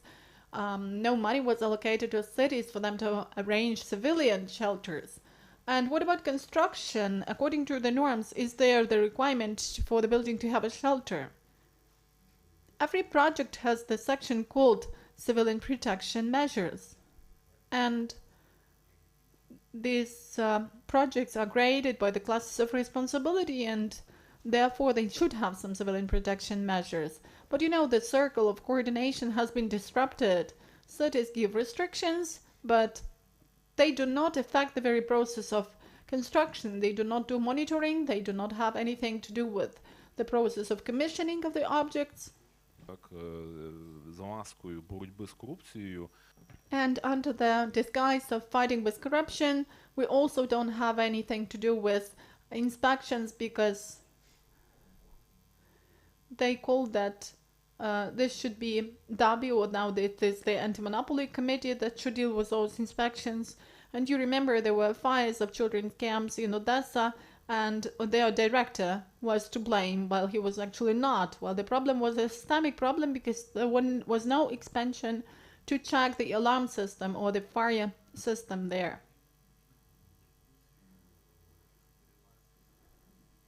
And this myth about corruption in Kyiv is leading to even greater corruption and to great lack of responsibility. And I think that we have reaped this fruit. And it has turned out that Russian army has outdated maps, and they were trying to have a strike on their military unit, but they did this on the building. And there was another strike on the building close to the military plant, so this is another story. So to sum up, I can tell you that no, we are not ready. No lessons were learned, and everybody expected that we would be lucky enough, and Putin is just trying to show that there would be war, but there will be no. Thank you, and I think that we will think about solutions to the problem. So Maxim, as far as the architectural legacy in Ukraine is concerned, we have discussed it, but let's discuss public spaces. Since 2014, we have been at war with Russia. Since 2014, unfortunately, people have been injured. They are becoming people with disabilities, and I'm referring here to both civilians and servicemen. And since 2014, in our public space, there has appeared the notion of memory of today's war. So was our public space ready for the full-scale invasion in terms of inclusivity, accessibility, and in terms of being non-trigger ones for the people who have been affected by the war, who have experienced the war? Because we have almost all heard those missiles and shelling and explosions. So we were not ready, of course. It seems to me that we were not ready for any of the challenges, but we somehow managed to get self-organized to try and settle the problem. So NGO place goes with the same to them, nothing changed. And I would like to make a small comment, because we are always remembering cities, and when it comes to the cities themselves, maybe yes, there were some positive things, but a huge ruining of cities and villages around it and small towns. And this is the scariest, the biggest problem, because the cities itself will be rebuilt, but those people who will be rebuilding those villages and small towns, that is the most complicated question. That is why if you take a look at this from a complex perspective, and take a look at all the populated areas, it's obvious that all the publicity spaces do not even exist in majority of the cities, and there is no point even to say that they're approachable. That is why those challenges we are facing right now, we have been having them for a long time, and since 2014 they became more actual. And what is going on right now, this all happened from 2014. Yes, we had IDPs, the number of impaired people increased. However, within these 8 years, not much changed. The difference this time is the scale this time is bigger, and has to do with every one of us. And if it comes to public spaces, we have to make them inclusive, and we have to do them this way. And obviously, we have to do all the public spaces approachable, healthy, comfortable for all people to be able to be there. And there's a question of how to do that, because as it right now, there is no quite an easy answer to this, because any changes means money. And if we are talking about whether our cities were prepared in the sense of safety, that's a big thing to understand. We need to understand that we need money to make them more safer.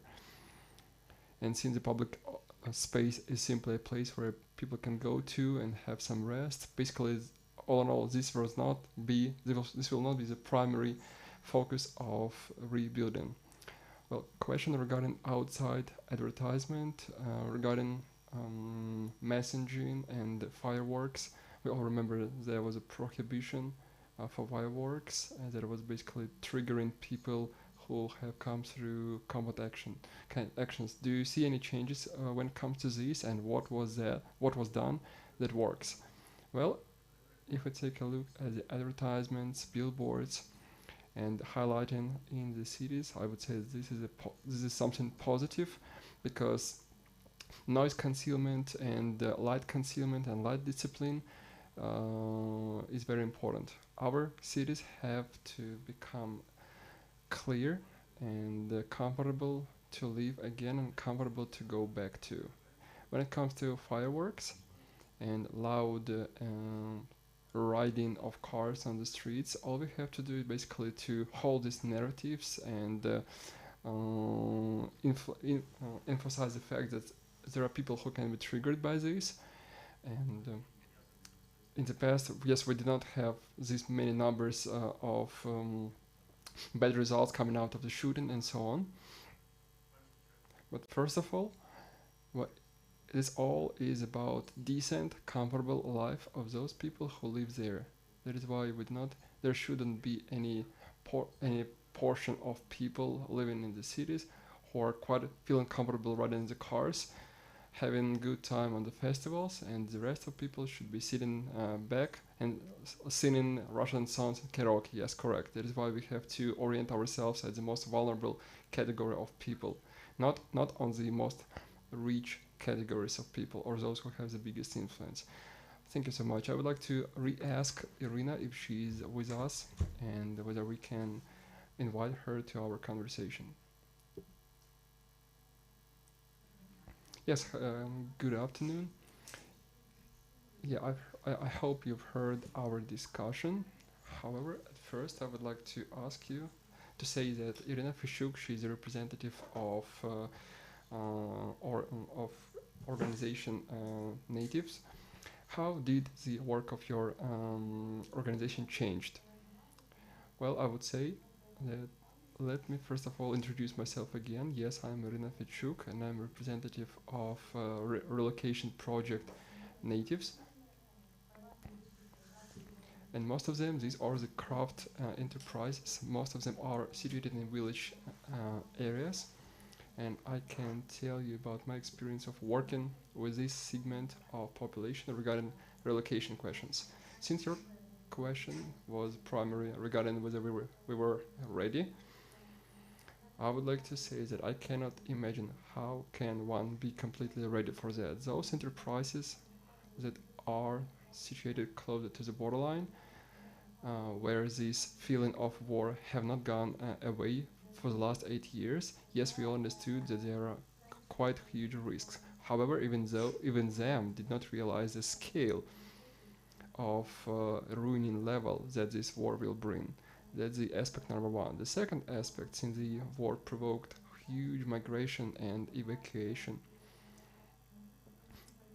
and light movement and change of place of living, these are different things. For this, we were not ready, and I cannot even imagine what should be done there for all of us to comprehend it deeply and to get ready for this. Especially what was interesting, there was a discussion and the ideas spoken by Sophia, the head of the Association of Village Women.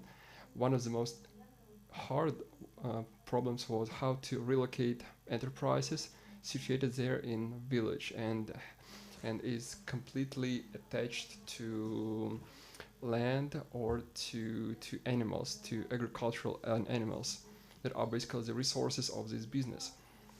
And if we're talking about relocation itself, today I understand that yes, to relocate an enterprise is possible, but behind this we have fate of people. How to relocate a village enterprise, village business, this is quite an open question. And when it comes to so it is not a resolved problem even on legislative level, because behind this there are people. In addition to that, there are, let's say, farms or those things, for example, land. If we are relocating an enterprise, how can we relocate land itself, or who will be able to provide us new land on the new premises? All in all, relocation, especially of village businesses, is quite an open topic for discussion. Dear Irina, I would also like to ask you about the cadre thing. Right now we're talking mostly about infrastructure, but the war also influenced the threat to human cadre. Those who joined the armed forces of Ukraine, unfortunately those who were wounded or are dead out of civilian population, or those who moved from their premises to another one or live abroad. What is the way of enterprisers to work on restoring their cadre, their staff, and what is the efficient way to solve this problem? Well, I can definitely say that there is no a unique question, because if we answer saying that if you do this, it will be correct. It all depends on the peculiarities, because we have enterprises that are practically completely have to stop their activity, since, for example, the key workers are supposed to have some competence, and this competence is, for example, lays in the ground of the licensing. If an enterprise doesn't have this stuff, it is not allowed to do this or that activity. If there is a chance to book a worker or an employee, because sometimes the workers themselves think that their place is right now they're at the front line than back at their workplace. My experience tells me that people are looking for those decisions that are acceptable for them today, and these people became quite flexible, and this allows them to move on. Thank you, Irina. And also, since we are talking about restoring, rebuilding of enterprises who relocated and those who stopped their activity, to your mind, what are the strategies that you see? What are the instruments that can be involved for at least a portion of those enterprises to be restored in Ukraine? And what are the obstacles for these do you see? Well, that's a question. That's quite a complex question. If we divide it into smaller parts, first of all, one has to say here that those challenges that the war brought made the society to go through them, since very often people used to go not where it is better for their businesses, but first of all where they could find more or less safe place, or the place where they felt good enough to stay. And I think that today, on the 7th months since the beginning of the war, this full-scale war, I think we have some things we have already worked on, and we can understand that some regions are more adapted to restore the work of some portion of the companies. In other regions do not have the prepared infrastructural objects to be able to facilitate big enterprises. Also, there are regions that are quite flexible and very well developed for small businesses and those maneuver businesses. Today, businesses themselves have quite wide range of information, and it's not only the result of work of NGOs or society, but also the state itself has created enough informational field for people to understand who to ask and where to ask the location that will be more successful and flexible for you.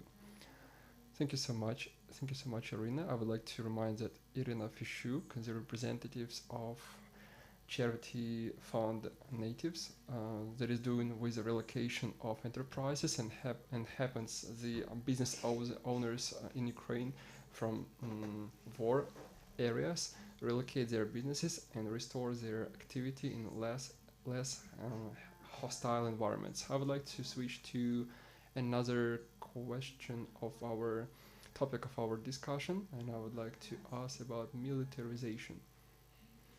Militarization that will be lying ahead of us after the victory. As Mr. Portnikov said in one of his talks, is the best for Ukraine is to keep its sovereignty after victory and increase to the top of its abilities its armed forces, and to develop weapon systems and to purchase them. But since we are talking about rebuilding and rebuilding of civilian infrastructure in public spaces, what are the energy sources and what should our strategical point of view be regarding the centralization of our towns and villages? Thank you for the question. And I really do agree that we will have a little bit different attitude both to our own training, because I've been a volunteer for 7 months and I've been going to the east, since in the east, in the sound, our farmers are also at war and their companies have been left for women, and that leads to a different system of business process and technological process management, since women are now capable of doing this. I'm talking here about the technology, the use of technology in production, and we have been talking about reduction of manual labor in the farms, and now we have also got the energy efficiency component of this labor, because there are a lot of things in agriculture that are underestimated, and Mr. Roman Zinchenko and also Andriy Zinchenko, with whom I worked more in the aspect of energy efficiency and new energy reserves, so I must tell that they are not used. And this gives us a chance to create certain autonomy of every small individual farm. It allows us to be creative about what they have and are not using. As far as mechanized approaches are concerned to labor, there are a lot of opportunities, a lot of chances, starting with animal breeding, watering, and up to the use of drones for irrigation or some other things, some other innovative approaches. And today it's even more not of a question but more of a process. But if we speak about food and food supplies and food stock, I can see it by the experience of my family that this generation of trauma of the World War II well stopped somewhere at my mother's generation. Well, approaches to storage of food have changed, as the same as the process to processing, and now we can see some dry borscht, we can see some sublimated products, we can also see some long-term shelf life food, and food is becoming a little bit different. Irina has already mentioned, and it's not the first time that we are in one panel with Irina, so I think that we are simultaneously talking about the change of cultures, because nobody has cancelled climate change, and we are all the same working in the conditions of climate change. That's why the crops to be grown by farmers are also changing, and the technology process will change, and this is related to energy. In particular, the farmers I got acquainted with and with whom I went in January last year to the fields where they are applying some new approaches and where we're applying some innovative approaches to deal with the moisture level. Like in January, there were worms there, so this showed that the results were good. The moisture level was fine, and this was reached through technology. So this conservative approach to farming should also be changed. Now we have missiles above us, and I think that the climate change and the situation in this respect is just getting worse. Besides that, we have a problem with loss of fertility of lands. This problem is not voiced. Nobody pays attention to it. That's why we don't have any mechanisms of fighting this problem. And we don't know how, after the missile gets into the earth, how can we recover this ground? We are now communicating with our agricultural experts, but this is a global issue. How to recover this?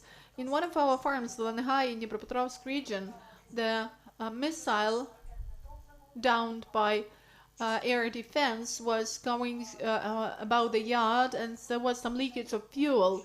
missile fuel, so there was pollution resulting from that. And as a result of smaller shelling, but not with missiles, but some bombardment, so this will also affect our recultivation, and this means that we will need to recultivate our lands and change the crops. And just a quick answer, Sophia, the question to you and also to Roman. The forecast is, if I'm not mistaken, that we will have about 20 years to spend 20 years on demining the occupied territories. So how could we, under this threat, in particular under the threat of plastic mines that are difficult to detect by the metal detectors, could we be talking about recovery of full-fledged life and farming entrepreneurship in villages? And how will this affect the environment and the recovery and the energy resources? Because demining will also have to deal with all of us. Well, let me start probably. One of the farmers from the Zaporizhzhia region who was relocated and who changed half field because he used to deal with herbs in the Zaporizhzhia region, and here in Lviv region she's dealing with vegetables. So thinking over how to get back, but the question is of the following nature. In the liberated areas, there will that will still take long to have a period when you can easily go to the woods and gather mushrooms, so there will be a problem with gathering. I used to work in Donetsk and Luhansk regions, and I saw how long it takes to demine pastures. That is what can be demined only over a very long period of time. Most pastures in the 8th year of the war were not demined, and even most arable lands were demined with the hands of farmers, no matter how strange it sounds. And the demining group came only when the farmer detected this mine and then marked it. I also saw a lot of women who were widows because the tractor actually got on the mine, and well, you've got butterflies in your stomach as a result of that, and we should all become sensitive to the issue of mining, what kind of mines these are, what do we do with them, and what the overall attitude to the consequences is going to be, because these are the consequences that we're going to witness ourselves. Really, in spite of the progress in the technologies of demining, in spite of the new tools of looking for plastic mines, that is a really huge amount of work, and this is a very tedious procedure. I will be a little bit more optimistic about the period. I think that it's not the task for 20 years, but for 10 years, and 10 years is still very much. And if we deal with the issue you have raised, the issue of energy, let me have a look at it from a different angle.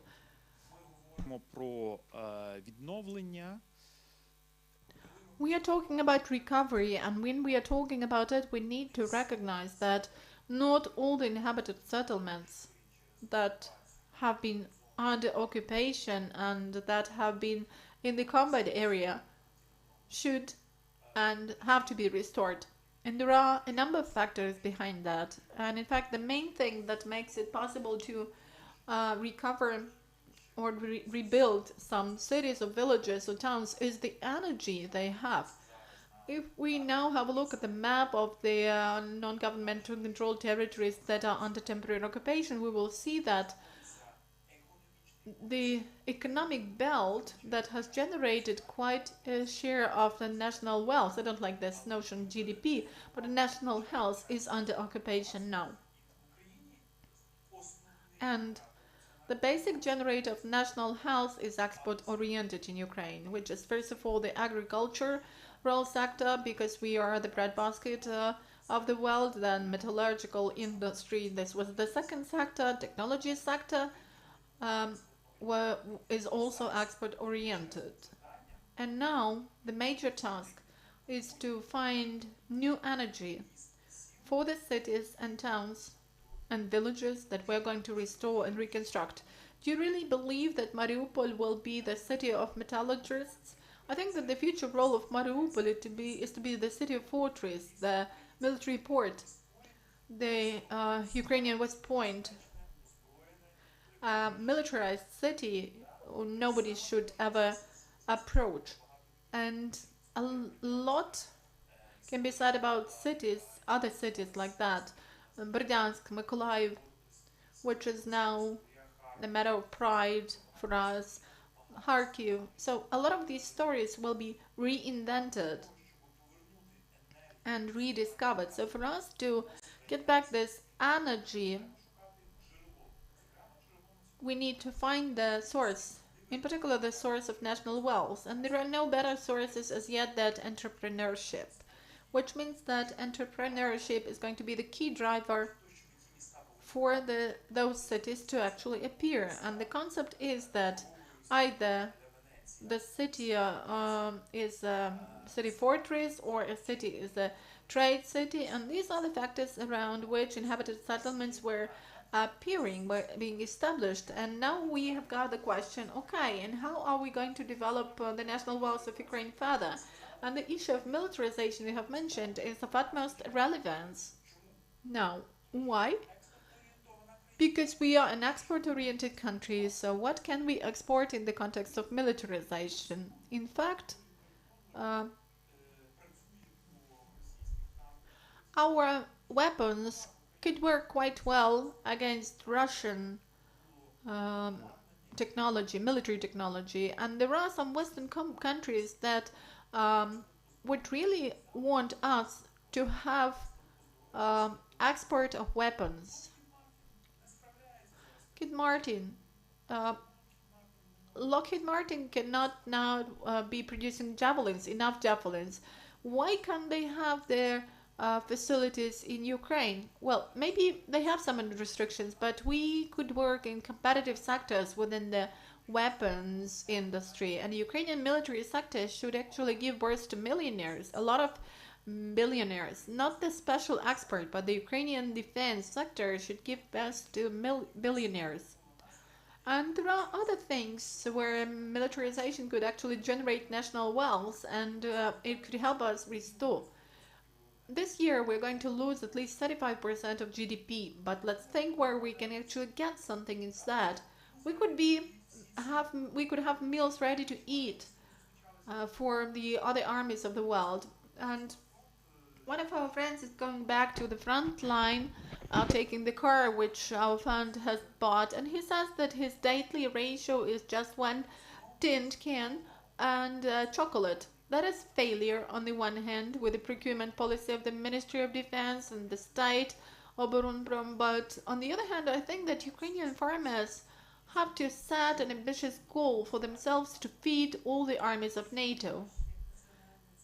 Or this could be borscht, dry borscht, right? But it should be scaled, it should be replicated. The Swedish army should be fighting for Ukrainian dry borscht produced in Lutsk, for example. On the other hand, I know that Fast is making an experiment now with other components, with other ingredients. Let's have a look. What has our war revealed? It has shown the whole world that war is possible. The world has long been living in the illusion that war is possible somewhere in South Sudan, maybe in Myanmar, and now it appears that war is side by side with them. So what does the world do? It finally finds out that Germany, for example, has fewer tanks that we have already burned, and the world starts getting re-weaponized, and the Ukrainian businesses should end on that. We should give food, clothes, technology to the other armies of the world. The first volunteer group has launched production of bags, and everybody was happy about that. So just uniform. Couldn't our light industry produce uniforms? It's already doing this for Bundeswehr, but it should be producing not 100 uniforms, but thousands of uniforms, because the world is going to become more militarized. You have probably traced that a lot of producers are leaving Russia, not all of them. And we are just now producing some information on Atlasia, Austrian company, which says it has left the Russian market, but it factually has not.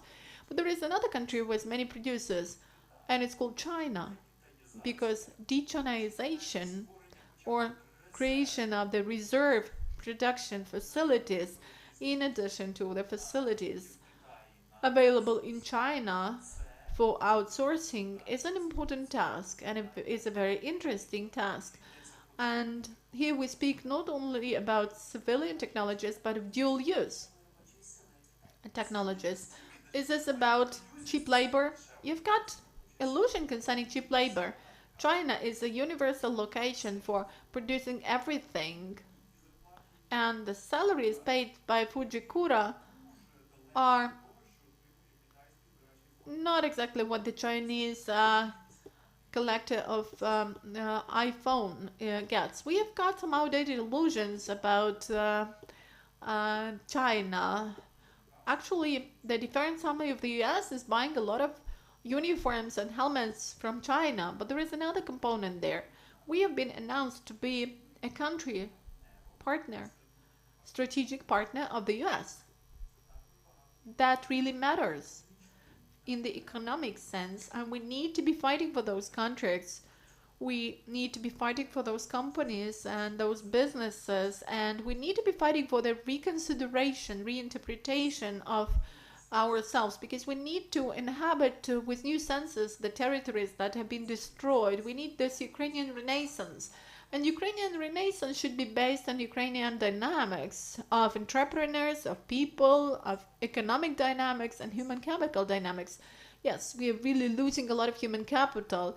At first, our children lost 2 years of education online because of COVID, and then due to war, they are also losing it.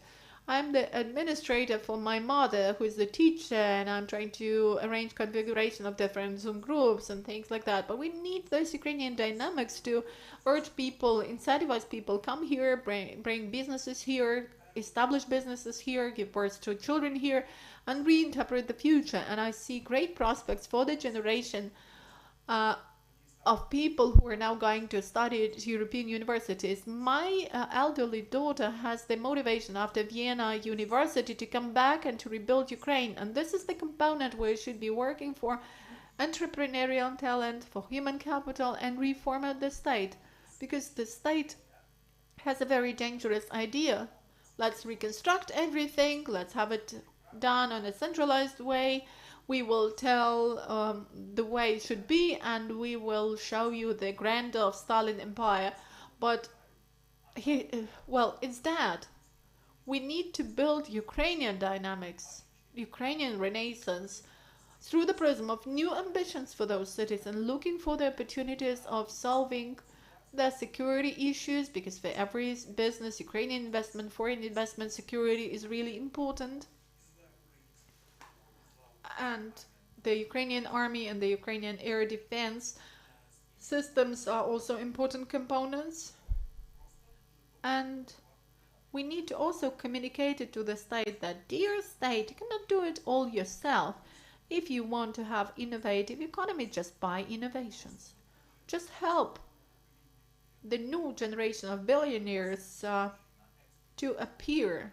These are the billionaires dealing with export of military goods, producing clothes for the armies of the world, and creating secure, friendly production sites, which are much friendlier than the sites that are rather anemic. So this is the idea of Ukrainian dynamics, which we need greatly. And then these communities will invent new architecture, new plans, and new ideas concerning its communication via public spaces, via city communities, new architecture of production projects. And in 500 years, the style of Ukrainian dynamics, as I hope, will be studied in different schools of the world, the way we're now studying Renaissance. Thank you, Roman and Oleg. What about militarization in architecture? You have mentioned Stalin Empire here, the style. So what do we do with this style? Do we have to rebuild it, or do we have to replace it with something new?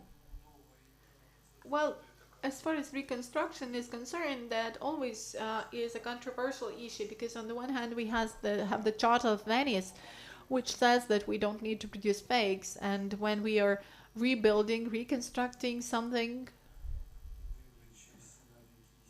in spite of the losses, we are reinventing something, adding something. This is rather controversial.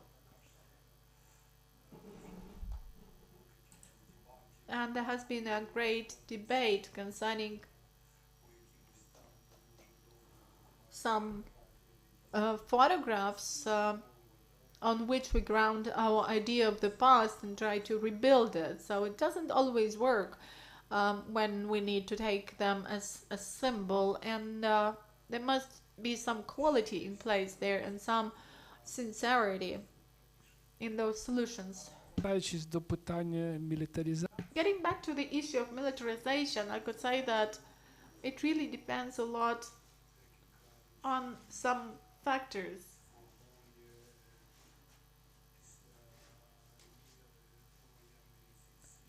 That this new post-war world will shape up. We don't know what the geopolitical map will look like. That depends. And these could be sometimes even some architectural solutions, or sometimes could be just some technological military solutions, because not all the other things could be settled in an architectural way. Ну, як є певний такий.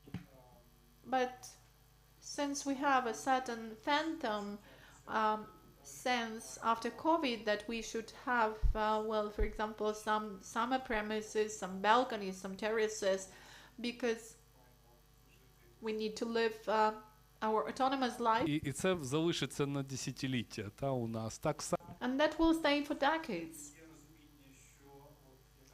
Also, we have the understanding of the fact that Soviet prospects, Soviet avenues, therewith, from the point of view of military campaigns, do not work. That is like something bad, a stop inside the city, and the enemy can be moving very quickly, protracting very quickly inside the city.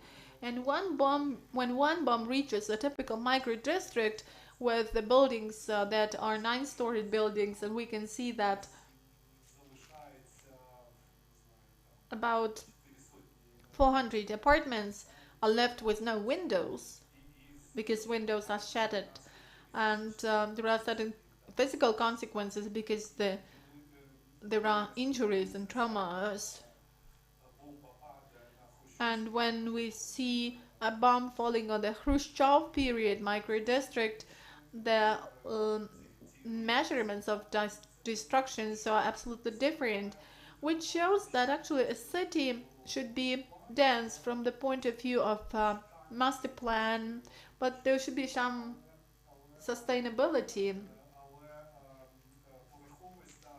and the number of stories should be less, should be smaller. So that is all about some localization, that's about city planning, and unfortunately amenities and landscapes near cities, in the suburbs, somewhere close to the border, and the values of those high-story buildings, well, all these issues are about a new approach. That should be a man-made new landscape ready for this area being the area of military actions. And here arises another issue of those borderline cities or towns like Kharkiv, Sumy, Chernihiv, which have this small distance to the border. Цих кордонів вони мають They need to ensure some garrison functions in them, and they need to reconsider the structure of the city, how this infrastructure would be arranged. For example, Western Ukraine was highly militarized because NATO was the enemy, or it could be the case, right? So in terms of spatial planning, that would be better, and this would also lead to some trends or consequences in the future. On the left, just a short brief question to you, and I will also ask Maxim about the same. After the Cold War, after the global development and construction of the Soviet Union, militarization of Ukraine, including the legends about some bankers against nuclear explosions, some secret labyrinth, or the explosives led somewhere which would explode the moment there will be an attack on the city. So will we have to use such legends, such things, while planning our cities and villages?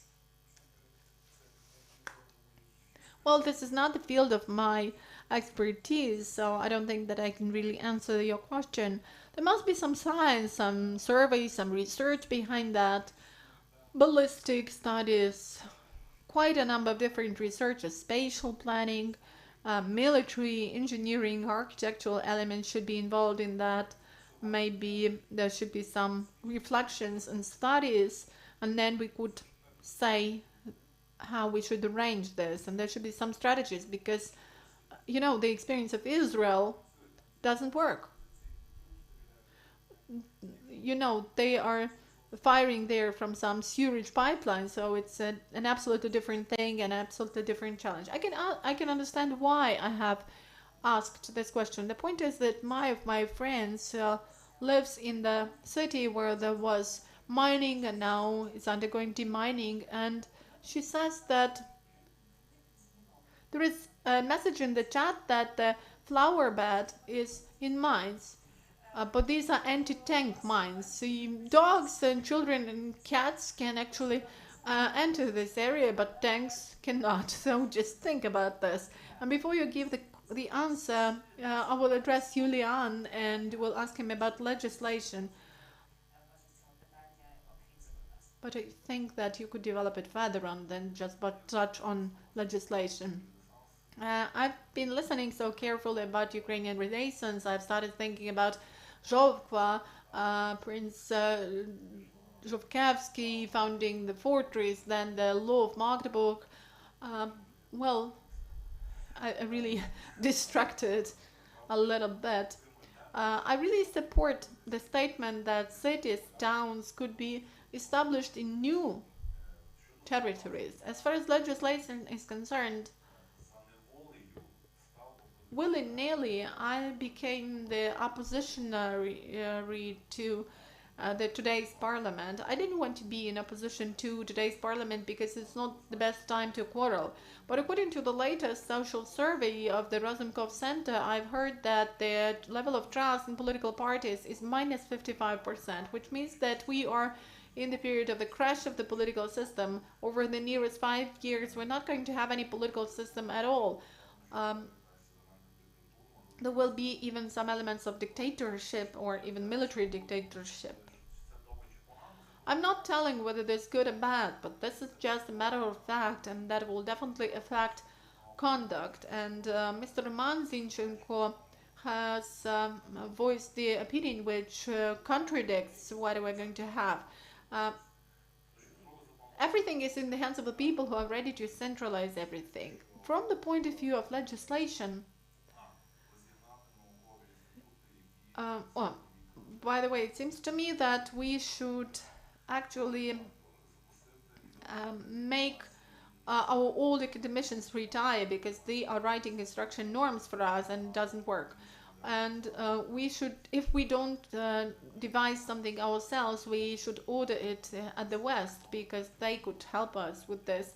We should also decentralize the notion of construction, of architecture, increase the role of engineer, designer, architect, and this should be the responsibility of these people. You know, the architect is never going to do a thing if we understand that people are going to, suppose, burn alive in this building. And you should reinforce this responsibility. It's not only about giving the mandate to the architect, but it should also be about responsibility, criminal responsibility. And we should also focus on the principles. We should not really regulate what the width of the staircase should be. and what grade of concrete we should use. And there is, you know, the so-called law on shelters, but the shelter or bomb shelter, the very notion is found once in the law, which means that Zelensky has signed the law on all buildings having bomb shelters, but that's not the competence of the parliament and of the president. That is the responsibility of people. This is another topic. I would like to think that these are manipulations which work not well with us. And at the beginning of the cadence, we said that we will have the parametric method, which means that architects will be able to themselves determine the proportions and the widths of corridors. But that's not the case, because we don't have the people who could develop this parametric method, and there has been no state order made for this development. And even schools, like the Kyiv School of Economics or Kyiv Schools of Architecture, will develop these methods much better if there is an order for that, and the business will quickly realize what they need to do. So I support Roman in his idea about the spirit of entrepreneurship.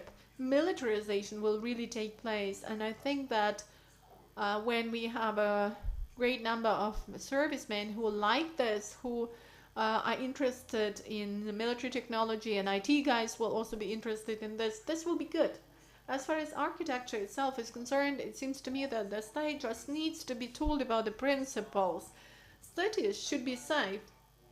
Let mayors make the calculations, make observations, let them train population, let them demand some security, because, you know, we have the program Inclusivity from Olena Zelenska. I have nothing against the first lady of the country, but doesn't mean that architects for 30 years of independence have not known anything about walking ramps and about inclusivity, and it's only when Olena Zelenska has come to power, in a way, we've got walking ramps. It's not really true, but according to construction norms, we should have a special staircase.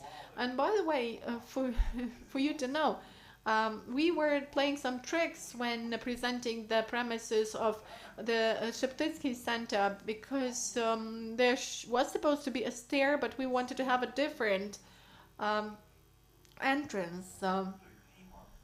And you know, in Denmark or in the Netherlands or Scotland, they have a different climate, and the norms should be different. The state should let it go. And there are a lot of companies that could be dealing with quick construction, business relocation, but the state of the role is not like we have done this, it's only us who have done this, please express your gratitude to us. No, we should focus on business, and the taxation system should also somehow work to leave some money for the regions that are under reconstruction now, and we should always be on alert. And I'm rather skeptical, because I think that with the level of trust we now have, we will still be facing centralization, and it will be difficult to introduce all the principles we are talking about. If I could have a remark, Valery Barakar today in the morning mentioned that he has published a study concerning their demand of the Ukrainian society concerning the strong power, strong hand, or dictatorship, as you have described. The only thing I would like to say is that the respondents of such studies, because of some historical prospects and perspective, are overestimating their capacity, their ability to tolerate any totalitarianism. Ukrainians are incapable of living under any strong hand and strong power.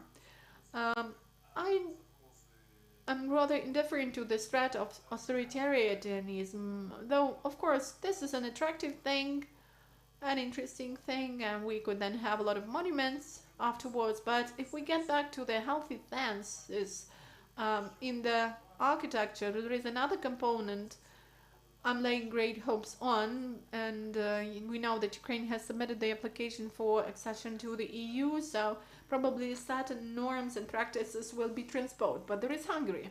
Yes, there is Hungary.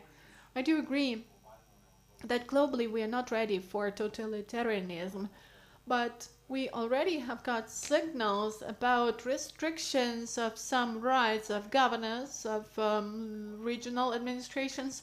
So we can just take some nuances, some details, and people are not yet noticing this centralization, but we can actually trace that this is already happening. Well, the participants of such events all see it, but ordinary citizens normally don't see this because they are focusing on the news in the front line. As far as the EU is concerned, in the EU, they also have some centralized economies like Italy. Well, its tax system is just awful. It's really strict. And I used to be the deputy minister of European integration, so I saw how diplomatic they are. They are afraid of being blamed for something, of imposing anything. Let's have another conference, let's have another discussion, let's think it over.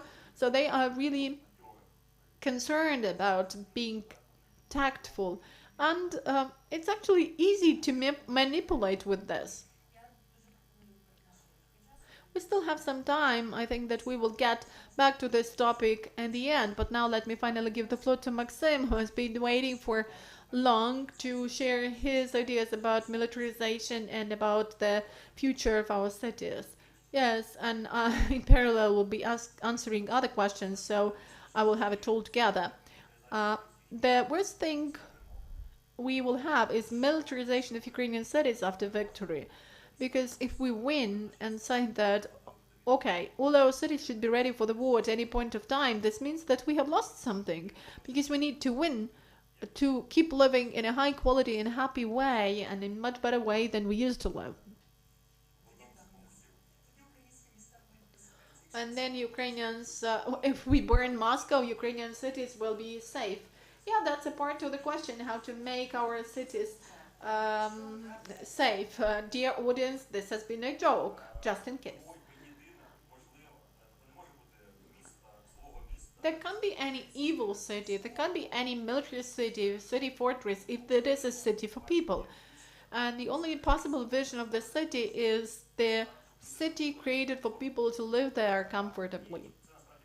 And this is related to the second part of my answer of how we build safe cities. And we have a rather good example how to make streets safe. There is a myth that a safe street is where we have installed CCTVs, there is a guard there watching everything, and you can actually catch the theft. But it's a myth, and it's an illusion.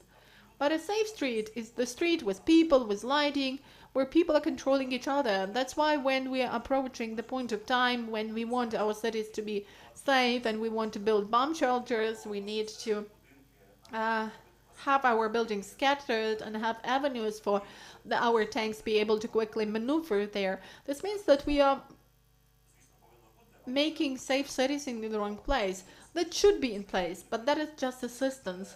And the city is going to be safe when the country is safe, when we have strong economy, strong army, when there is good finance for the army. And this is the main way to make our cities safe, while bomb shelters are a secondary thing, and educational classes and about how to use weapons, these are just secondary tools. And by the way, I would ask our dear audience to also think about your questions. And before I give the floor to Julian, let me tell you that I'm a girl from Ivano-Frankivsk, and I used to live with romantic stories about the citadel of the city of Ivano-Frankivsk as a fortress, and only after that I knew that there was some Soviet development, Soviet construction. But you know, this is a typical story, a city fortress. But we were happy about that story until Russians came in 2014. Let me just have one remark to add up to what Olaf said about the streets, the density and the proportions of the streets. And these are actually obvious things.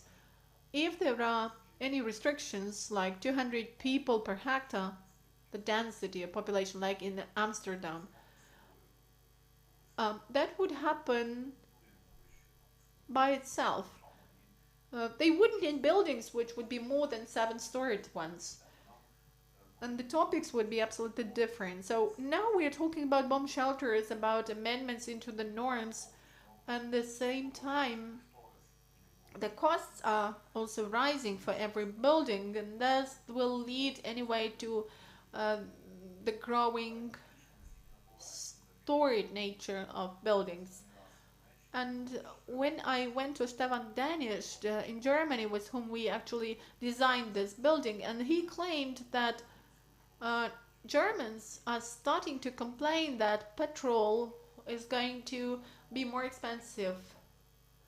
And he said, can't you just have a limitation of speed to the European standards, 130 kilometers, and you're going to save $10 billion a year in Ukraine. So actually, during the period of the war, we could also have such restrictions as in all the European countries or countries of the EU. So sometimes there is a very easy, simple solution, and that will settle a lot of problems. Thank you, Roman. Here is a remark concerning Maxim's statement that a city fortress cannot be comfortable for life. But I can recall San Diego.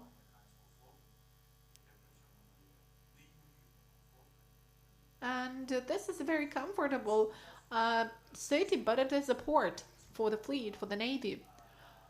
And I went several years ago to I-Forum in Kiev, and my presentation dealt with the opposition of the city fortress as an outdated paradigm and the city magnet attracting and luring to it. And I think that probably then I made a mistake. I made a sin. And now I think that one of the most important functions of the city is to ensure the security component as well. And unfortunately,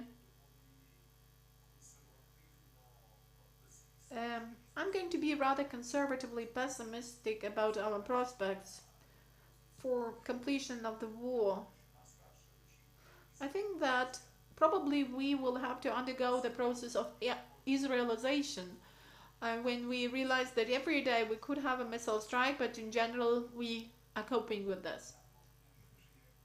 I've also got a comment concerning the future and the social and political component of the future. I think that this phenomena of our opposition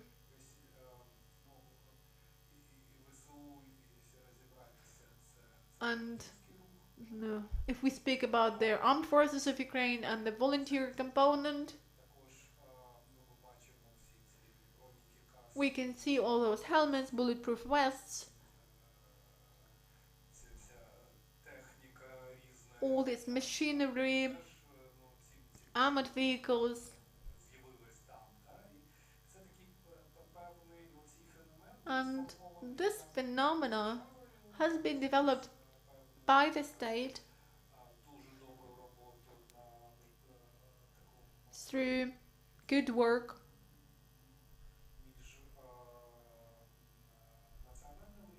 at the national level, and also it is due to the volunteer movement that provides for this strength. And projecting this onto the future cities, or rather the cities of the future,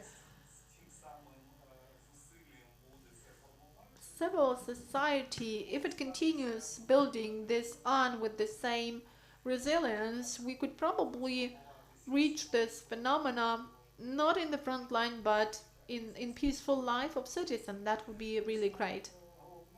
And the most important thing that, you know, we somehow need to shape up this victory, but this notion is already there. We can imagine the way it looks, and we could shape up the dream of the city of the future and the city environment after the war. And that is quite a job. And there should be good expertise in place, and there should be a lot of discussions and debates conducted for us to build this image of the heavenly Jerusalem, post-war Jerusalem. And that is all about the effort of all of us. Sophia, and we have got 6 minutes, 31 seconds, so there is one more question from the room, maybe more.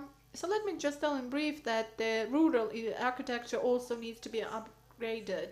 In our women's movement, we use the methodology of auditing rural territories, safe for women, safe for everyone. We've been promoting it with rural men and women for many years. What is the essence of this methodology? The point is that rural infrastructure should also be adjusted to the needs of rural residents. We don't have a specific road for cattle in any village. We don't have any places for cattle passages. We don't have an opportunity to protect people against wild animals. We don't have any passage for pedestrians. But that's all about safety of children. But there are some public spaces with deserted buildings, abandoned buildings, even public transport stops or the places, waiting places. Well, they are not safe, and the architecture of villages should be improved. So we should consider not only the rural approach, but the urban approach, but the rural approach as well. And that is all about convenience, comfort, security, and it's about meeting the needs of rural residents. Як виявилося, що Thank you. It appears that this large screen was deceiving me by 5 minutes. But anyway, if you have any remarks, we have 56 seconds, so just be quick. And I'm really grateful to you for this discussion. Let me ask whether public organizations now working with business are ready to talk to business. Because human-centered approach is about the flexibility behind which we can see a specific woman who is a widow with 2 children, but she cannot get the job because she lives in the village, she needs transport, she will not manage to be in time, she will be taking sick leaves, or if a man is staying with 2 children, he will also have to take 6 leaves. So we should also speak about the salaries, which will be small not because of the war.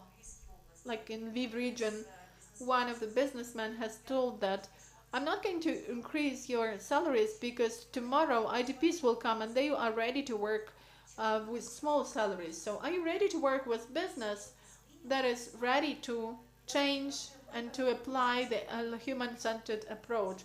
I'm sorry, but we need to move to Kyiv now.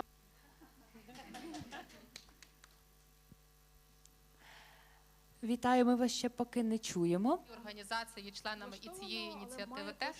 І там якраз є ініціатива. South Kyiv is still continuing the discussions. Будуть записані всі проекти, які потребують відновлення, але буде оця момент з фінансуванням. Тобто, якщо проект вже отримав фінансування від донорів, від бізнесу, ще когось, там це буде фіксуватися. Тобто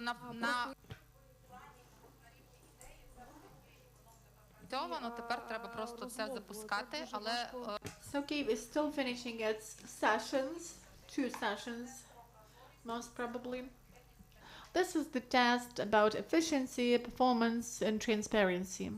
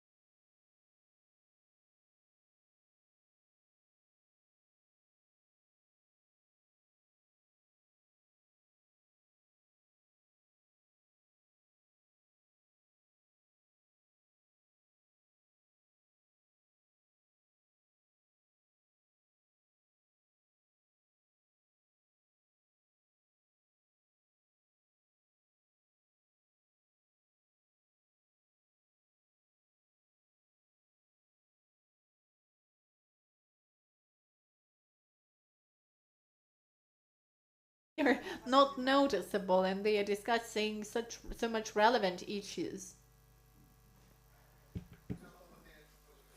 Ну, в нас нічого ще не відбудовано, власне, тому дуже важко щось контроверсувати. Nothing has been reconstructed as yet with us. So while we are waiting for the colleagues, could you tell something about your discussion? Well, you know, it will really look strange, so let's probably wait. Ти знаєш, в нас насправді, мені видається, дуже... It seems to me that very important words were said by Alexandra Matvichuk, and she said that of importance for recovery is the change of culture. And activation of civil society should become a part of elementary culture of every individual.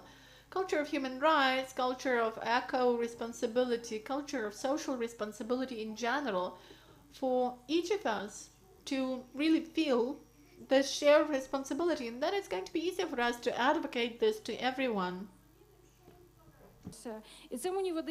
And we will understand what we are investing into. So this is really important. So of course we have been discussing a lot of things, and I have actually jotted down a lot of things. What about you? Well, that's actually what we concluded with. There was a comment in the room concerning the connection between business and society, and how open business should be, and how much business should go away and distance itself from any discrimination, because we know that after the war, after the full-scale invasion, a lot of people will have to overcome the consequences. Some people will be staying with children and will not be given sick leaves.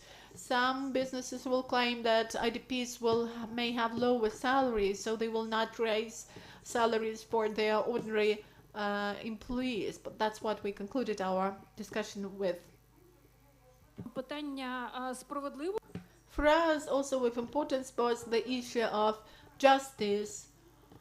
Justice is not possible without punishment. And even the cases which are abandoned, which are ineffectively investigated or have been ineffectively investigated, should finally be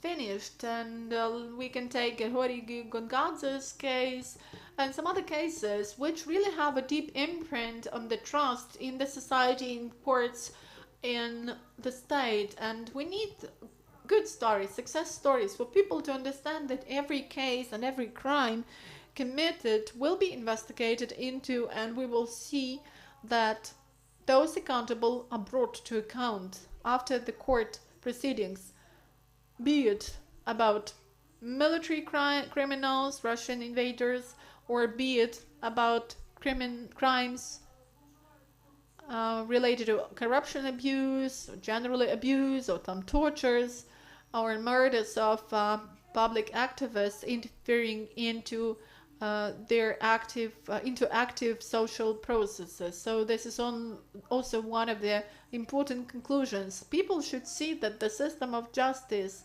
does motivate punishment. Punishment is inadvertent, both during the war and during recovery. This is really important, and it's also important to realize how far we're going to change as a result of the fact that many IDPs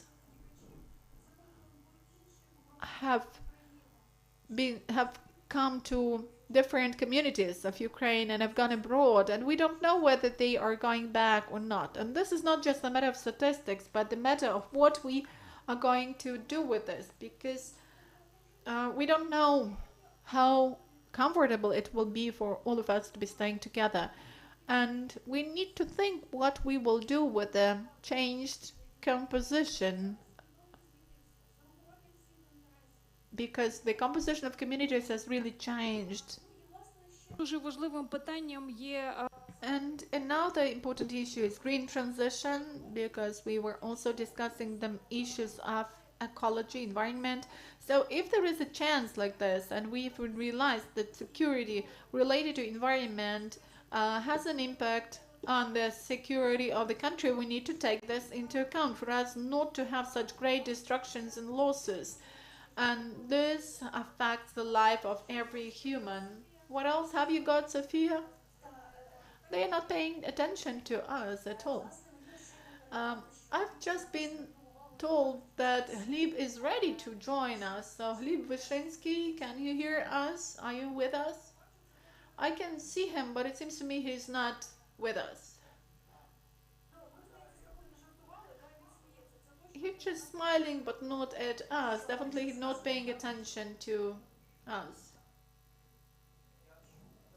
I've heard what Larissa said. Yes, can you hear me? Yes, we can hear you. We have been hearing you for several minutes. We would like you to share your impressions. Yeah, I'm ready. Let me do it. We have had a very interesting panel with the representatives of the government, the Verkhovna Rada, colleagues from civil society, and the accounting chamber. And we have had a very interesting speech from the representative of the Ministry of Finance, according to which the key role of the state in the recovery is ensuring sustainability of the financial system. And this is going to be the precondition for the great role of the private sector, the key role of the private sector in financing recovery, because that will ensure resources for the banking system and also build back better. Principles should be kept to, and also we should ensure the green transition principles, which is also important for our government. But all in all, the key message which really we have heard from our government is that availability of resources will not be possible without the private sector. The priority is transparency, accountability, and in particular in terms in terms of the money that is already provided by the EU as target funding for the budget costs.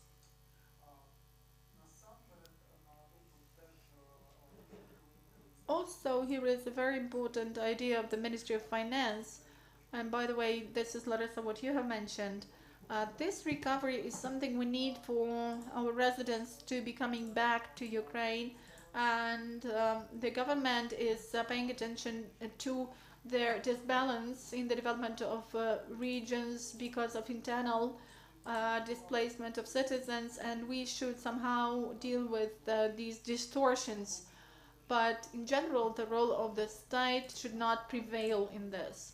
Yaroslav Zhelezniak, the MP representative of the Verkhovna Rada, has drawn us attention to the fact that out of 8 years of budget processes, which he has been a witness of, the deputies have become more responsible. There are no populistic requirements to the budget, and there is the consensus in relation to the fact that we cannot decrease taxes in the war time, but we would also not increase the taxes. And funding is possible only for the basic budget costs. In particular, in Yaroslav's opinion, we need to currently show our financial needs of recovery, and Viktor Mazurchak, who is the advisor to the head of the chairman of the accounting chamber of Ukraine, has focused in his speech on this. He has mentioned that we need to develop trust, and all those different figures showing the need of the recovery needs. I'm an important example of where there could be lack of trust. The ARR consortium, shaped up by 4 NGOs, represented at our today's panel,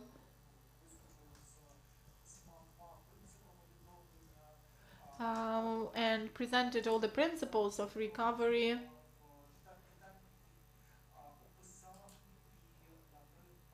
I had described this principle as exemplified by 2 sectors, and has shown the way these principles should be implemented in the energy sector and recovery in the field of new advanced technologies. And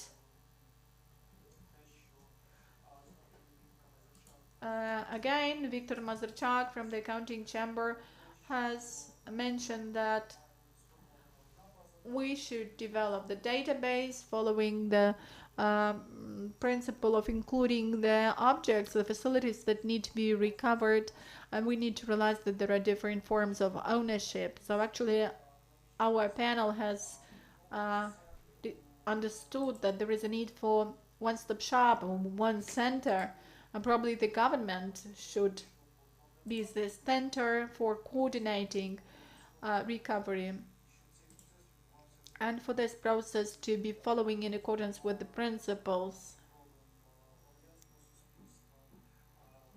concerning in relation to a civil society, which should be an expert.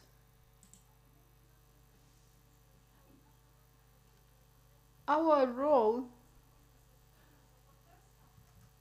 is actually about the partnership between business and civil society. And it's about responsibility. But we have been thinking what principles will the state use.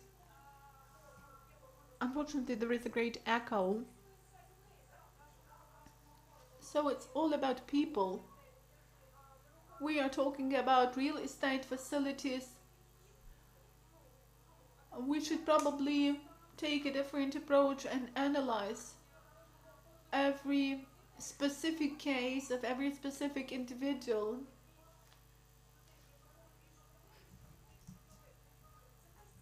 And the more people, the more we will manage to recover. And we can quickly restore and recover some things, but not all of them. And we need to think it over, this process still. Sophia, what about you? We have been discussing recovery from the point of view of public spaces and villages and cities, and we started with discussing whether our cities and villages and public spaces were generally ready for the full-scale invasion, since we had been informed about this since September. And this was already almost obvious in January, in the beginning of February. We decided that we came to the conclusion that nobody was ready. And you know, our country has been at war with Russia since 2014. In terms of legislation, our buildings were not developed in the way to somehow help with preservation of these buildings. We also discussed the issue of alienation of military lands of military unit, and how this has actually affected civilian casualties. Now, and then we went over to the future militarization of our society, because we realized that after victory, our society will be militarized, and we realize that we are now on the threshold of potential ecological catastrophes and bombardments and pits trenches left after shelling or demining, mining. Actually, these are the things which are a problem, but on the other hand, our farmers are ready to supply dry food ratios, and they could earn money by this. And the idea that was generated at our panel is that our businessmen could, in the future, after victory, work for the defense sector of different countries, and be supplying, be exporting goods abroad. These could be weapons, this could be food, clothes for the army. This could be our goal, and this is something Ukraine could capitalize on.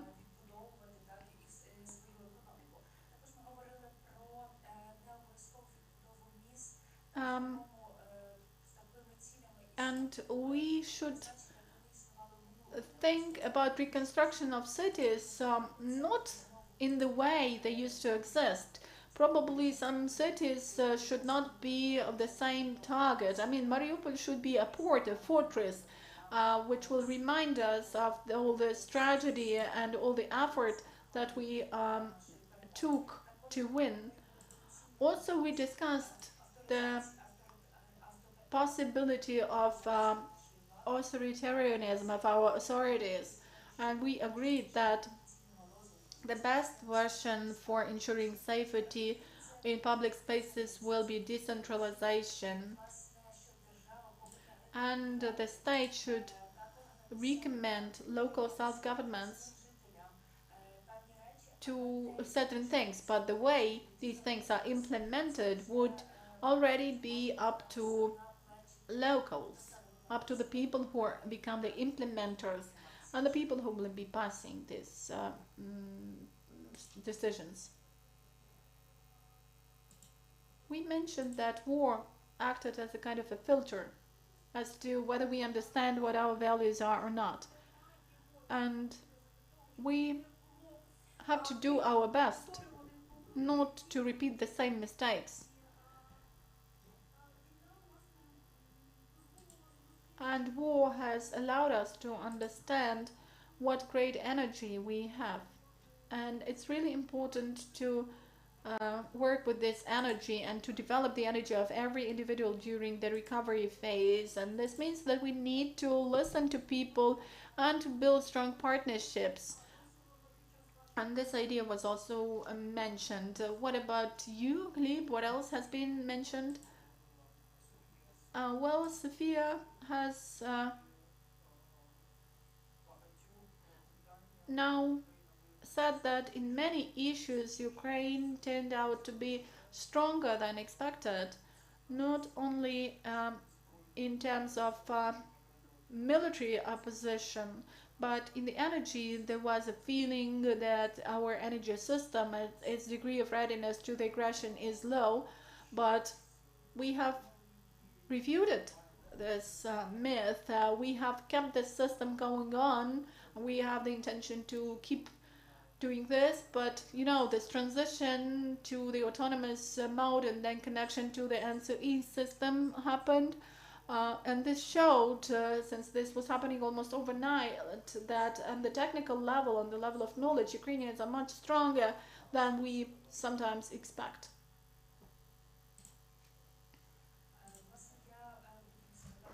And let me also tell the idea of colleagues who are having the anemic looks at us, and they want us to wind up.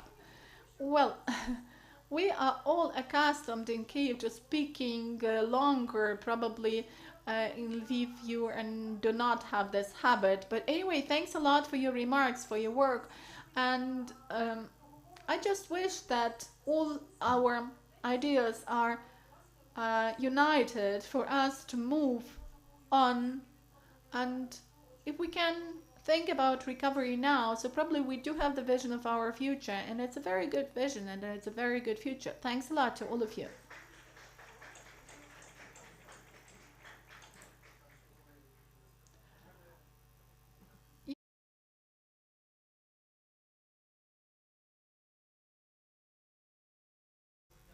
Let me express my gratitude to all of you.